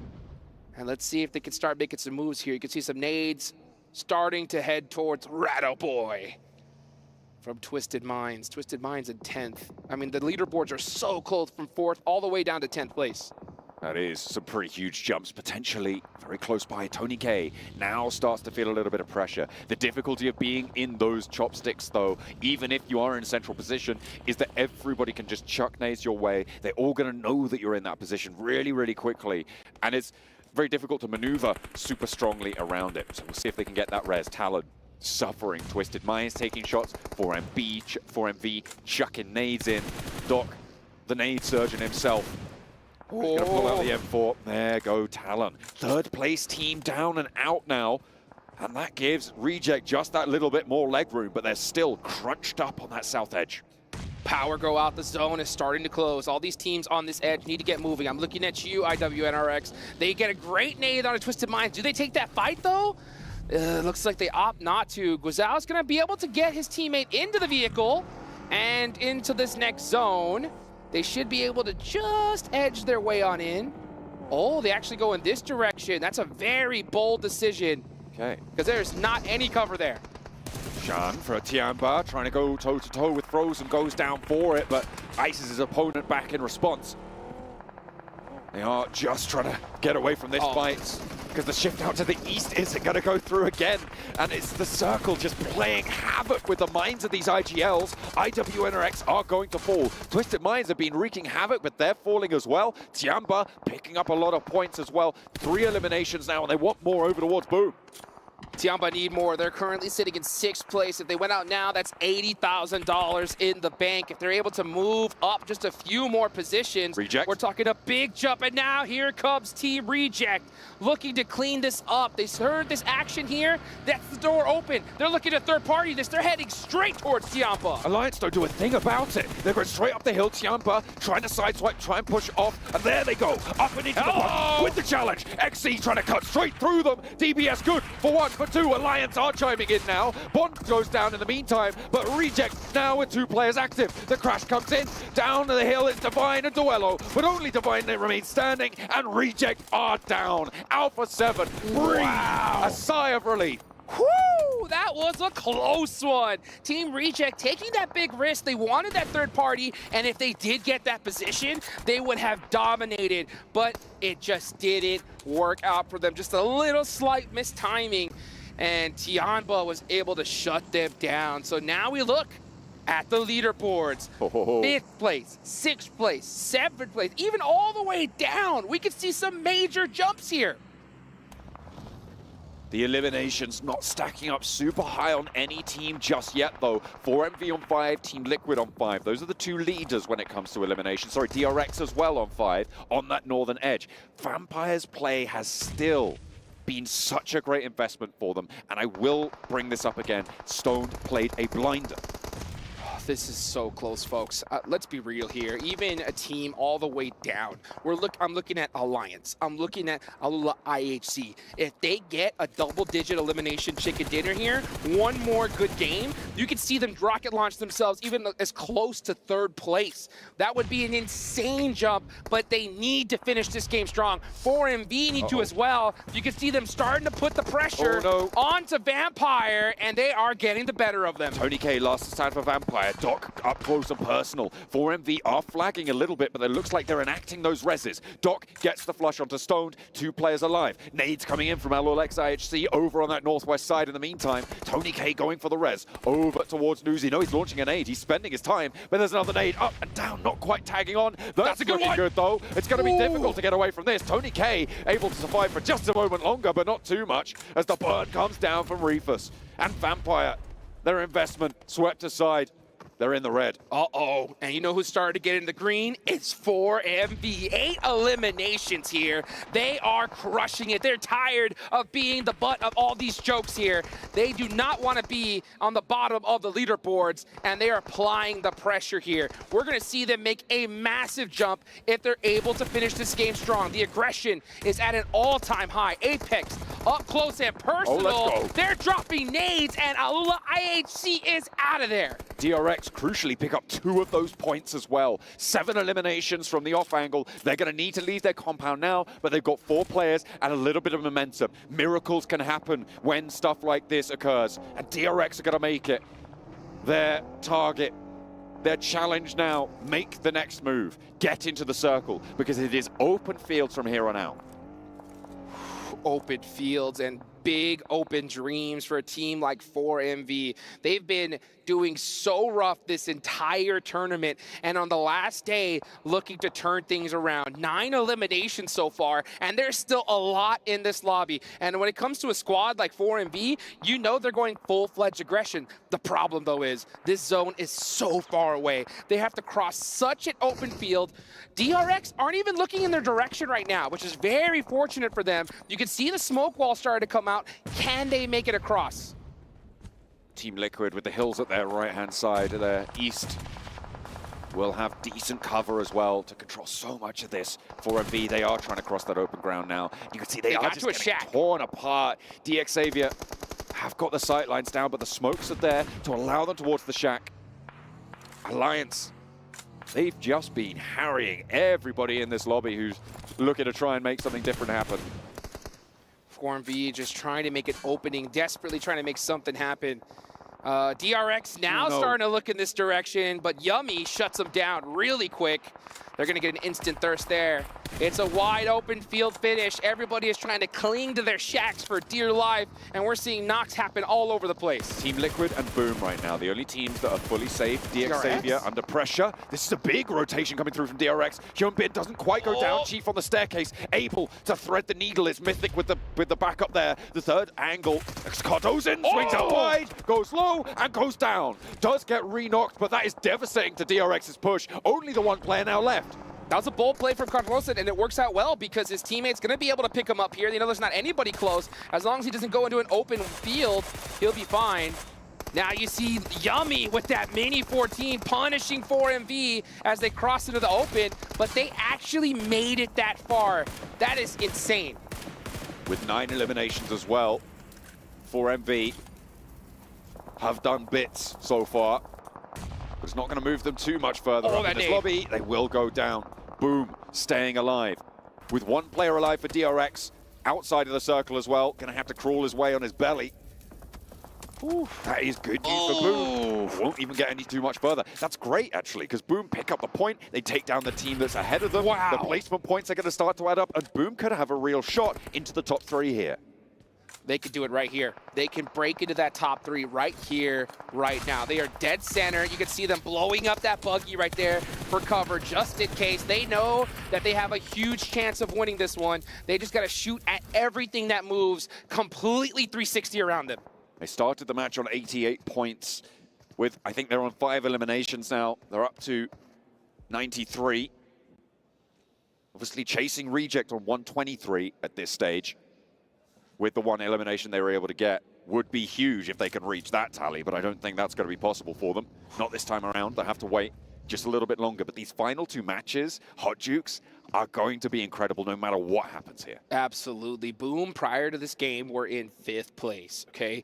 That is a $90,000 prize if it ends up them being in 5th place. But that jump from 5th to 3rd is a difference of 50 grand. So you want to see them be able to do that. They're looking for any movement that can get up the leaderboards, because there's still 2 more matches left to go after this. If they're able to make that jump here and now, it'll be huge. And you can see they have perfect sight lines onto Xavier, and there's nothing they could do.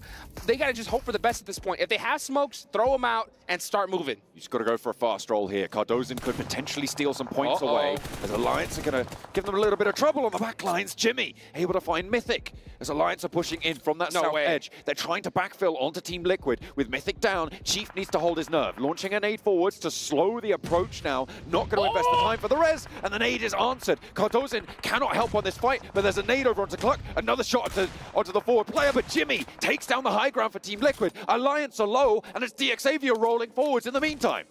Xavier used all this commotion to be able to start inching their way towards Boom. I don't know how those smokes got on Boom. I'm hoping it was Xavier that threw them, because if Boom smoked themselves out right here, that was a huge mistake. Nades now being primed, launched over towards Xavier's approach. Alliance are low, they're going to try and get those reses on, but the nades over to Xavier, landing good. Oh, it's going to hit Paragin. Doesn't quite find the second as well. And that's going to be an excellent pick up there. 6 eliminations now as they add Paragin to the tally. Nades going to try and answer, but it's not really going to find anything. Res is possible for Boom. They have the cover. Yeah, you could see Boom had to start inching their way outside of those smokes to get any vision towards Xavier. That's why I was so critical on those smokes. Xavier are stuck at that rock, and they know for a fact they're not going to be able to move an inch past it. So at this point, it's hope for the best. Try to get some knocks and steal some points on your way in. Jimmy gets the res. Cluck. A bit out of the way. He's next up on the menu. It's all up to Nate. That angle right there, he hasn't been spotted. If he's able to get away with it, it'll be huge. The question is, does he have any nades himself? Shadows goes down to Xavier with the pressure on the backlines. Oh, there's the shot from Cluck. These points not going to Boom is actually pretty important, though. That nade over to the backlines nearly finds another. They're putting more down range, and this is the time where you want to invest that utility. Spray from Lamborghini finds one onto Razy. And they will get a flush. There is Pompit, who's gone down already, and they are now actually putting a lot of pressure onto this position. Shadows taking swings up the hill as well. Alliance feeling the brunt of it. Alliance should win this game in their position right here. Now we're going to start seeing Leon pushing on down. The only reason why they aren't able to fully send it onto Boom here is because of Xavier, but here comes Popple Blue, and there's not much they're going to be able to do from there. Now Alliance are on the move. They have a chance. Shadows might just go down to the blue here. I think he will. That point, again, goes over to Boom. Now a full 3 versus 3. Descent has occurred for Alliance. They're up to the trees. They're up to the rocks. Boom, kind of tucked in. This is where they need those smokes. They need to start, they need to get some kind of angles going here. Does Alliance have any utility left? If they do, they should be throwing all those smokes onto Boom so they can push out into the open, throw some easy utility in. He has 5 nades and a smoke. Or actually, no smokes left. That's a stun. But you know he's wanting to get in that nade range. But 12 seconds left on the clock, folks. This is the last circle. This zone's about to go all the way into the center. Leon is just a touch closer to the middle. And with Boom all in the same building, these sightlines fully under control. I think they're waiting to use those smokes for the circle to close. I don't actually know if they have too many left. Nade starts to come on through. No one's at that tree. Razy down. Huge shot. Jimmy throwing the long nade. It's going to be short, though. That bounce looks good, though. That's a high bounce. Yummy is down. 1 player left up for Boom. in the building. They get the res. Razy is able to be risen, and now breaking out wide. Alliance make the approach, trying to slow Boom down. The nade is in. Now again, it's just the one player remaining. It's all up to him, and he's got one, he's got two. And Frenzy trying to hold on for Boom to push up towards those top 3 spots. Jimmy at the back lines, he can't get these reses. There's no time. And there is Razy getting picked back up. He's bringing 2v1 to the table. Jimmy needs to be throwing every single bit of utility he has. I mean, if he does not dump everything, yeah, he already did. He threw everything he had, and now he's gonna have to be able to do it with that gun. Oh, Frenzy, no. Almost got onto the roof there, but he's trying to finish this game strong with that BBB zone. Nades back and forth, still there. Frenzy up to the tree. Closer now, closer to Cluck. They're going to know exactly where he is. Does Jimmy have anything to do about it? Does he have a chance here? Back to the blue. A vehicle as cover. 2 players his challenge to ruin Boom's ascension. Towards the top. Dropping the nades towards the back. The stunner behind him. And Jimmy breaks out, goes left, puts the bullets down range, but it's not there. And Boom, take it down in a bombastic fashion from the center, in the shack. They hold that cliff, they hold the Xavier, and they hold their nerve when it matters most. Oh, baby, Boom Esports are gonna move up the leaderboards right when they need to. You can see them excited. They know what's at stake here. 2 more big games from them, anything can happen. Do they know what they've just done? All right, that is so important for them. It is not only a chance for them, it's a threat to Reject. And a threat to Alpha 7 if you want to go that far, but there's only 2 matches that remain. It is going to be a tall order. This is where nerves start to set in. We're done with Erangel for the PMWC. It is not going to be seen anymore. It's time for the heat. It's time for Miramar. The sand dunes beckon.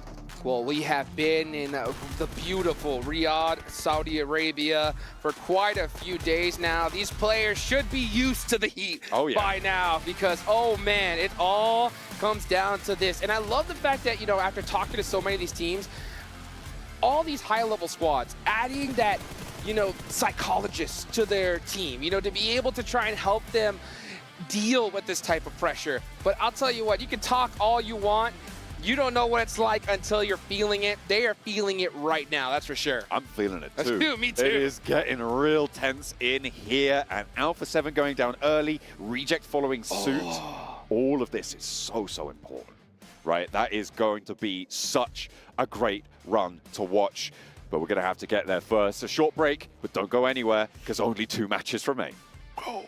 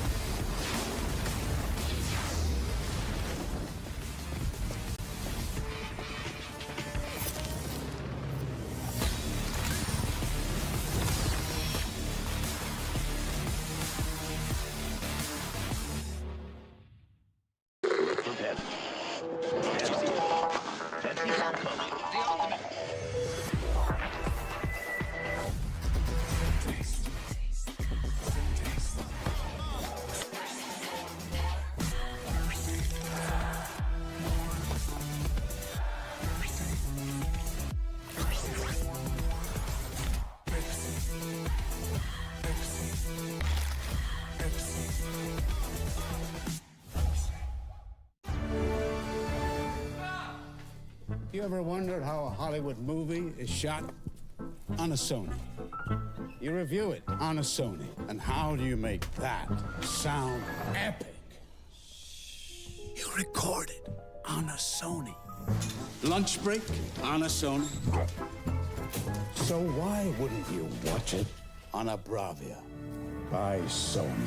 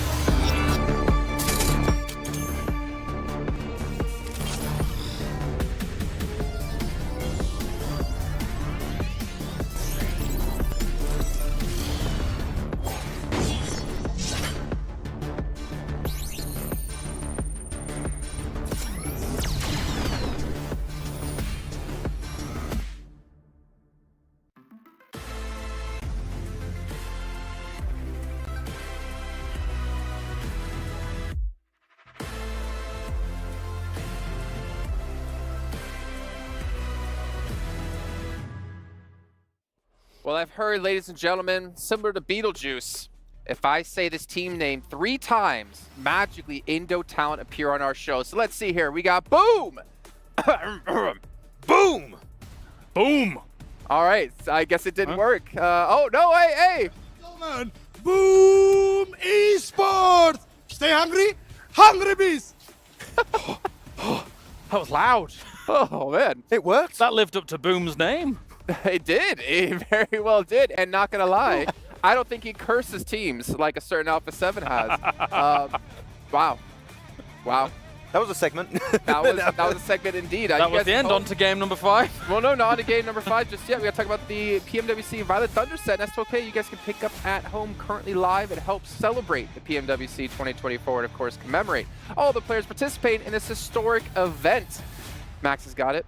Maybe we should make it white and red instead of black and orange. For Boom's color. For Boom's color. Oh. There's The a lot of Boom black set. in the logo, some gray as well. You need more colors than that, Jason. Stop it. There's only 2 colors. You actually have a record being broken, by the way. Reefus. What? Whoa, wow. Smashing our 420? previous record of longest distance elimination. 420 nice How? meters and 10K for himself. He's blazing it right now. He's having a great time. I'm going to guess he shot someone in a vehicle. I think he shot a car, it exploded, and he got the point. Nice. Yes. Like that. I think that's the longest we've ever seen, by the way. That's very far. Yes, very far. Yeah. Another Like great a segment. distance from the top of my head down to Seven's head. Yeah. Yeah, anyways, move on. Boom! Take the victory here, and honestly, 20 points in themselves. Not quite the 30 points, but I think this almost puts them top 3, if I'm not mistaken, because it's still extremely close between, what, 3rd place? I want to say down to like 10th or 11th place. It is possible to just jump up 5, 6, 7 plus placings. Alliance getting themselves 13 points, Liquid getting themselves 11. But one thing we do have to mention here is Alliance, those points could have gone to Reject. The mid-pack's unbelievably close. So as you were saying, with these kinds of potential jumps that are going on there's a lot of money to be won. There's points to be earned as well here as time goes on. And for Boom, I mean, how long were they in this shack for? Like, I think by the end of that game, 10 minutes, maybe 15 if you're already pushing it, but they were there super early. And actually that shed compared to most of the sheds is really good because, I mean, you talked about the hay bales that actually give you a little bit of extra cover. I really like the fact that the door of that shed has got little corners you can hide into that even teams like 4MV or DX are pushing from the western side, you have some coverage to work with to take the shots and actually eliminate those teams. And you see the moment they eliminate those 2 teams, they fan out a little bit, get multiple angles to then make sure they get the win at the end. Did you see Alpha 7 getting caught by IHC early on the split? 0 points for them, allowing teams like Reject to catch up. But unfortunately, it didn't happen in the end, as you guys were mentioning. Reject pushing onto Tiamba, if I remember correctly, getting a little bit overwhelmed. What do you think about that, Max? I didn't like it. No, like you have 2 options. Or you go in a fight onto Alliance because you have to fight. Like all the good spots in this field have been taken. You can go for Alliance. You know that team is there. You know they're a little bit split. They got 1 player, I think it was Jimmy, north of the rest of his team. Good old Jimmy. Always send it far to the eastern side into a fight where 3 teams are involved and you have literally no information where any of the players are. I feel like there was a big fumble for Reject that could have resulted in all of them getting Alliance's position, and as you saw, get into a top 3 position to catch up to Alpha 7. This was a massive opportunity because Alpha 7, let's not forget, got eliminated first in this game. I don't want to go full evil Loris, but I do want to be a little bit critical. There are some movements and moments where Reject is doing these effectively mad sends with very little information whatsoever. And the thing is that in PUBG Mobile, 30% of the time it looks genius, 70% of the time it falls on its face and it doesn't look any good at all. Like now. But oftentimes, if that 30% works, it offsets the 70% if you're able to get enough points off of the 30%.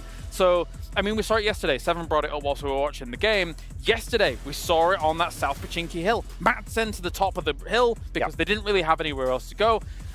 Falls flat on its face. If they just kind of maybe hit Soez where DRX was, maybe it could have worked. But those minute details are the difference between making it look genius and making it flat on its face. Well, sometimes minute details all it takes to become either a champion or unfortunately get another second place. You are seeing Alpha 7 a little bit of sadness after that last game, but you know what? I do wonder about their mental because we talked about them at the start of the day, right? A big win at the start of the day had to be such a boost for them considering they seem to always, not always, but in recent times, choke in that final day.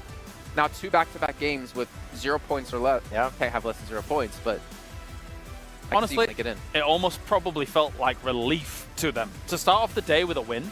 All things considered, thinking to themselves, "That's it. We've broken it. This is our path, our pathway to glory." However, now it's anything but. Now the cards are on the table, and they don't know how they're going to be approaching. 2 more matches left, and there is all the chance in the world they could be encroached on again. This is down to the wire. It's really bad, especially to get eliminated in the first few minutes of a game. Yes. You get in your own head. You get in your own head at the end of these matches. You're just like, what are we going to do? And we just see Reject. They'll get further and further ahead in these matches. Your competition is catching up to you. Like, the amount of stress that they must be feeling right now must be so freaking high. He had no weapon. He had to potentially try and punch him out on the rock. It almost worked out, yeah. Again, really close. Well, as you say, it gets in your head a little bit. Going on to Miramar, they need to move away. They need to play so steady here if they want to hold on to number 1. They're a good team on Miramar normally, so yeah. They are, Speaking of holding on to number 1, let's see where they're currently at and how many points ahead. All right, so 18 points. It was 19 before this game. They still have been able to hold on to the lead, but honestly, that last game, as we mentioned, could have been even worse for them. So they get a little bit lucky that Reject does go out early, but boom, they moved up to 3rd place, and technically, it is kind of possible for Boom to catch up. It is. I mean, for Alpha 7 right now, with the 141 points, I will say one really good game. It's done. Like, for me, if they potentially win this next game, I don't see Reject, I don't see Boom catching up. It's going to be a fight for 2nd place. One good game out of these 2 Miramars is all Alpha 7 needs to get. But again, with the amount of pressure they're feeling on their shoulders, can they weather the storm and actually result in a podium finish or even that win that we need to see from Alpha 7? The problem for these teams going into Miramar, 2 last games here for PMWC, is what loadout do you take into the later game circles? Do you take those mini 14s in, assuming that you're going to have big open swaths of land, hill-to-hill fights and things like that? Or do you suddenly find yourself in the industrial area that we find ourselves in, where you need DBS, you need S12K? So Miramar presents these extreme challenges for teams that if you do not have the right loadout available to you in pivotal moments, you could easily fall out of championship spot. It is difficult to attribute to. You've got to read the first circles, figure things out, maybe change your loadout upon actually rotating and seeing how it goes. Yeah, maybe the first time you clear, you just change your loadout based on where the circle is going to go. Like, phase 1 typically is not very telling. Phase 2, phase 3, you know what kind of finishing scenario you're going to have to play with, so you need to adapt your loadout based on what's going to be happening at the end of these matches. Just to quickly bring it back to overalls, just seeing how close it still is in the middle of the pack that you could shoot up, you know, potentially $50,000 just from one good game alone is kind of intense here and very doable. I mean, you can see 89 points for Vampire, who, you know, was top 4 at one point today, but they have fallen, unfortunately. But separation of being, what, 7 points between 4th and 8th place, like that's actually insane. That's this, as you said before, Max, I believe this is the closest global event I think we've ever had. For sure. Like, it is so close between so many of these teams. To be honest, Vampire Esports, what a massive catch-up. Like, they were at the bottom at the start of the main tournament. They're like, we're getting back up there. Is it going to result in, like, a ton of Rolexes coming Sertani's way? I don't think so, but it is still an insane comeback they did 2 years ago in PMGC. They are so good at performing on that final day that they might be able to make their way into top 5. And who knows, if they have a great finish, maybe top 3. Really happy to see it, considering that our previous mid-season results from them, obviously amazing stuff. However, they're very different to this one. Here, the competition is fierce. Well, we're seeing Alpha 7 get back on stage, but I am hearing we do have Sandstorm to talk about the team in contention for that trophy. Let's head down to him with Reject. Just a few matches remain, and we are back in the SCC arena with Sarah from Reject, as there's just a few points remaining between them and Alpha 7 and the fight for 1st place. Sarah, there's 18 points between you and Alpha 7 and the fight for the title of champions of PMWC. The last 2 maps that we are going to have coming up are going to be Miramar. So what's the plan going to be for you and the team going into those games? I think we still have a chance to be a champion so far. So we actually playing good at playing on Miramar these days. So just do as usual. All right, sticking to the plan, and that is going to be their goal for the next few games. And I want to ask you regarding the push that you guys had in the previous game. The full squad push with a couple of buggies on the hillside, on the eastern side when it comes to Zone 4. Can you talk us through the decision-making behind that? I think we thought that there is only one team on the hills before we go into there. But there was 2 teams, unfortunately. But I think it was a nice try for us. So just keep doing that. All right, well, we wish you the very best. There's still a fight. There is still a chance for you to make it all the way to the top and fight Alpha 7 for that trophy. Ladies and gentlemen, we are getting closer and closer to crowning our champion. We're just a few games away. So boys, take it away. 2 games away, to be exact. Oh boy, here we go, folks. This is a must win for Team Reject. If they do not catch up to Alpha 7 here, I don't think they're going to be able to do it in the last game. So it is a must win for them, a must win for Alpha 7, and a must win for everybody else on the leaderboards if they want to get a bigger chunk of that prize pool. With a lot of money on the line, you need only the best to outplay the rest. With dual gaming chipsets and 144Hz AMOLED screen, the GT20 Pro will equip teams with up to 120 FPS, which is also the first batch of supported devices, offering esports level performance and visually stunning experiences in the 2024 PMWC. Let's take a look at where will Reject go? Where will Alpha 7 opt to drop? Okay, so Alpha 7, drop El Pozo. That's the place they love to be. This is a perfect line for them, but it's also a typical one, right? They know that there's going to be teams hunting them down. Do they go to their main drop spot? Power Grid is where Team Reject go, and you can see them already out of the plane headed in that direction. There are a lot of teams, though, that could look to possibly get close. Now, Boom Esports, they land usually all the way north up there near Torres, so let's see what they decide to do. Alpha 7 are out, headed towards El Pozo, so then they are not changing their drops at all, and it doesn't look like anybody is looking to chase them down. The circle out to the east side, taking us away from the plane path, doesn't cover a single bit of it. El Pozo will be where Alpha 7 are. Twisted Minds currently on that Los Higos split, down on the South Islands, where we saw pretty crazy turn of events yesterday, but we're definitely not going there. That's guaranteed. There's still an option, though. There's still a potential for an island finish. For sure. Well, this is actually, you see Boom going to their secondary drop spot. They're going to be going all the way towards Impala. So they're going to be able to try to hunt down some vehicles and get on the move. Yeah, if Boom Esports does win this game, they could be definitely in contention for at least second place. I think first is a little too far away at this point, but right now, it is really just up to Alpha 7. The pressure is on them. If they get some good points here, it could be all over. All eyes sent their way. It is so much pressure. And it's something they've crumbled under before as well. It's not like this is their first chance at this. Every single time, Alpha 7 have fallen prey to it. Have they finally conquered their demons? Oh, that's the question. Because, I mean, I talked to their coach, I talked to Kurojax, and he told me specifically the only thing that could stop us is us. That's it. And to be honest with you, that has been the problem with them so many times. They start off so strong. And, you know, for the past, what is it, like 5 events, when they start off the day in first place, they end up coming just short, right? Well, this... it looks like 6 times the charm because they are poised to do it here, but it is on them. They cannot afford a 0-point game here. You take Alpha 7, you sprinkle in a little bit of Magrelin magic, right? Ooh. And maybe the souffle rises, right? That's potential for them in these last 2 matches. With an 18-point lead, it is still a substantial difference, right? They still do have quite a bit of buffer.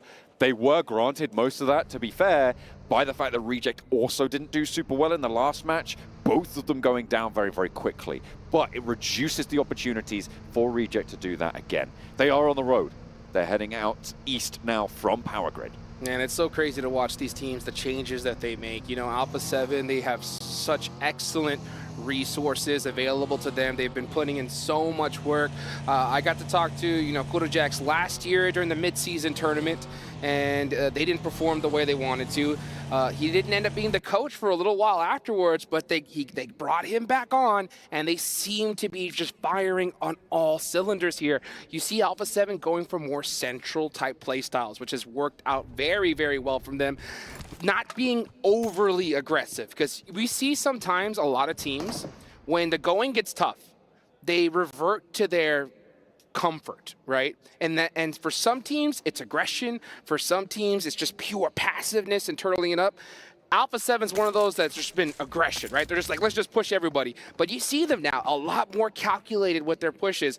I hope they don't just go too far the other way here because they need to put some points on the board now. Absolutely. I mean, what we always look for in a first-place team, right, is to be around that 10-point average, or at least, you know, knocking on the door of that.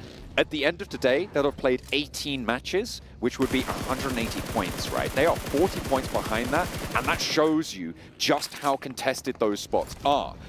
If it wasn't as contested, they would have more points. They would be able to balloon that lead just that little bit more. But they're the only ones even thinking about a 10-point average right now. As it stands, it is so closely fought. It's tooth and nail.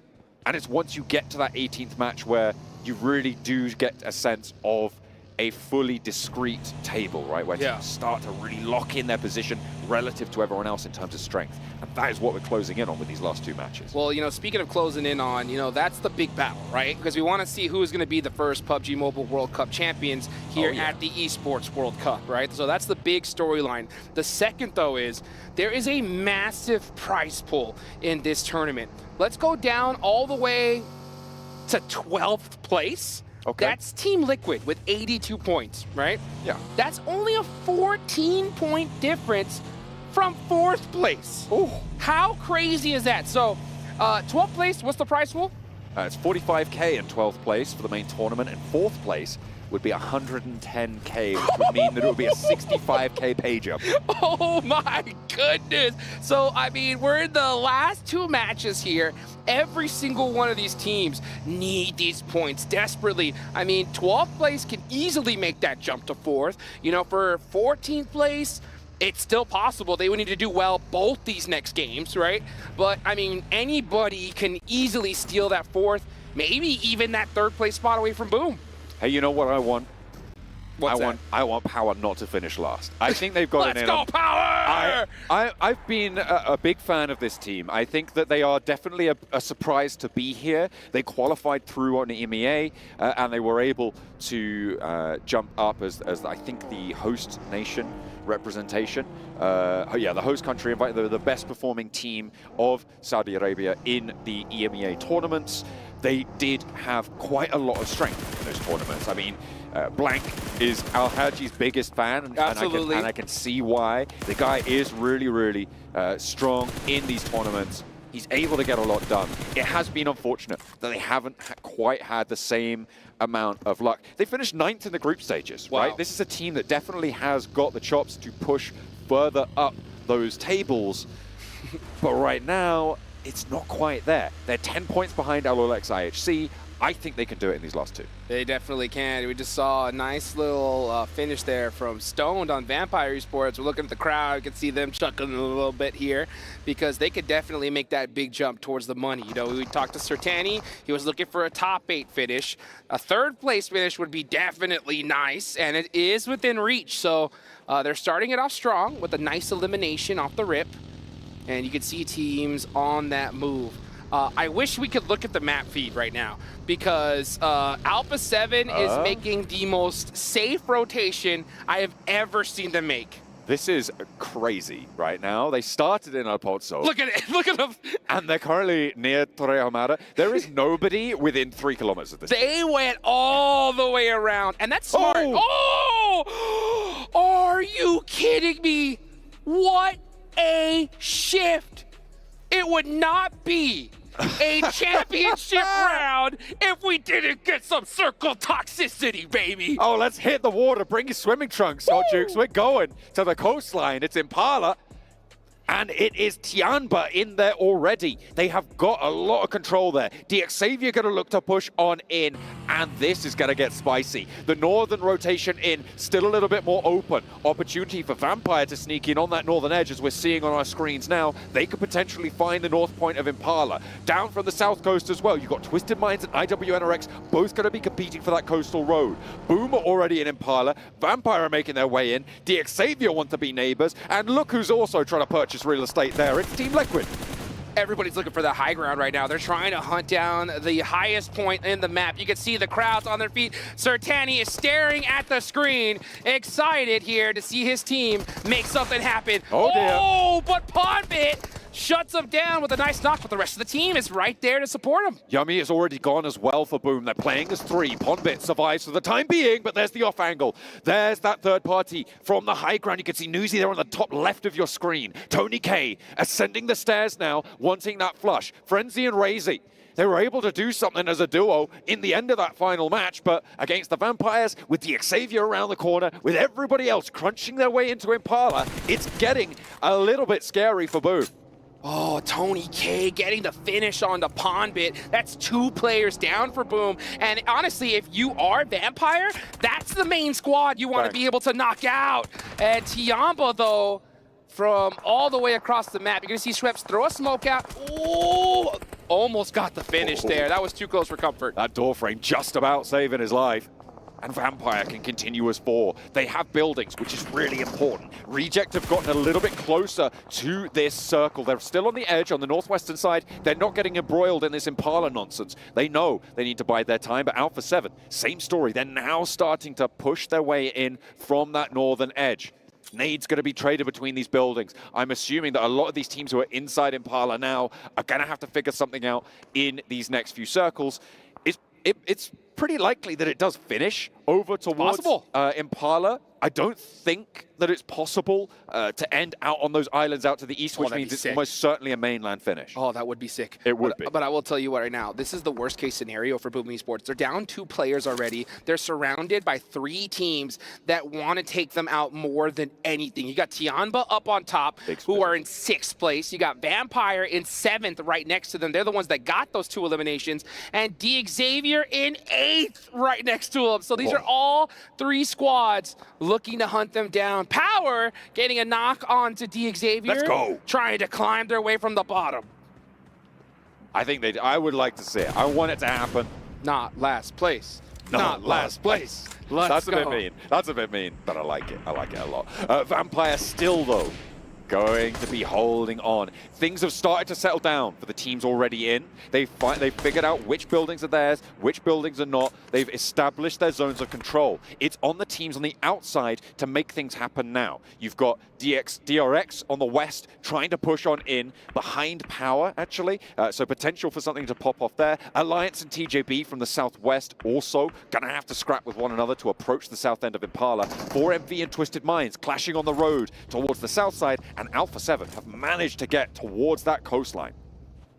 Well, folks, get on your feet. 2 seconds left to go, and the circle's starting to close. 4MV need to find their way in there. You can see the big screen letting everybody know that this zone is closing, and where is it going to go? That is going to be the question on everyone's mind. Boom are stuck in between a rock and a hard place here.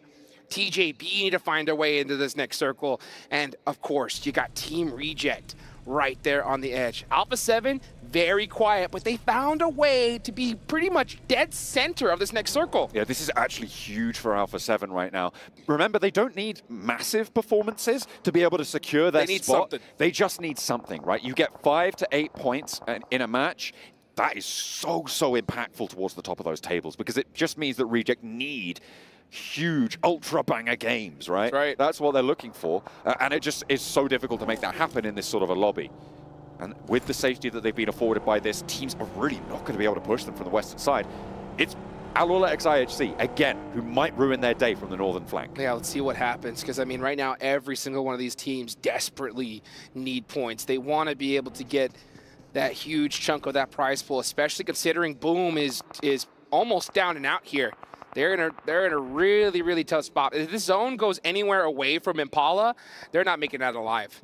So let's see. You can see Frenzy's got that pan locked and loaded. You say, oh, what's that over there? Just in case. DRX making some shots onto Power. And Peregrine, it's up to him to kind of lead the way and find a way out for his teammate. Twisted Minds. Look at where they've gone. They're all the way out on that east island. Look at that. The circle's just about to pop. This is a real hedging of bets from Twisted Minds, right? If it goes to that island, they win the game. right? It's so unlikely to happen. I don't think it's even possible with how the circle's going to work. I think it's going to pop back towards that mainland, but it might still go to the coast and keep 50% in. It's a little bit over there, so we are not going to have something wild. But this is interesting. Are Alpha 7 going to be thinking about Twisted Minds? Are they going to have seen this rotation, and are they going to be caught by surprise by it? Well, let's see what happens. Twisted Minds are going to have to make their way across the water. Alpha 7 getting knocked by Tiamba. Are they going to be able to get that res? That's the question. 4MV could make a miracle run up these leaderboards here. They cannot afford to go out now. The miracle run on the cards, right? But still, with as tightly packed as this circle is, I think their way in is shut. I do not think that they've got a chance of getting through this. You've got Talent to get through, you've got IWNRX to get through, you've got Alliance to get through. There's no way you can go around the edge, but you can't go through the water. I mean, maybe you go for a swim. Just going to get taken down. Tiamba have had this high ground for a long, long time, but they are starting to get challenged on it. They're pushing out to actually deal with Team Liquid, and I kind of like this. I like that they are continuing to keep that presence on the sidelines. Yeah, they're putting that pressure, they're putting the cranks on Team Liquid right now with these nades. Oh, that bounce looked really good. TJB, we're out of it, so 4MV do win that fight. And yeah, Team Liquid looking very hurt right now. Tiamba, they understand the position they're in. They are in 6th place and gonna absorb every elimination they can get their hands on. The thing I'm still looking at is Alpha 7. Right. Twisted Minds are swimming across an Alola XIHC, who took them down in last match, are looking to potentially do so again. Twisted Minds are still making that swim, so still a potential for a weird backstab coming through from Twisted Minds on the eastern edge. But it's gonna be pretty tricky. And remember, Twisted Minds, another Brazilian team. Could they ruin their countrymen's chance? Well, I would not put it past them right there. Twisted Minds have been looking to make a name for themselves in this one, and they could easily jump up to 3rd place here. Will they make things that much more difficult for Alpha 7? That's going to be the question. Twisted Minds, coach, big man behind the scenes is none other than Dadino. So a former teammate of Carrillo from Alpha 7. So you know this guy knows what it takes to make it all the way to the top here. Twisted Minds playing this very safely. Does Alola IHC even know they're there in the water? I don't think they do, because they were further north than this. Alpha 7 might have been able to scout it, but it's almost certain that Alola IHC have not been able to scout this, which means that Godless is playing for a position to fight uphill, right? The question is, do Twisted Minds want to go for it? Because as soon as they take the shots, even if they take down Godless, immediately it's completely open. They have no cover. They go down, right? So you cannot take that fight with Godless just yet. You need to find a way up, because that cliff is pretty sheer. It is, yeah. So I like the fact that Twisted Minds is playing this very quietly here. They don't want to just let their presence be known just yet, and because they want to see where this next circle goes. If it goes right here, then they could possibly pop out and make some moves. If it doesn't, maybe they have to make a different entryway on into this next zone. Where does it go, though? Does it center up? Do we get another crazy hard shift? Let's see. Come on. Give me something. What do we got? Okay, Alpha 7 in the middle. That hilltop that Tiamba hold, also a major feature of this one. Vampire's position held, but Reject's not. Team Reject on the north side here. They're going to have to push through Vampire. And this fight, Boom is just looking to hold on. They've been very fortunate to be in this now. Oh, next circle, but one more player from Boom gets down. It is not looking good for them. It's looking good for everybody else right below them, though. Satani on the cams. There he is. There he is. Here's a look. Hey, give us a wave. What a smile. Give us a what wave. a guy. We love to see you. Thanks for turning up. Watching your team support. Of course he's watching. What am I saying? Of course he's out there. Repping the Vampire brand. You're up in the top 8, Satani. Do you think you're going to be able to go further? I think so. That's what that point was right there. It's like, hey, top 8. I told you.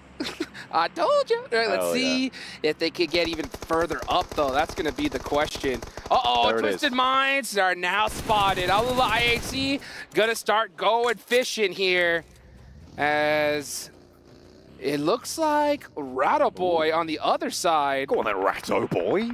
Get something done for your team. Alola IHC know you're there now. Might as well. Obscure is stuck in a really tough spot here. Do they know he's there? Could potentially get a little bit further around. Joe's looking the wrong way. Oh, this could be dangerous. If Obscure can actually get out here. Oh, he found him. Found him. So that... It's all up to Ratto Boy now. It's all up to him to be able to try to make something happen. Wait, can he get up the hill? I hope he can. If not, that's disastrous for Demo. Look how safe these teams are playing it, though. Alpha 7 are very happy to just stay in the compound. All they know is they just got to put in some points. Team Reject got to get moving, though. If you want to become the next champions, you're not going to be able to do it with just placement alone. You need those eliminations. It's Twisted Minds out of there. Ratto Boy found. Okay. No more fun for him. Alliance, they're trying to make the crossing. Talon, DRX, IWNRX, all of these teams on the south side now starting to get shut out. Tianba with that high ground have great sightlines to do so. They're looking to pick up a whole hefty chunk of points there, but so is Fadan with a 1 versus 2, first with a spray down. So it can't quite give him that quarter though. And Power do fall again. They got 3 limbs, but they'll be drawn short here. Take a look now. Will Alpha 7 start to get busy with it? That's going to be the big question there. You can see Team Reject stalking the rest of this lobby. And look who they got their eyes on. None other than the team that they're hunting down. Oh yeah, Regiocio now has the sightline over towards a little slice of Alpha 7. But it is far from heavenly for them right now. They are in a fairly central position. Tianba have got quite a lot to say about this position as well. The high ground can potentially come in to be quite important at stopping Reject from moving further and closer towards Alpha 7. This is going to be a close one here. This is going to be a close one. The zone is starting to close. Where is it going to go? Will it head towards that central position? Will Alpha 7 get blessed once again here in the end game? We're about to find out, and the zone does center up once again. It keeps Reject in as well on the north, which is crucial. Both of these two teams locked in this eternal struggle will still have a slice of it. The teams from Impala are going to have to leave. Vampire, they are in a difficult position now. I think it's going to be a fight between Vampire and Reject that could change the course of this tournament. This is so close. Talon need to make something happen as well. Talon are in 5th place. They're down to 2 remaining players, though. Every single one of these squads are desperately needing points. Tianba are in the best position, though. They've moved up to 4th place. 7 eliminations. They're hunting down Boom. They have so much sightlines as well. They can take shots to pretty much everybody in this lobby, right? So such a high elimination point scoring potential for this team. They are 8 points behind Boom. They are 23 points behind Reject. 41 points behind Alpha 7. How much of a dent can they put in that? Alpha 7 have been dead silent this game so far. They were able to make that ultra-safe rotation onto that compound, and they're not moving a muscle. You could see Mythic's dad watching as there's only 1 player left up for Team Liquid. They're going to have to make it happen on the last game of the day. Meanwhile, Vampire starting to creep up onto Team Reject. Reject now are going to have to start to get active. They have to hold Vampire out. Vampire don't need to pull the trigger just yet. They can bide their time for a little longer. They have got a little bit of the circle. Out on the west, DXavier, DRX, Team Liquid. Not so lucky. Tianba with that high ground. Man, they are utilizing it perfectly here. 8 eliminations. They are playing their game. They are not changing it up here towards the end, and that's exactly what they needed to do. The thing I'm worried about for Tianba, ammo. Ammo is going to be an issue for them. No teams have been able to push up towards them. They've kept them at arm's distance. How much ammo have they had to expend to do so? You know who hasn't spent any ammo, though? It's Team Reject, right? They have been very, very quiet here. They're ready for this endgame battle. DXavier are starting to get mighty close to Tianba. What could Sean do? Sean trying to clear his back out. Boom. Razy, the last player up for his squad, is just trying to snake any points that he could get. This is an unbelievable shrink onto Alpha 7 for the circle. They are so happy about this. It doesn't need to be big. It doesn't need to be special at this stage. It just needs to be there. Tianba racked up to 9 eliminations now. Shan in his own little crevice. Margin and they not quite able to find their way to a shot towards it, but QZ goes down for Tianba. And they're going to need to go for the res here. Bond is the closest to respond and should be able to pick his teammate up. I will admit, this is the perfect situation for Alpha 7. Alpha 7 are just big chilling in the center of zone. They really are rock stars when it comes to positions like this. When are they going to pop out and start taking some shots? Circle. That's the question. This next zone is going to be critical for them. It's going to pop through. Vampire engaging now with Reject. The team from Japan that is catching the breath of every Brazilian fan out there. Have a challenge now from Vampires because the circle goes away from them and slap bang onto Alpha 7. Worst case scenario for Team Reject. They got to start making it happen. They have to push everybody. Which way are they going to go? It looks like they're starting to head away from Vampire and looking to find a way into this next zone. And the easiest path is going to be through Al-Ula IHC, but Vampire are right on their heels. This is dastardly. Vampire are going to need to take the same rotation. There's no way that Reject can avoid this fight. I think they pitch up now, they go for it. This is their time to show what a championship team is made of. Let's see if they could do it. This is actually a perfect scenario for them, to be honest with you. They're playing Edge. They are the best gunners in here. They got to be able to soak up elimination points, even if they want to have a chance at beating Alpha 7. And you're going to have to do it here and now the hard way. Alpha 7 haven't had a single elimination. If you're able to take out Vampire now and push them, it'll work out. But we can see Vampire looking to finish out Boom. They are done for a 0-point game. No. And now Team Reject are getting knocked by Alpha 7. There's shots from across the way. Reject are trying to go through. The attention of Vampire was split for just a moment, but Boom are away now. The res needs to come through. Duello enacting that very quickly onto Sarah. The nade over on there. That Molotov is brutal. Sarah's still down. Regi's half HP. Divine is there, and it's being lit up by Alpha 7. The ridgeline is being crested, and Reject denies! The door is closed, and Alpha 7 pick it up. Elation for the Brazilian fans. Is it now? Is this the hour? You could see the Alpha 7 folks in the crowd getting so excited. This is that time. We could just crown a champion right here and now, especially if Alpha 7 finish this game strong. They're in the perfect position. They have got so much to play for here. With their history at their heels, they run from time itself and will try and immortalize themselves now. With 2 matches left to play, they've taken away their closest competition. Reject and Boom have both fallen. Tiamba on the high ground have to descend, and they are not looking in good shape. It is such a chance for Alpha 7 to turn their history around.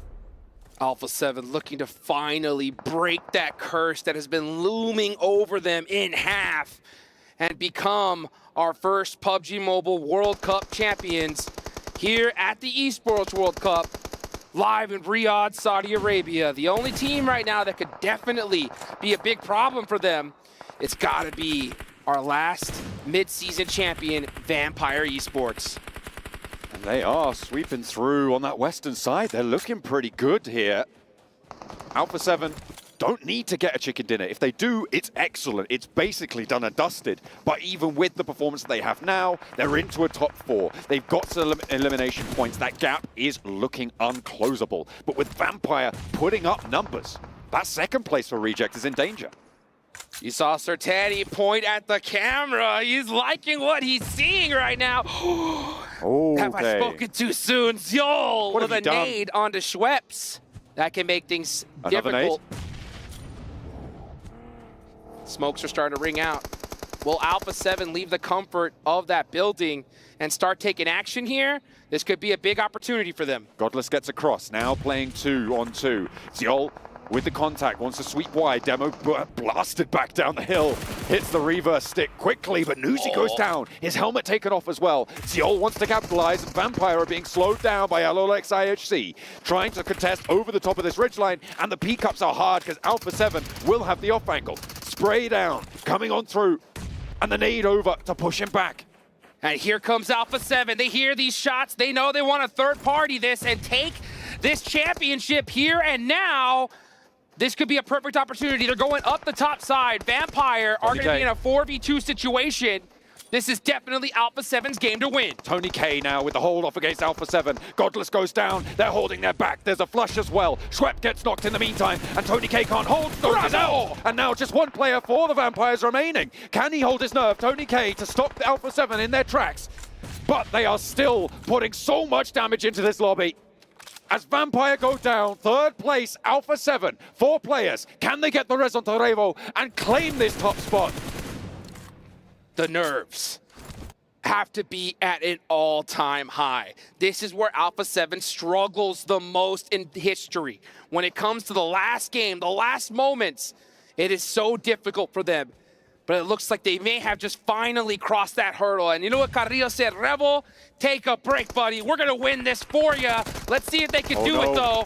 Uh-oh, Mafioso, the wide open gets knocked. McGrellin with the challenge, with the off angle. This is perfect play from Alolex IHC against Alpha 7 at such a crucial time. It's up to Carrillo now. Can Zio hold his nerve? A 1 versus 1 for Carrillo to take the chicken dinner and potentially secure the title. No! Alolex IHC deny them that opportunity. 5 chicken dinners is where Alpha 7 will stay, but they've got points on points on points, and Reject get nothing.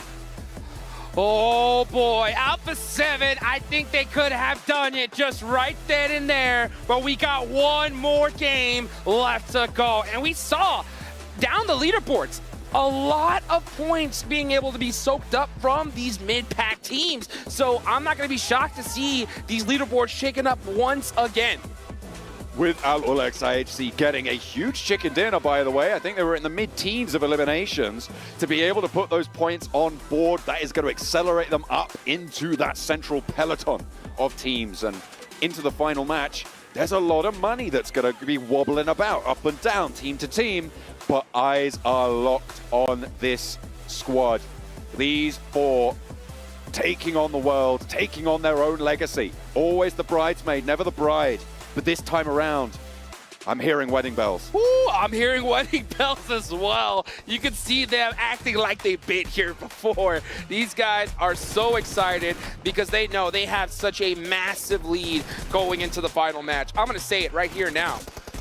The only way Team Reject stand a chance is you have to hot drop Alpha 7. You have no choice. You have to take them out and then get a record-breaking game to stand a chance of taking that cup away from them. I don't know, man. I don't think that's going to be wise with the number of teams biting at they have no choice. Their heels for reach. Sure, if they want to take that title, right? Yeah.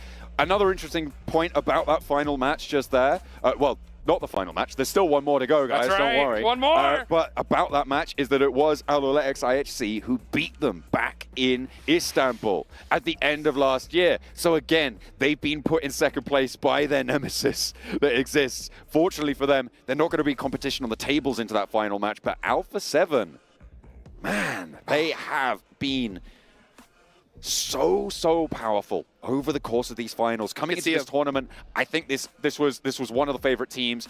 If we're being realistic, it was one of the main predictions coming through, and I am so excited for them to get their crack. Finally, potentially able to find that first place spot.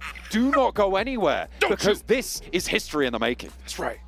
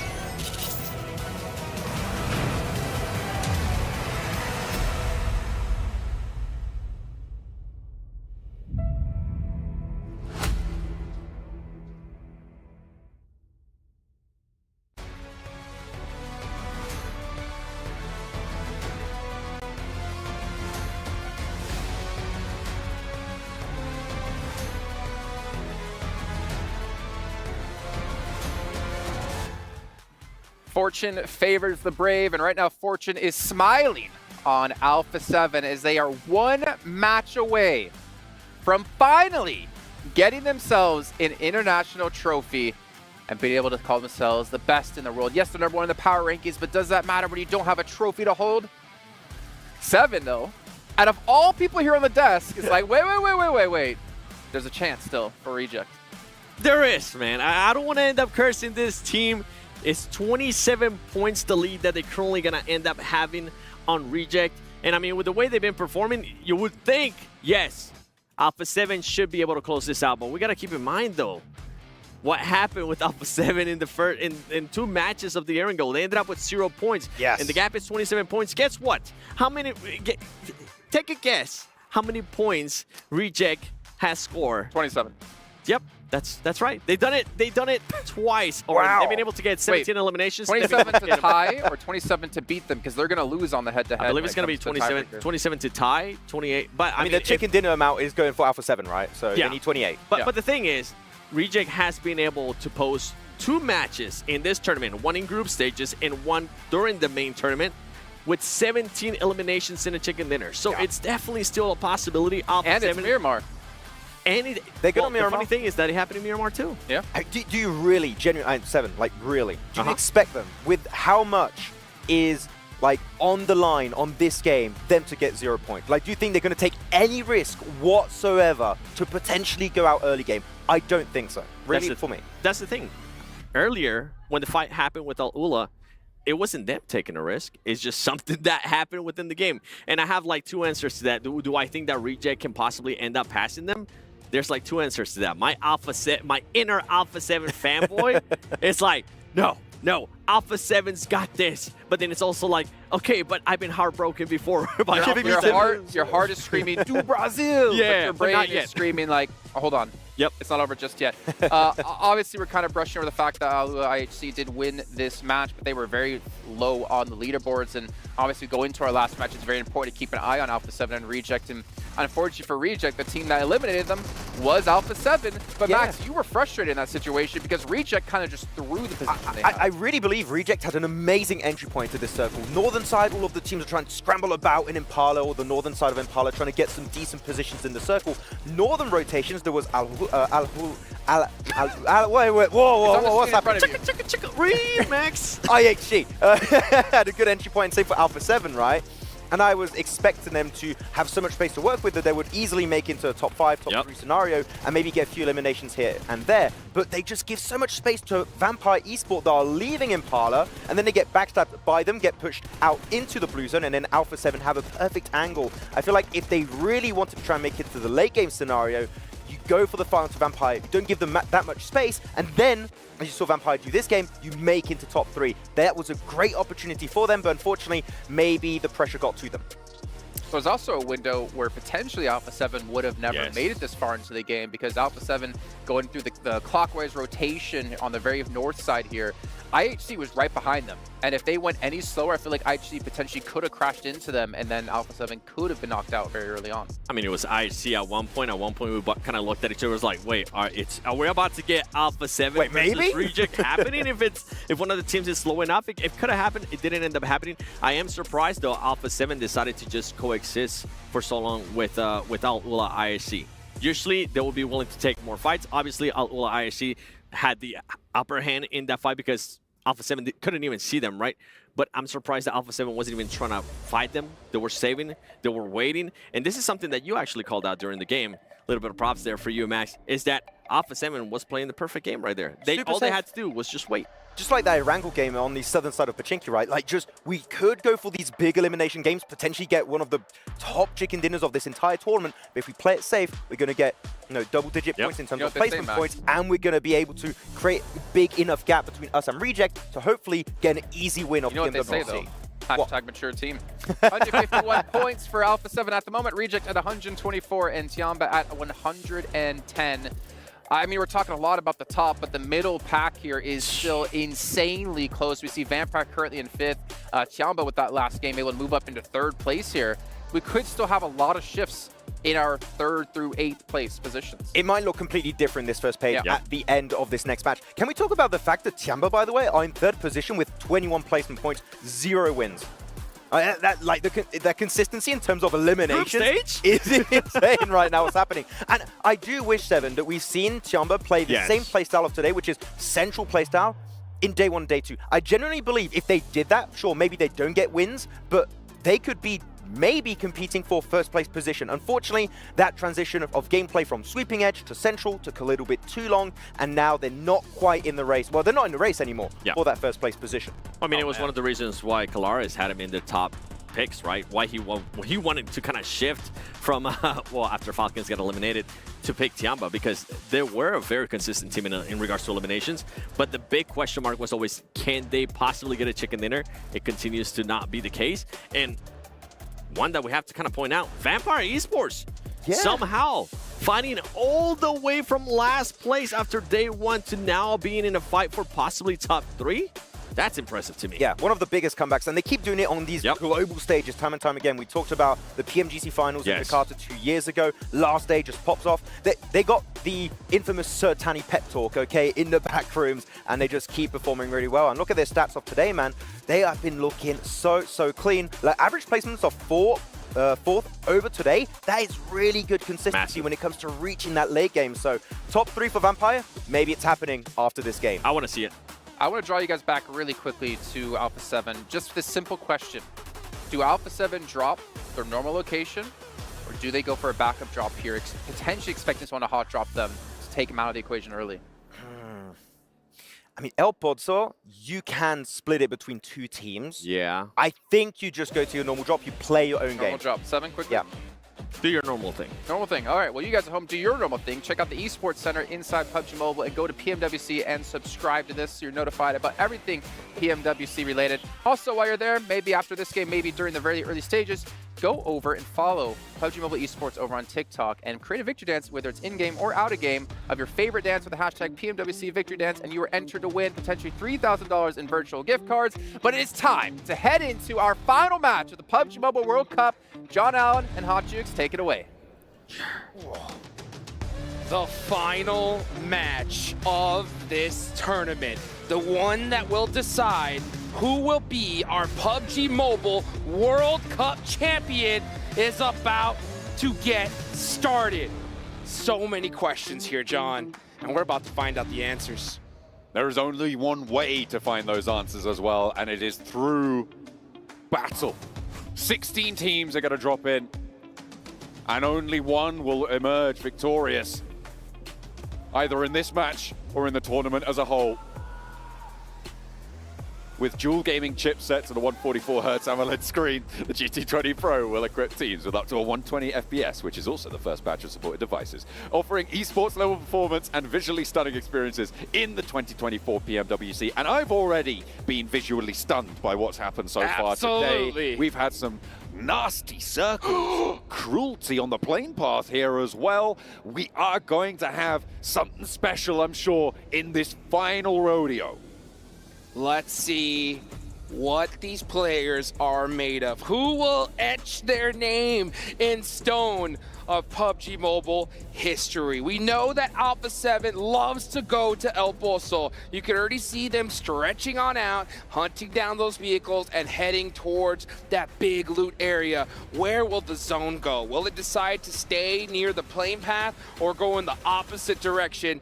That's a big question. Now, I will say this. If Team Reject do not get looted up at Power Grid quickly and try to find a way to hunt down Alpha 7, they don't want this. They don't want this. I'm going to be straight up because they need to do it. Yeah, they need to hit a record-breaking game for them, and Alpha 7 cannot put up a single point. The zone goes up, and it is going to go to both of their drop locations. Oh, let's see what they decide to do. No one out of favor right now with the circle. I say no, neither of the two teams battling for that top spot out of favor with the circle. Potential for a little bit of danger among these hot drops around the vehicles currently, but it looks like teams are extricating themselves from one another nice and sensibly. Boom currently a little bit split over on the eastern side. Take a look at that near Tianba, near Twisted Minds. You've got one of the players from Boom a little bit further away from the others. And I think, yeah, that is going to be just quite nice and safe for now. Closer to Vampire now than actually Twisted Minds, but the rest of Boom might have trouble as well as they are over in Impala. Going to see Tianba going up the East Road and getting away from this one. Other teams close by to one another. I'm not really seeing too much. I think we're going to have some quiet for just a moment. Oh, I can't believe it. I can't believe it. Tianba are going to be heading towards that drop spot near Impala, near where Boom likes to drop. It looks like they found some vehicles. They're heading up north. We can see teams all going to their normal drop location. So nobody looking to get a little too spicy here. The big question is, right, the hunt for second place is still there. There is a 14-point difference from Tianba. So Team Reject, they have a tough decision here, right? Do we hunt down Alpha 7? Oh, no. Twisted Minds getting a knock onto Vampire, and they're going to get that thirst 100%. There's nothing that really can stop them. There are 4 players in this vehicle, though, so if someone pops up, sprays down the vehicle, it goes boom. Twisted Minds goes boom with it too. 2 knives in the back. That's going to take anyone down there. Stoned goes out. Duello for Reject, close by to 3 players posted up for TJB. Is he going to be able to get through this? There's open ground. He cannot tumble this car. Needs to stay safe. And GK first? They're not going for it. They're not going for the spray. They haven't managed to tag on. Wow. Duello is out of there. They had everybody posted up and they didn't go for it. All right, TJB letting Team Reject go to their loot area. Duello able to make it away from this. He is going to pick up his teammate Sara, and they're going to try to head towards Power Grid here. So Team Reject, like I said, they have a decision to make. They hunt down Alpha 7, take them out, and go and try to become the World Cup champions here, right? If they don't do that, then that means that they are scared of Tianba, Boom, and a couple teams below them, and are just trying to hold on to second. That is my opinion. I'd be pretty scared.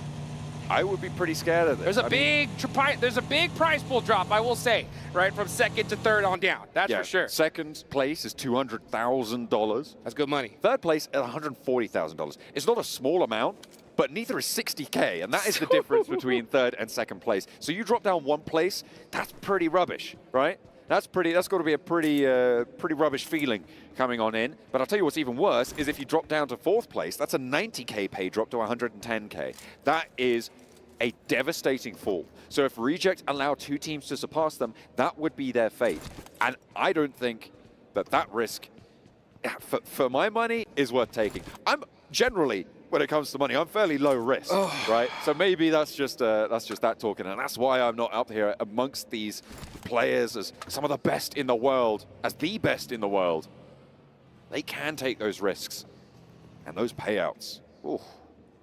You know what the saying, John, is? What's the saying? Fortune favors the bold. That's right.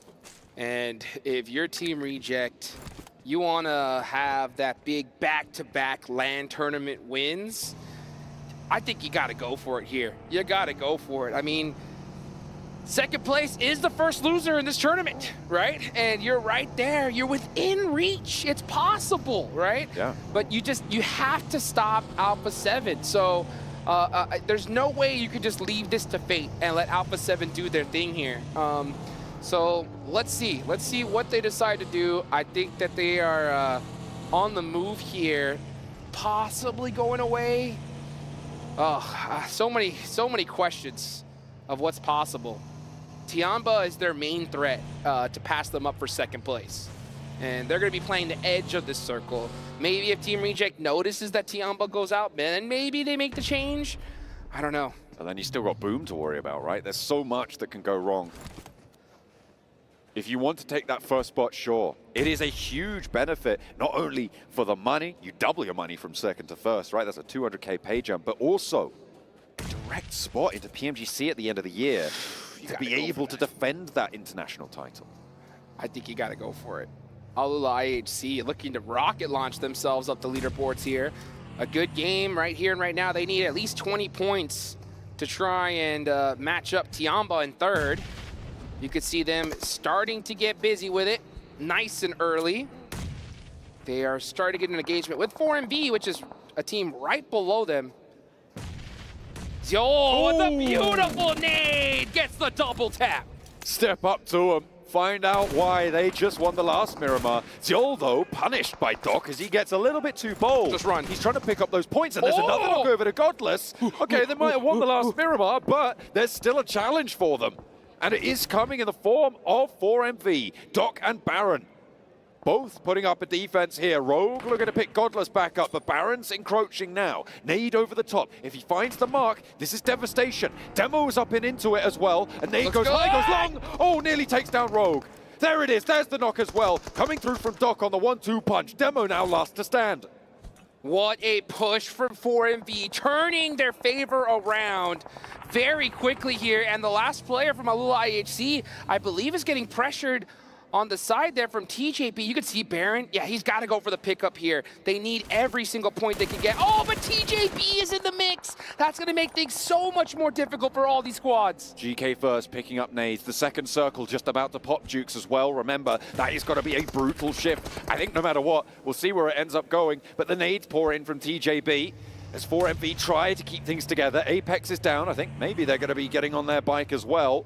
And TJB looks to disengage just a little bit. It centers up, and it centers up to Monte Nuevo. TJB got to just full send this. They need every elimination they can get. They want to rocket launch themselves up these leaderboards, and they're giving these teams way too much room to breathe. Here goes Flower on the rotation, gets caught by Apex. GK First is now in the mix. Doc and 4MV are just trying to keep their tournament alive here.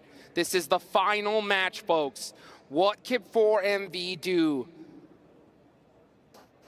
See, Doc has that nade up close and personal. He's a surgeon with those things.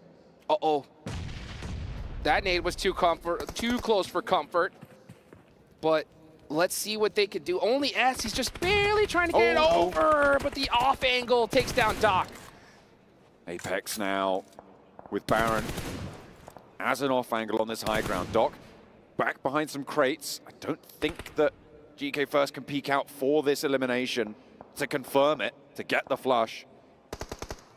I take that back, actually. He's sending all the way around the edge, and Baron doesn't have the angle to stop it. But he is behind the crates, and will be able to dash back as well. See what happens. Nade coming really close to GK First. Oh, that would hurt bad. Yeah, and he runs right back into the building. 4MV, last two players up. Do they stick? Do they stay here or try to leave? And it looks like they are going to just try to disengage. Let's look at the circle just a little bit. Let's take a step back from that fight. Alpha 7 have moved down west on the west side from El Pozo, and now they sit in that western quadrant. The majority of the buildings sit there in Monte Nuevo, and Reject are pushing in from that north side. Yeah, I think Team Reject are looking to just hold on to second place at this point. I don't see anything that indicates them trying to take that championship away. They're leaving it to fate. And right now, Alpha 7 seem to have fate on their side. They have the high ground. They're a little bit far away from the center of this circle, but they'll take it. They just need to survive. Putting 3 points is basically a confirmation of the title. If they get 3 points here. They get 1 point, to be honest. I mean, that's how much of a gap they have, and especially the way Team Reject is playing. Like, they are just big chilling here. They're not, you don't see them kind of hunting down those third-party opportunities on the edges.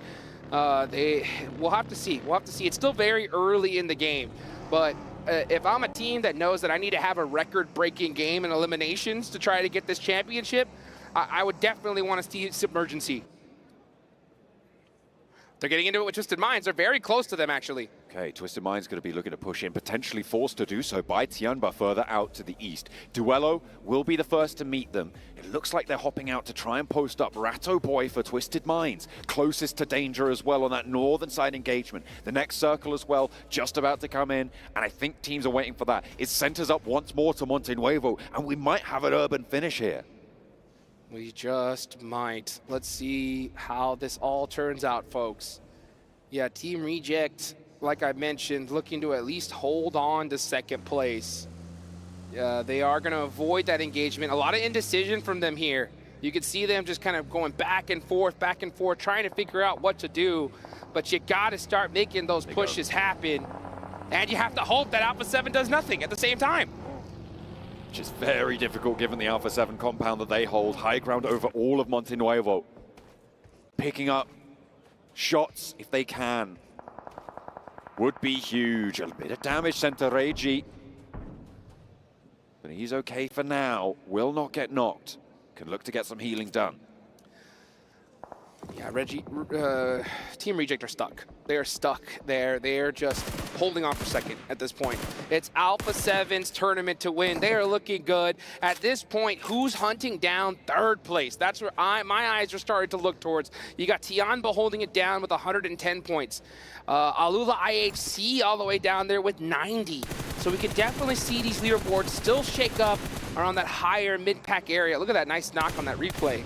Cardosen getting finished. Team Liquid losing these players early on, and Miramar's got to hurt. Talon and Alliance back and forth. Talon, one of the teams in conversation for that third place that you were talking about, and they've already lost one, but it's traded out on the knocks. Nade being cooked for Misery. There's backup now coming through for Talon. They've been fighting lamely for the last while, but now they're at full force with all of their players in situ. Jimmy behind the tree, looks to hold out for Alliance, can't win the trade. Misery able to win that one, and Olio and King now, Cluck, sorry, will stand at the back, but two players descend on them. Talon looking to start making some moves little by little here. You can see Axel in the blue zone, starting to make some pushes. Uh-oh, big shot's gonna have to happen, and then I believe that could be Alliance. Yep, done and dusted. They're gonna go out, and that is their tournament done in 14th place for now. Potential to get leapfrogged by IWNRX or Power. Maybe. Ooh. It's still a little bit far away, though. These boys should be proud of their performance, however. Vampire taking shots over to Boom. This is an interesting engagement now, because Boom have just lost one, getting knocked, potentially getting flushed, but Tianba are picking up the points for it. That's nasty of them. DXavier taking shots over towards Vampire, and I think that might be their tournament, as Vampire down to their last leg. Boom are down on their last leg too. They are stuck in the open. Razy is completely out of position. His vehicle is blown up. It's going to be very difficult to get him out the way. And if you're Tianba, that's the team you want to take out because they're right below you on the leaderboards. That's a big knock. Tianba should do everything in their power to hunt down Boom. They are going to close the trap. Bond close by. Doesn't quite have the angle to get the flush, but that's not going to matter because it's only the one player now left for Boom. The teams beneath Tianba not having a great time. Boom not having a great time. They just got passed up. That is a critical play for Tianba right there. And again, folks, third place, $140,000. Fourth place going to be 110. So that is a big difference. And with Boom with only one player left, that opens the door for teams like Talon, DRX, DXavier, so many of these squads. Could be to jump up pretty high there. Reject though, 14 points ahead of Tianba at the start of this match. That's now shrunk to 12 with the 2 points they've accrued. So Reject definitely not out of the woods to secure that second place and $200,000. You could see the look on these faces right now. DRX leaning forward. The pressure is on because we can see a jump from 7th place all the way up to 3rd here. If DRX can have a solid finish. They're playing a pretty difficult split though right now. They've already taken a knock on their roadside position. They're 3-1 with Soaz on the north edge. With Tianba descending on that edge as well, that is so risky for DRX. So risky indeed. We're looking at where this next circle's gonna go, folks. This is the calm before the storm. Oh, the pressure's on. The crowd is going nuts here. Oh, Frenzy from Boom was able to get a knock, but gets taken out. That's Boom Esports done for, and you can see DRX fans rubbing their heads together because this is looking mighty appetizing. They just want to keep going for DRX. Tianba, though, with Soaz on that north side, has got a monumental task. They want to turn things around. Twisted Mind still with the knock. And Tiamba looking to put more of a buffer between them and the teams below. Yeah, all these teams below. I'm looking at pretty much Gig Xavier on down. Need to have a monster win here if we want to see them put themselves in the big money. Twisted Mind starting to go down this hill. They are able to make it across, and Guizal with a nice knock there onto Tiamba helps slow him down a little bit. Uh-oh. Guizal's got that pop shot. Peeks right back on down.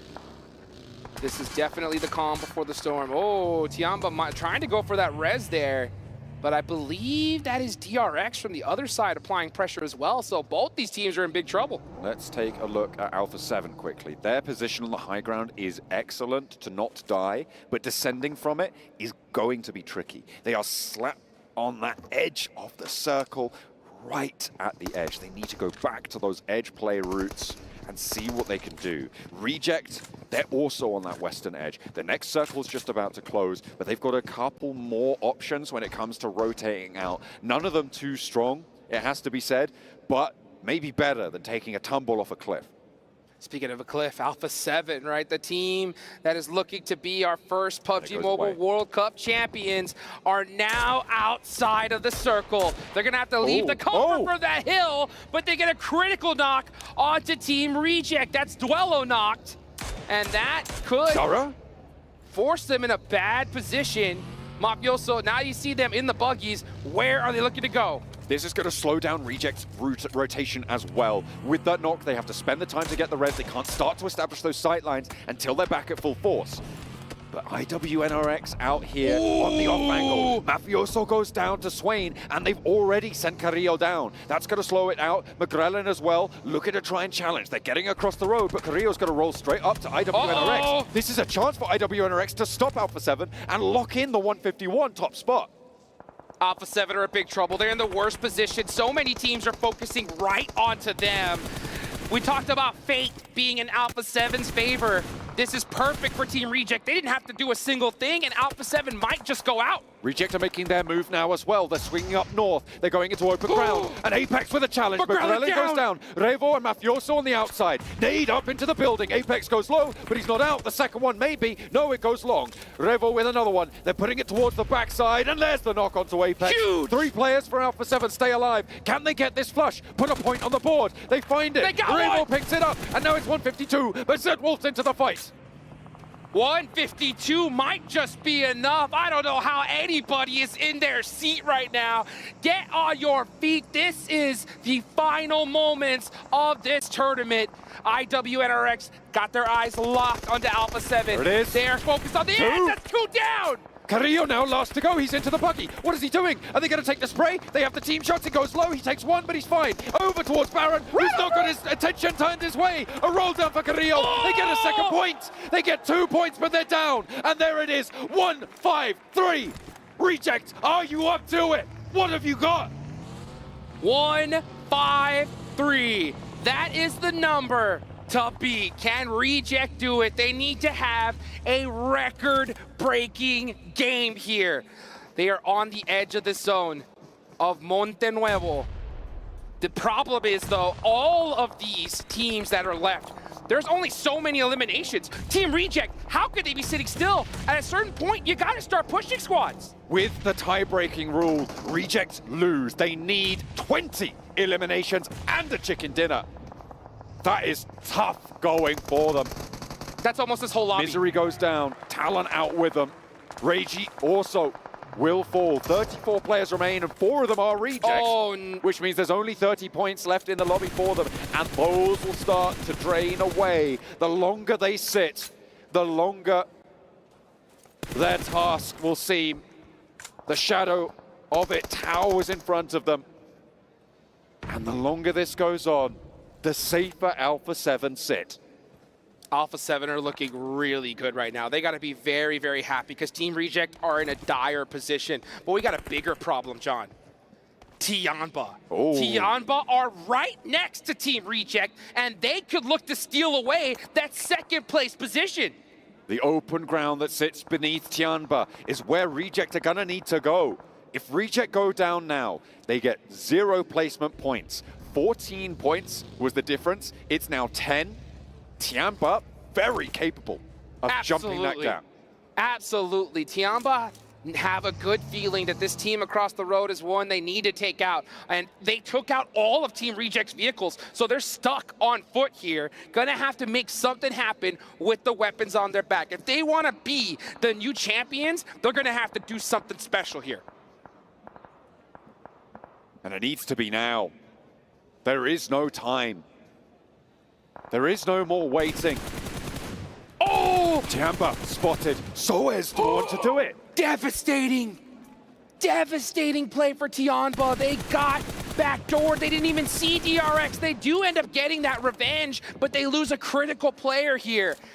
Now they are going to be able to get another elimination point. That gets them a little bit closer to Team Reject. Team Reject stuck, just trying to play this safely. At this point, they know that to try to get this championship is going to be very difficult. But can we at least hold on to second place? That's the challenge. But the nades are coming through. They are cooking them in response, but they are just pouring over towards Reject. Sara in the smoke on the roadside. Launches one towards QZ. Is that good? No, it's short. Spray over to Sara. Down. And Bond finds the knock.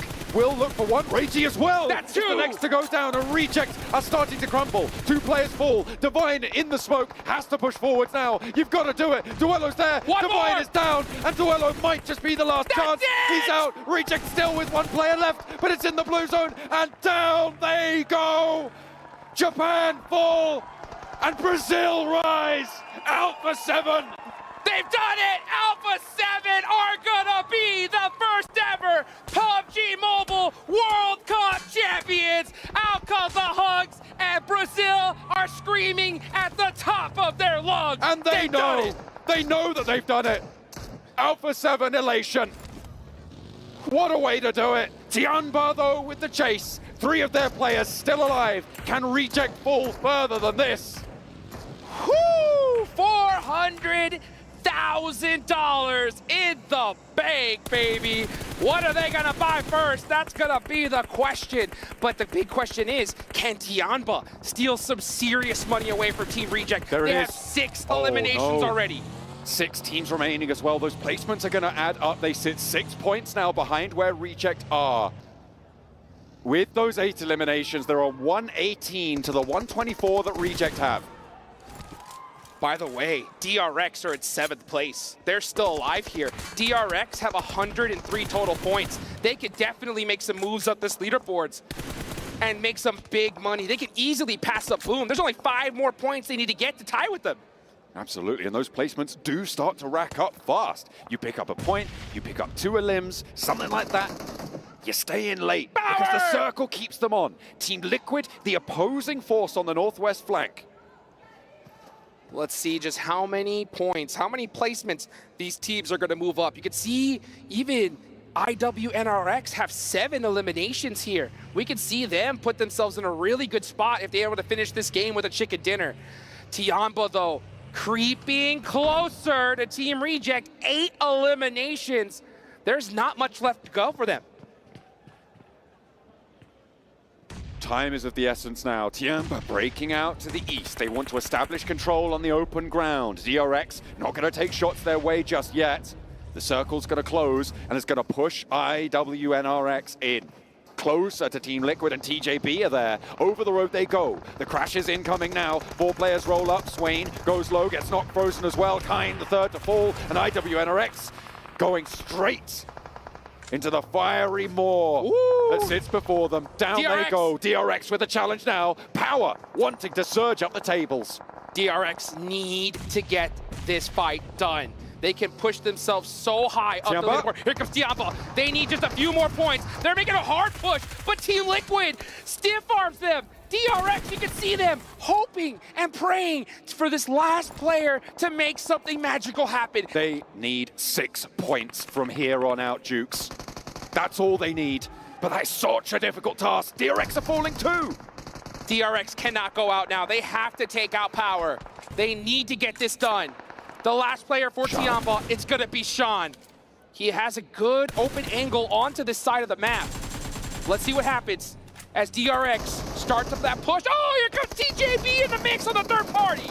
And it is going to be DRX picking up that first point as well. They've added another to their tally. 2 players for them, holding out against Power. TJB with 3, pushing on in. There's the crash. 1 player down, and it's all up to the player upstairs now. Can he hold the staircase? Can he hold his nerve with 5 teams remaining?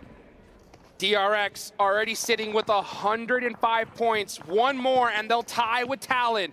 The difference at this stage, folks, is $10,000. We could see 2 eliminations being $10,000 more in the blank for DRX, but they only have 1 player up. Can he do it? He gets a knock. Vidan goes down, the Molotov is in the window, but he's got more still to deal with. And it is going to be pure steel in his heart right now. It needs to be for DRX if they want to jump up. Boom is their next ladder up. And over the top he goes. What is this guy doing? Oh my God. This is PMWC. You can't do that. The jump down, oh, and he goes down at the last second. Was that enough, though, to push them up 2 more placements? That could have been a massive $20,000 plus swing from DRX in that one moment. Here's the thing. Tianba. Tianba, exactly. 6 points is second place. They sit 6 points behind. They need 1 elimination here, or they fall in third.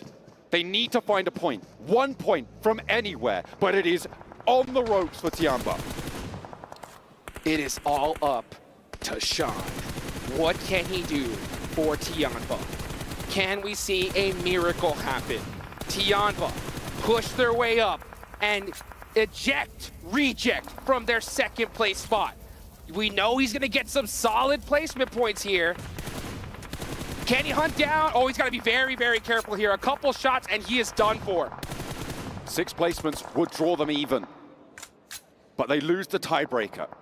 Tianba lose the tiebreaker to reject in second place, which means second place is not good enough. He needs 1 point and a second place, or to get a couple more eliminations, but that would be such a tall order. Team Liquid are taking them away from him. Oh, a brutal point found. Is it going to him? No. I think that was taken by Team Liquid.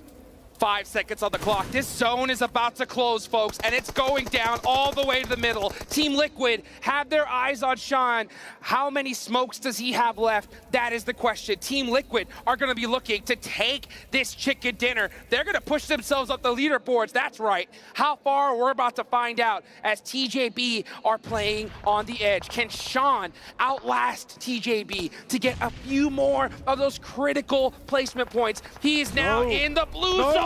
And this is gonna hurt. The nades bring on out, and that is Sean. God for, did he do it? TJB went down first. I think they might have gone down. I'm not entirely sure. It might be a dead heat. We'll have to go to the leaderboards, but the big story is the old legacy laid in the dust for Alpha 7. They have broken the curse. The shackles are broken. An international title has been claimed. Put the belt.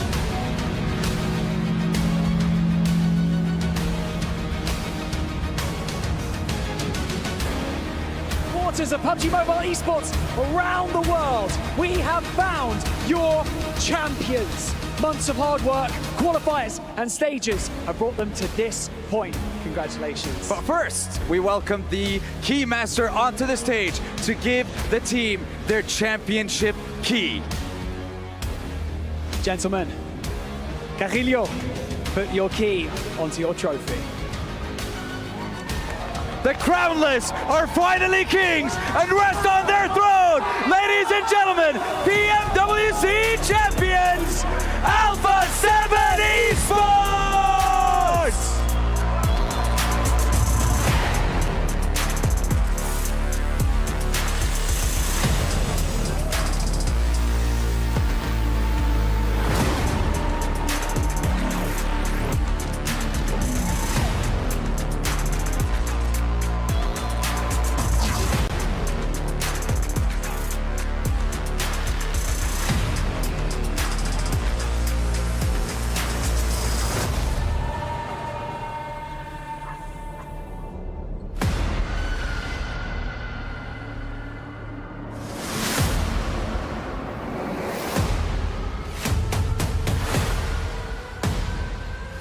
Boys, congratulations. Carrillo, I'm starting with you. tell us, how does it feel? You have finally secured your first World Championship, World Cup Championship. How does it feel? Como você se sente? Vamos começar por você. Você finalmente conseguiu o seu primeiro campeonato mundial. Como você se sente? Bom, é uma mistura de emoção, muita felicidade. A gente finalmente conseguiu ser campeões. Fazem 4 anos que a gente está tentando e bateu na trave, segundo lugar, terceiro lugar. E todo mundo zoando a gente. E não tinha outra equipe para ser campeão, tinha que ser a gente, porque a gente merece muito. E a gente está muito feliz. It's a mixture of feelings. We've been trying for a long time. It's a lot of emotions. We've been trying second, third place, people making fun of us, but there was no other team. It had to be us. Well, they're not making fun of you, any of you more now. This right here proves you are the best. It's true, it is true. Carelio, I'm going to come to you one more time. We have a very important question to ask you. Which 3 teams' keys are you going to crush to place in the base of your trophy?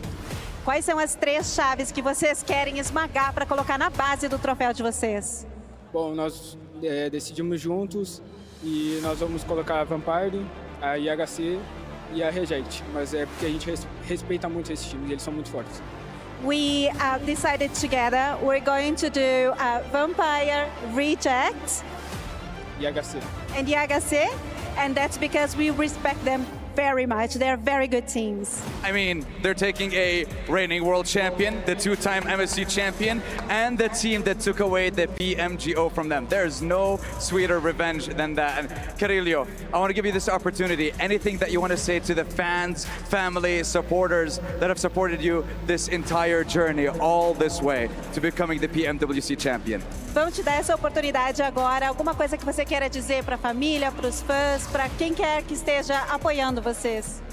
Bom, eu só tenho a agradecer a minha família, a toda a torcida da sede que nunca deixou de nos apoiar. Foram longos anos aí tentando e eles sempre apoiando a gente. E o mais importante é agradecer a Deus, porque é por causa dele que a gente está aqui. E esse título é sensacional, é por conta dele. Eu tô nervoso, tô tudo, mas agradecer a Deus, porque ele é muito importante, ele muda a nossa vida. E mandar beijo para a família aí, que deve estar assistindo lá com certeza no Brasil. Amo vocês. We would like to thank our family, our fans. Years they are with us. A7 always supporting us very much, and to thank God, especially because it's because of God that we're here. We're very nervous, and I would like to say hi and send a big kiss for our families, and thank you very much. Love to hear that. Once again, congratulations, Carelio, Alpha 7, incredible performance. You have proved time and time again that you deserve to be here and you deserve to be the champion, and you have also earned the right to immortalize Alpha 7 and yourselves in the history of the Esports World Cup by placing your key later on into the totem. That is right, so we're going to give you that opportunity one more time to lift that trophy and cement yourselves as the champions. Ladies and gentlemen, make some noise for Alpha 7 Esports!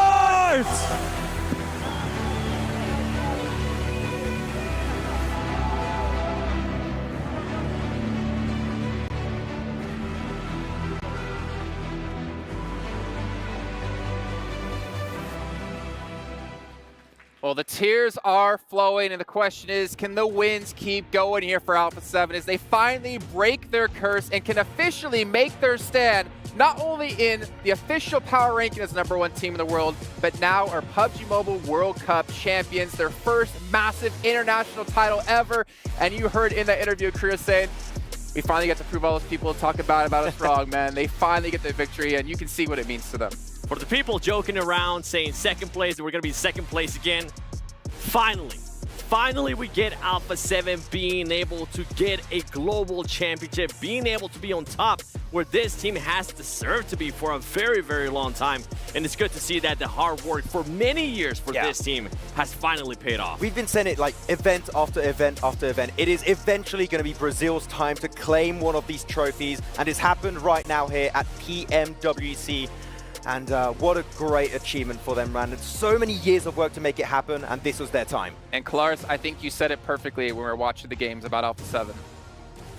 Honestly, it's it's actually hard to get the words out a little bit because, as you say, we've been waiting for it for so long. But it's not only the fact that they are the PUBG Mobile World Cup champions here. It's not only the fact that they do it in amazing style. If you think about second place after second place after second place, first place in the power ranking by a country mile, and now crowning themselves here. Honestly, for me right now, I imagine for a lot of you guys as well, they're the current era GOATs. They are undisputed the current era GOATs, and I don't see how anybody can contest with them just yet. Yeah, we need to go back in our ranking that we did for top 10 GOATs of all time and put them at #1, man. This team, phenomenal out of them, and also to be able to settle on a 4th player. I mean, McGrell, we've talked about this a couple of times so far on the show. We're not sure if he's going to be staying with the team. I think from what we have been hearing, he won't be staying with the team, but that is a way to make your name for yourself and also basically have the pick of the litter of what team you want to join in Brazil after Alpha 7. Good for your resume. I feel like, okay, shall we get the PMWC champion on our team? Actually, you know what? Might be worth it, yeah.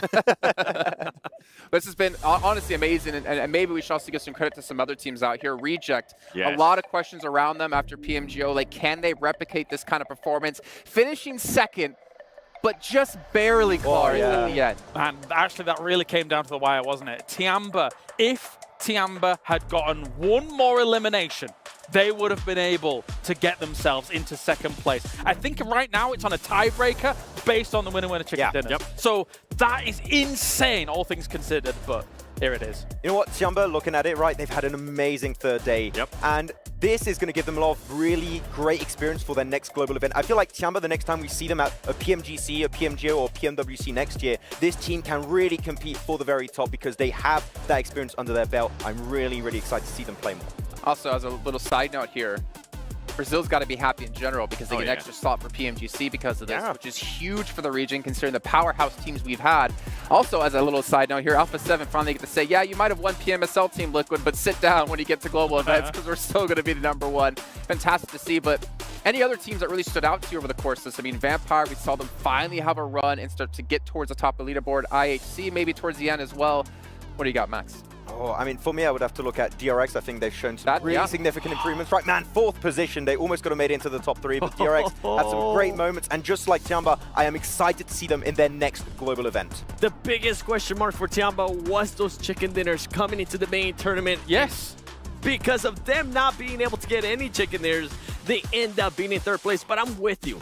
I'm excited to see what this Chinese team is going to be doing in the future. For the longest time, ever since we saw Nova, there really hasn't been a Chinese team that has been dominant or has been able to showcase their skills at a global event. It's good to see that now we're starting to see some more Chinese teams being able to step up. Yeah, obviously looking at how PEL plays things out or whatever, obviously there's been power shifts, power dynamics across the globe. How would PEL actually stack up against all of these other regions? Tiamba's shown that they can truly rival these top spots. Again, if one elimination had gone their way in this last game, if one elimination had gone their way in the other 17 games, they'd have been looking at second place here. But hey, PMGO champions, hold it on. Y'all stole that one elimination we're looking at, thinking that Sean would be able to pull that one off. But I think DRX, as you guys brought up, a major surprise considering group stage, what we saw on this team. Well, we didn't really see much of this team. Unfortunate for them. And then they go to survival stage, they make it through, they get here into 4th place. I think that's been one of the biggest upsets so far in this event, minus Team Falcons not qualifying, obviously. Yeah, I would have to agree for that one. But like at the end of the day, we keep saying it, the entirety of this main tournament, right? It was so close between so many teams in the middle of the pack, even towards the top, right? Like pushing up in top 3 for Tiamba, tying up onto that 2nd place. This is one of the most entertaining global tournaments we've had in a long, long time, and gets me even more excited for what PMGC is going to have in store for us at the end of this year. The skill is getting closer and closer. I think that we were saying, what, from 12th downwards all the way up to 4th place. It was like 14 points or so between those teams. So you could have had a situation where somebody in the last game alone went from winning, I don't know, 45 grand or something like that, to rocketing all the way up to trying to challenge for $100,000. That's how close it was in the middle pack at game 18. So it's been a blinder of a tournament. It really has. You saw there the 2nd page how close it really was indeed. Only Power, unfortunately, kind of falling. Couldn't replicate that 4-game performance they had in the group stage. For MV, though, even though, just for MV, man, I think for me that's been one of the most disappointing results so far because, Max, we got through the watch parties for CSA. We saw what they could do in their region. but something was massively lacking when we got to the I mean, if we bring up 4MV, we have to bring up Falcons too, right? I feel like those are two teams that we expected to already for Falcons make into the main tournament, but just do better in general. But you know what? Sometimes it just doesn't quite work out for them, and hopefully they can go back to the drawing board in the full season of CSA, and if they make it into PMGC, try and perform over there. I mean, that's the thing, right? We're actually only a few weeks away from PMSLs kicking off yet again. And we know PMGC is around the corner. We know how teams are going to be qualifying into PMGC. So yeah, you might get some wins here, you might get some good results, but their job's not done. You go home, maybe take a week off, and get straight back into that grind once again. I'm intrigued to see what kind of roster changes we're going to be seeing due to the outcome of this event, right? You guys were talking about maybe McGrellin not continuing with Alpha 7, him being able to pick wherever he might want to go in Brazil, and now Brazil with being the champions out of PMWC, having that extra slot going into PMGC, that's going to be massive. If I'm McGrellin right now, oh man, I'm so excited to see. I know he's going to get picked up by Alpha 7 though. Oh, Ratto boy! Yes! Oh, I'd be so happy.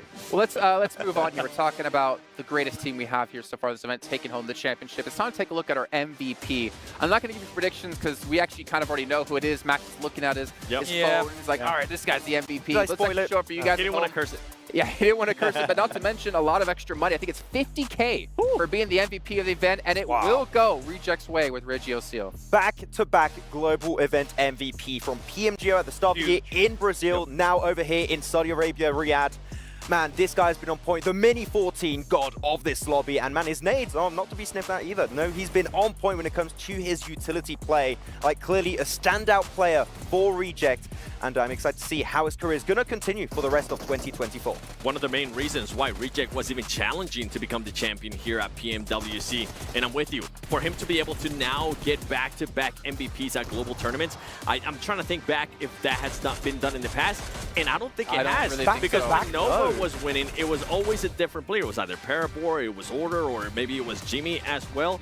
You never knew who was going to win. But for him to be able to put up this performance back-to-back in global tournaments is so impressive. So technically, Reggie can do the Grand Slam of PUBG Mobile Esports for 2024. If he does in PMGC, oh man, best player out there. I mean, and he might have the chops to be able to do it. I mean, looking at a lot of the fights that they were able to take here, not only was the utility game strong from them as well, but even just the entry frags that they were actually being able to utilize, as well as defensive frags. If you think back to the island finish on Erangel, they were holding that compound down for a long time and held it strong against people in the compound to then transition over water situations. So, yeah, the world's his oyster. I think the craziest thing about them actually as well is that the fact is they got in from this event because they won PMGO, not because they qualified from their own region. They placed, I think, 9th in their own region. It was bad. We almost didn't even get to see them play, and then they come into the event and they get 2nd place. It's really interesting that they're able to play so high in global, but so low in the region. But this is what people have to, these teams have to truly understand and realize about PUBG Mobile.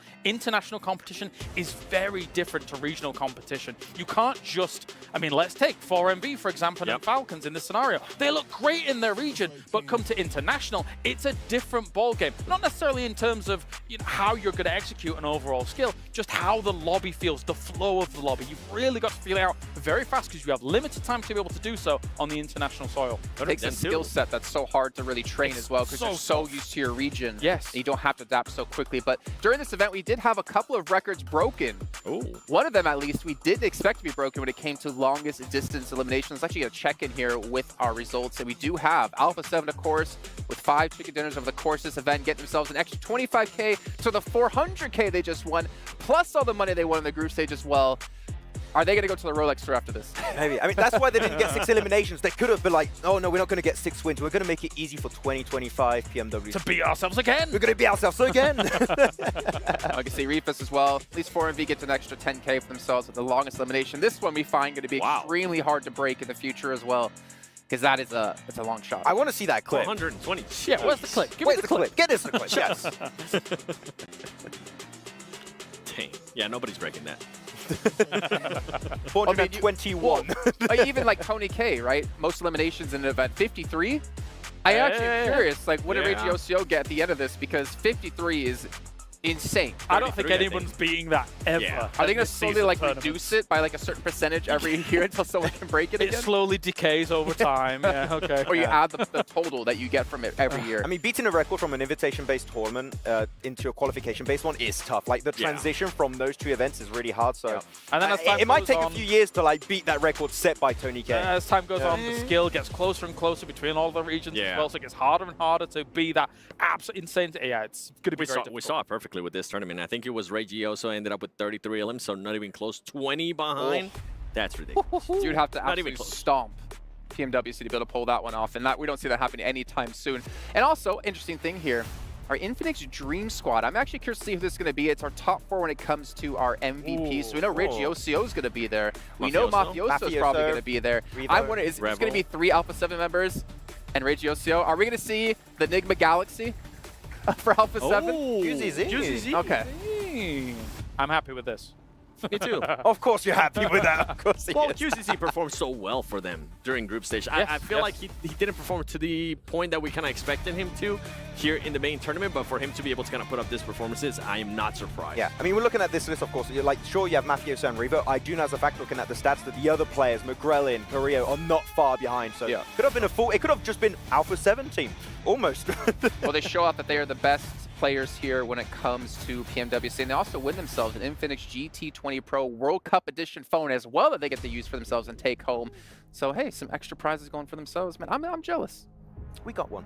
Yeah, we did, but is it World Cup Edition? Look, I'm jealous, yeah. Okay. I mean, they're jealous. Be satisfied with what you have, boys, okay? I want more! Yeah. Let's also take a look at our Arcadia play of the day as well here. I don't know what it's going to be, to be honest, because we've had... yeah, to be fair, That's it could be a good Yoru. Oh, we got some special words here, actually. Okay, so you got Gunslinger for Mafioso, Grenade Master for Revo, Frenzy for Field Medic. All right. He rezzed his teammates in their win earlier today, like, so much. He was keeping, I think it was Yummy alive just the entirety of the time, then taking that win versus Alliance. So he was the real medic. Not gonna lie, for Grenade Master, after what happened in group stages and after you got me so hyped on it, I was expecting 4MV Doc to end up being the leader in that. And by the way, Alpha 7 overrated, Doc? I don't know about that. That's gonna chase That's we're never letting that go. Oh, that's a bad take. We're queuing that clip up for PMGC already, actually. Yes. Can we just get that clipped out for later on in the year? Well, now we can take a look here at Arcadia play of the day. I think Yoru is a good shout as well, because that kept Reject in reach. Yeah. Brilliant. It was such a good hold, and these plays don't happen too often. Also, if you're going up against players with S12Ks compared to the DBS, you've got that slight reload time between the 2 shots. So you've got to be so on point with the DBS to make that happen. And actually, even after the clutch try, he was using so much utility and smokes that he made it look like there were 3 players in that compound. And it slowed down power significantly, so it kept the hopes of talent alive quite a bit longer in that Erangel game. Of course, Joe coming in. Oh, yeah. This game was so important for Alpha 7. Yeah. I mean, as much as we're watching the Alula IHC POV from this one, the fact that Alpha 7 was able to solidify themselves in the top spots in that second last game meant there was almost no wiggle room for rejects towards the end. The patterns, right? The patterns ended up showing for Alpha 7. Alpha 7 being able to be passive, control the game, slow it down if they needed to, and then for Reject fully sending it, making the wrong decision, it ended up costing in the tournament. Hashtag mature team. Yeah, that's what it is. And actually, to be fair, I mean, we kind of meme about it a little bit, but Alpha 7 really have matured as a team over time and have definitely showed they've come willing to play a different style, a slower style. Hey, that's you, Coloris. Hey, and willing to adjust, because what was going on in the past wasn't allowing them to win titles, and finally they're able to do it here. Yeah, I want to take that trophy. I know, that trophy it looks great. At least they found their key again. Yeah, they found it again. They dropped on the floor when they tried to lift it again. But where are they going? Are they coming to? Are they coming to us? I want to say, because I know this area. Yeah. And they're walking towards the They're going to give it to you, Seven. Seven, as our #1 supporter. Here's the trophy. No. I'm good. I'm good. People are already saying that I was going to curse them. I saw all those Instagram posts. Let's be real, though. I'm not Max. This image here, it feels like this should have happened 3 years, 2 years, 1 year ago. Them carrying the major trophy through the halls, escorted by security. Wait, they are coming in here. For them. No. They're going. They go early to the club championship. Okay, well that makes more sense. Yeah. The totem. By the way, as we heard them say and Sandstorm say, I love the teams they chose. Yes. It's the keys they add to their trophy. That is hilarious. to have the team who won PMGC over them, the team that won PMG over them, and the team that always wins these mid-season events. Honestly, I'm so happy they chose those 3 teams. I mean, we're thinking maybe they were going to end up picking Team Liquid, but... That's a mean pick. Team Liquid, keep beating them in Brazil. It doesn't matter. You're still falling short when we get to global events. I'd love to know your guys' opinions. Is there any dispute that they are the current era GOATs? Oh, no, for sure. Like, they are. I think even before this event they were, but now they just solidified themselves. We won. This is the only thing they were missing, is winning a trophy at one of these global events, and it's finally happened. There was so much memeing. We heard the players say it. We've been made fun of for being second place, but that it's crazy when you lose track of that, for a team to be able to be so consistent, to be able to get second place so many times over and over again. Yes, it's unlucky. Yes, they haven't matured enough. Guess what? They are now mature enough. Now they are able to put their key in that tone. Of course, join all the other champions here at the Esports World Cup. You can see on the board at the moment the likes of T1. That organization has a legacy behind them. Alpha 7 have a legacy behind them that's continuing to grow and continuing to improve as we continue through the growth and development of PUBG Mobile Esports. And man, they're almost crying. It's almost making me to tears, and I don't cry easily. To be honest, I'm in shock that this is the first global trophy for Carrillo too.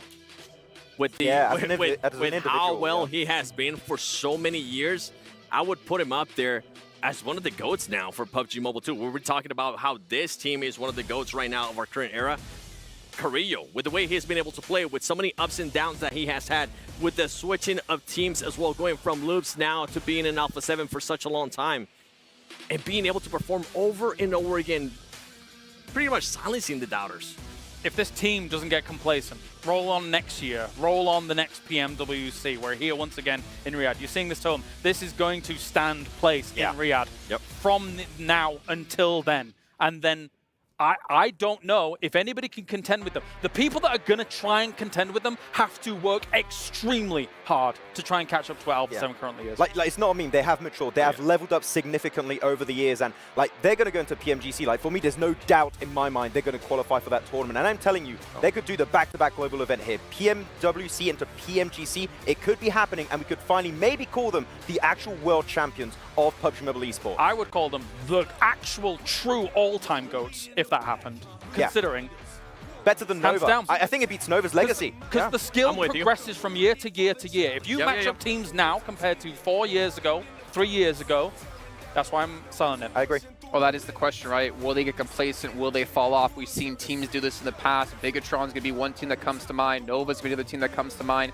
Can they maintain this level of play? And I think the fact that they finally got that taste of victory, that taste of the being a champion, I want to say it's going to make them work even harder. And obviously you talked a lot about Carrillo, but what about Revo and Mafioso, man? These two have been with Alpha 7 for as long as time's existed. And they've never given up on the team. They've never given up on the organization. They've never given up on each other, bringing in different people in the roster.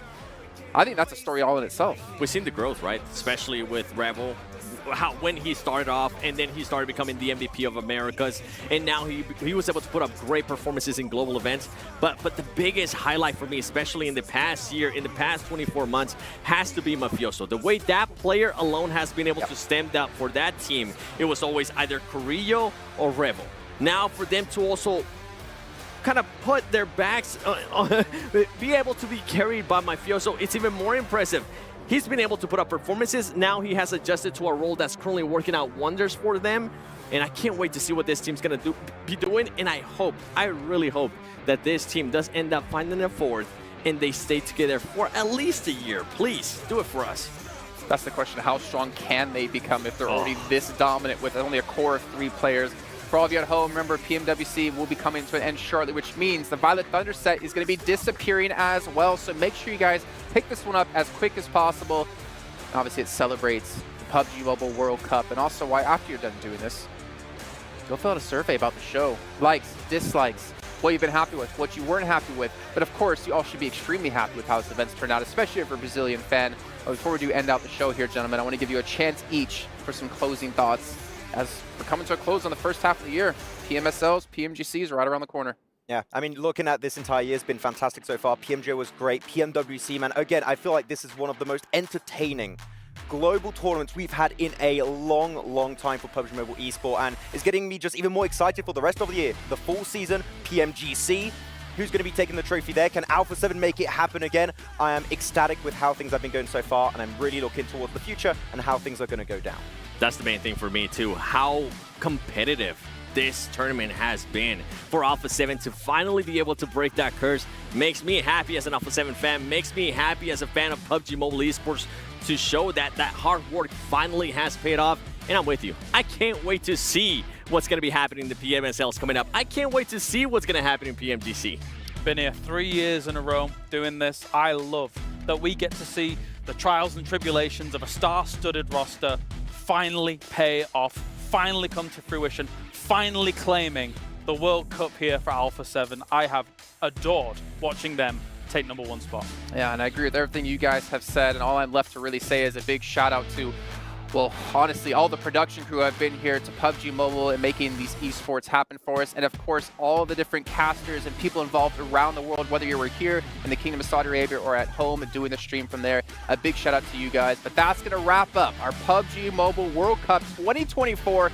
But remember, PMSL's around the corner. PMGC at the end of the year over in the UK. You're not going to want to miss out what PUBG Mobile Esports has in store for you for the remainder of this year. Thank you again for tuning in. And of course, we'll be back like always for some more PUBG Mobile action.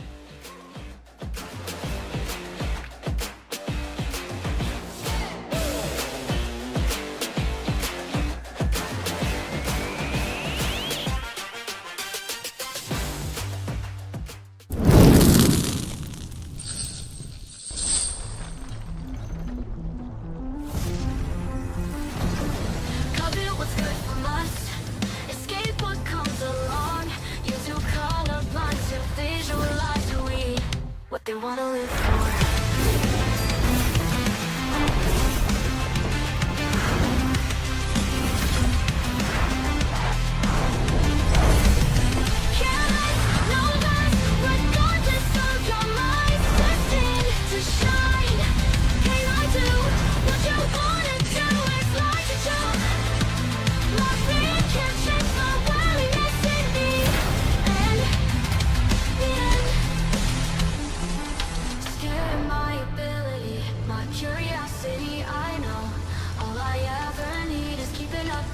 Why'd you prison me instead? Cut it, what's good from us? Escape what comes along. You to come upon to visualize who we are. Light, careless, no less, regardless of your mind. Destined to shine. Can I do what you wanna do? It's like to choke. My fear can't change my willingness in me.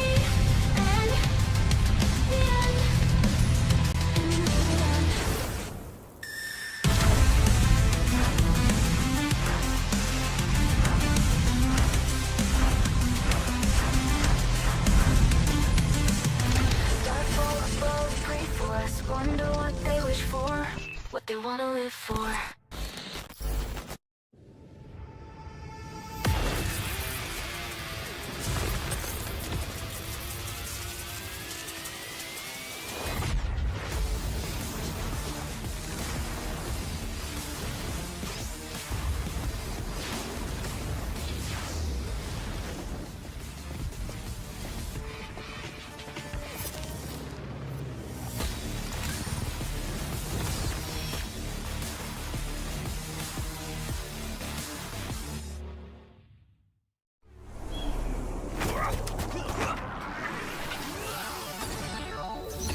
Ready, set, go.